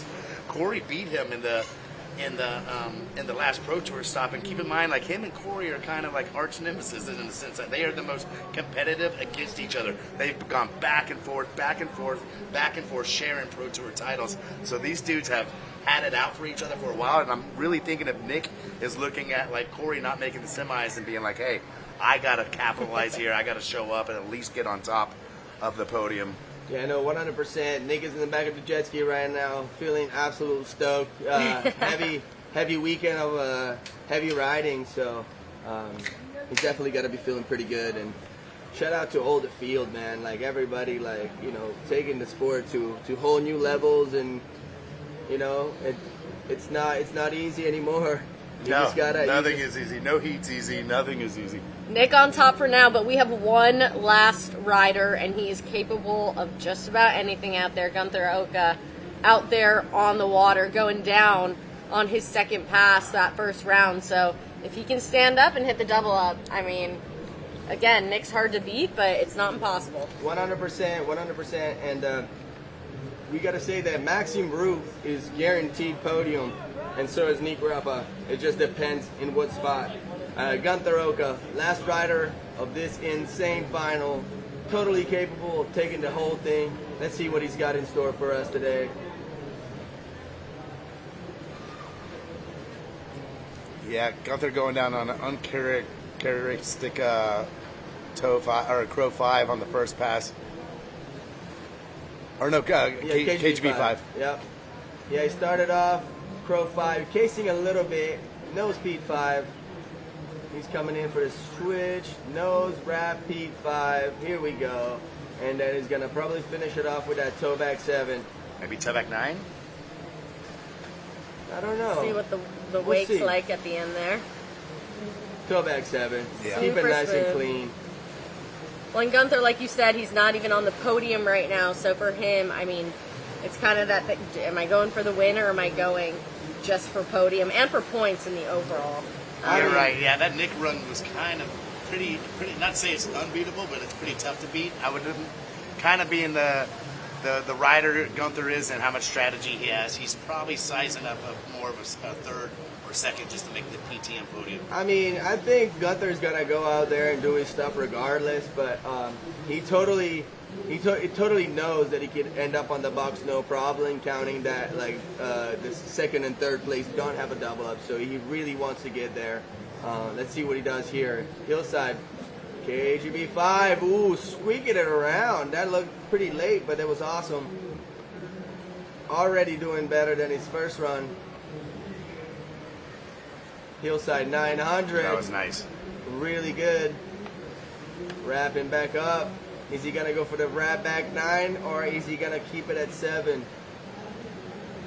It all depends off of this kick. He keeps it back 7. Pretty smart from Gunther though. And Mo 5. Oh, he's Gunther! keeping it. Oh, he wants to get to the double up. The frustration tumble up. Oh my God. Man. Gotta be feeling for Gunther right now. He had a solid run going. God, how many people do we see in that last run slip on the last trick? Yeah, 100%, man. Like that's like okay, as a spot on the course, it's like probably one of the best spots where it's nice and deep and where you can take your time and throw your final hammer. Right. But you also got to count that you just did 2 passes, you know, of hammers. So you like sometimes don't realize how important is to like maybe have the last trick be something like not so heavy because you could be a little gassed out by the end of it. But I mean that didn't look like it was the case. It looked like he just overflipped it just a tiny bit. But man, that shows like him holding on how much people want this. Want to land run, want to get to the double up, like insane. We got to send it down to the Inmar start dock with Nick Rappa. Okay, now it's time where you can be business and party. Let's get the party started, Nick. Yeah, How stoked are you? Yeah, absolutely pumped. I'm just happy to put the run down that I wanted and put a bit of pressure on and I'm stoked to be a part of the mix with all the boys. And what was the decision there to go for the double Indy Tantrum of line? We were hoping you would do it, and then you came through. I mean, was that the plan all along? Yeah, 100%. I guess to just do that run, you know, in my first run of the 2. At that point, everything I did was pretty well perfect in my first run and nothing else to lose. So, yeah, thought I'd go for it. Just landed a little deep. Happy with today. Man, we all got to take our hat off to you, man. Like, absolutely insane. You know, lays down a super, super, super heavy first pass. And then on your second run, you came out, and your first run was even better than the first round. It's like just like putting them down, showing everybody what you got, man. And, man, so sick to watch you go for the double T to be it. Like, just barely slipped away from you. But, man, like, nothing but absolute amazing riding from you this weekend, man, and you deserve it. Congrats, man, and we're super stoked for you. How good does it feel to get the victory? Like considering you didn't ride it the way you wanted to, stop 1. Corey Tudison won stop 1, and now he didn't even make the finals. Didn't make it past the semis. Did you feel like sometimes stepping back from far about this event, like looking at it, was this important to you to show up and kind of really try to get a victory, considering Corey? Kind of your rival was kind of like not even in the final? I mean, despite who's in it or who's out of it, you know, my goal is to come to every event and try and win. With the level now, that's kind of close to not possible. You have to be absolutely on your game. So, look, my goal was to just come here and do my best and hopefully walk away with the win. And I've won PWT stops here at Acworth, Georgia before, and you know, I'm just adding another guitar on the wall. So, yeah, no, I'm absolutely pumped and. Yeah, congrats to all the other competitors, and thank you to Super Boats. Brad, well, why don't you go enjoy it? You definitely earned it here today. Congrats on winning the second stop of the 2025 Pro Wakeboard Tour. Thank you, guys. Appreciate it. Go get that guitar, dude. Play that thing. Nico, we want you to do a shoey, mate. We got to do a shoey now.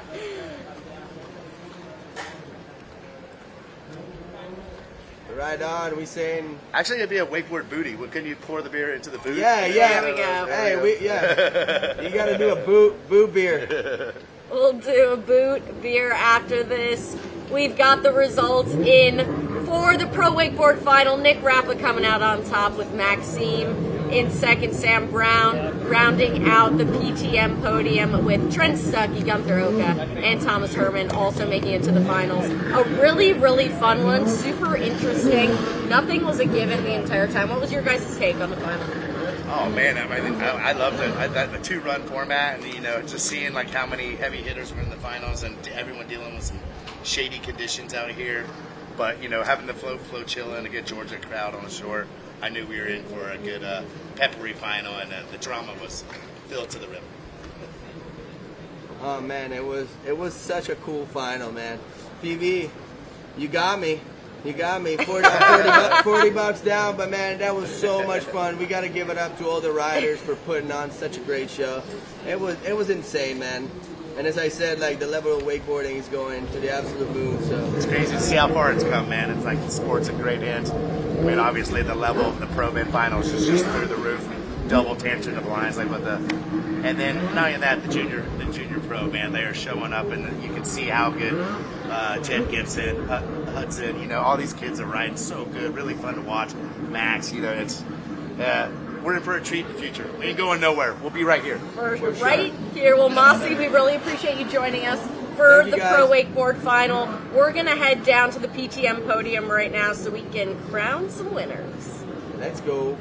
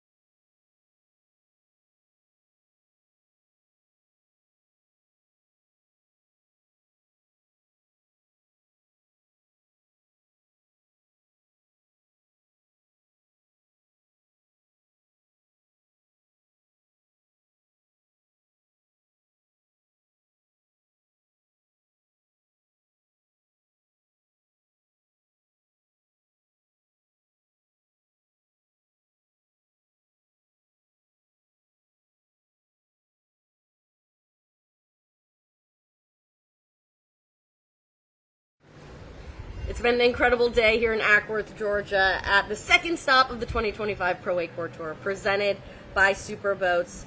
Completely action-packed. Junior wakeboard, pro wakesurf, pro finals. I mean, it was a fun one all around. We had the flotilla. We had people partying on shore. It was good, man. It felt like a good old classic wakeboard event, man. A lot of people on shore. Flotilla was packed out there. Like, every time the riders like rode by, you could hear all just making tons of racket, tons of noise out there, and it's always good. As a wakeboarder, it makes you feel good when there's crowds on both sides, and it fires you up. And you know, Acworth always delivers. We've had, like I said, we've had so many events here at this location through the years, and it's always a good feeling to come back to a place that knows they love wakeboarding, and we love them. So. And we had a couple like change-ups too. Not everything was you know, as it might normally be. Wakesurf, we had a couple different people on top of the podium. We had Nick Rappa taking the win in pro wakeboard, which, you know, Corey Tunison took the first stop. Corey not even making the finals in the wakeboard. Yeah, it's going to shake up the overall standings for sure. So interesting to see how the overall kind of like plays out from here. Only, you know, a couple more stops left, you know, so it's going to be a tight one coming down to the wire. What was a highlight for you today across the board? Let's see, man. I really liked watching Trent Stuckey get out there and kind of like get it. He's typically a cable rider, so for the fact that, you know, you can see how like good he is like as a wakeboarder, and fundamentally just to watch him transition from cable to wake is like really fun to watch. I don't know, a lot of La Familia was in the semis today, so it's always fun. Maybe a highlight was having Luca Kidd in the booth with us. That was pretty fun. That was pretty fun. So always fun to have Luca. But yeah, it was just great weather today, man. You couldn't ask for a better day. And I mean, the Junior Pro rip too, man. That was fun to watch. Jet Gibson get back on top. Max Sae is really awesome to watch ride, and goes so big, has so much energy, and like you can tell in his interviews too. He's just like, he loves it, man. He bleeds it, and you can tell. It's really cool. Most definitely the junior wakeboarders being announced down there on the podium right now. Hudson Gentry taking third place. You were just talking about Max. Yeah. Right there. He's so stoked. Just love his energy, the amplitude, and he's making wakeboarding look good. Yeah, kid's going to have a good career, man. He's just coming off an injury, even at a young age. So the fact that he bounced back and got the second place part of the PTM podium, it's really sick. And on top, Jet Gibson from Australia, really laying it down out there. And here's the future of wakeboarding right there, everybody. I think that was a highlight for me today, just seeing, you know, how far they're pushing it. I feel like at every stop, these junior riders get a little bit better, and it's like, all right, you can see that transition, you can see them evolve right in front of your eyes, like growing up, maturing, pushing their tricks, like creating their own style, like really seeing their style come into shape. And that's such a special part of wakeboarding, because it is about personality, it's about what you want wakeboarding to look like. So seeing them start to express themselves in creative ways is like, just, it's a really cool thing for sure. Absolutely. And you know, it's really cool that we have the juniors on tour, man.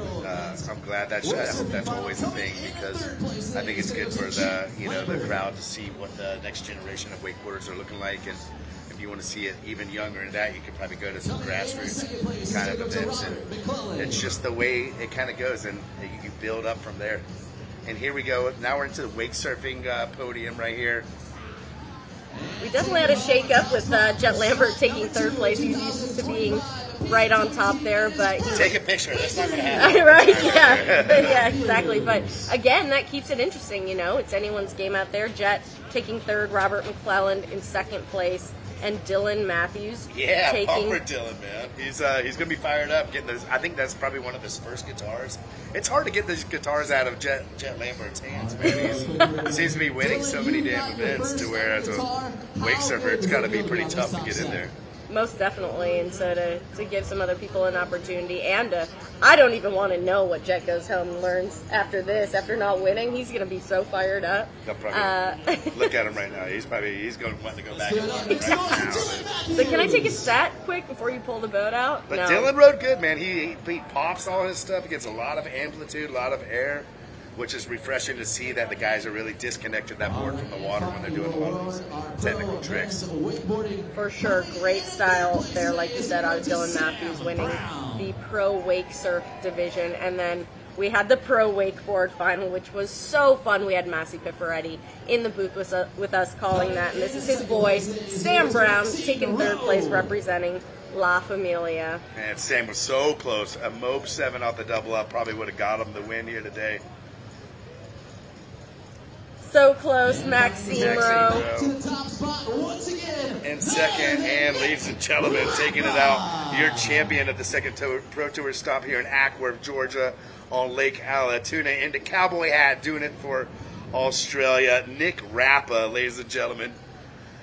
Getting back to where he's used to being, man.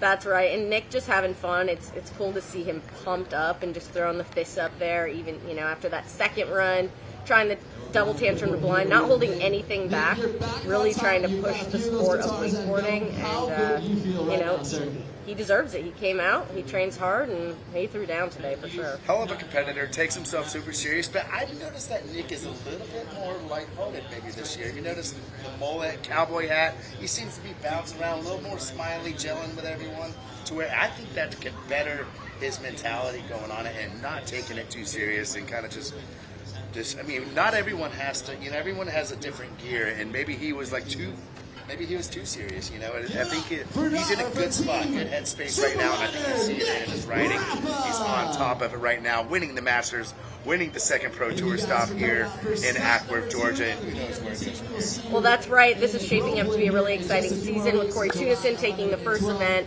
and Nick Rappa winning the second event here. It's kind of anyone's game for the overall as we move forward, but it's been a pretty incredible day here in Acworth. We love this site. Super nostalgic. We've been here many, many times, and we hope to come back many, many more. Congrats today to all of our winners, and the guys who helped us out in the booth. Right, yeah, it was a fun day. It was such a fun day, kind of being interactive. Thanks to all the people that came out and were a part of the flotilla, hung out on the beach. Stay tuned to ProWakeboardTour.com for more information, and the next stop is coming to Groveland, Florida in July, so we'll catch you there. Thank you guys so much for tuning in. Love we'll y'all. Catch you at the next one. Till the next time. You.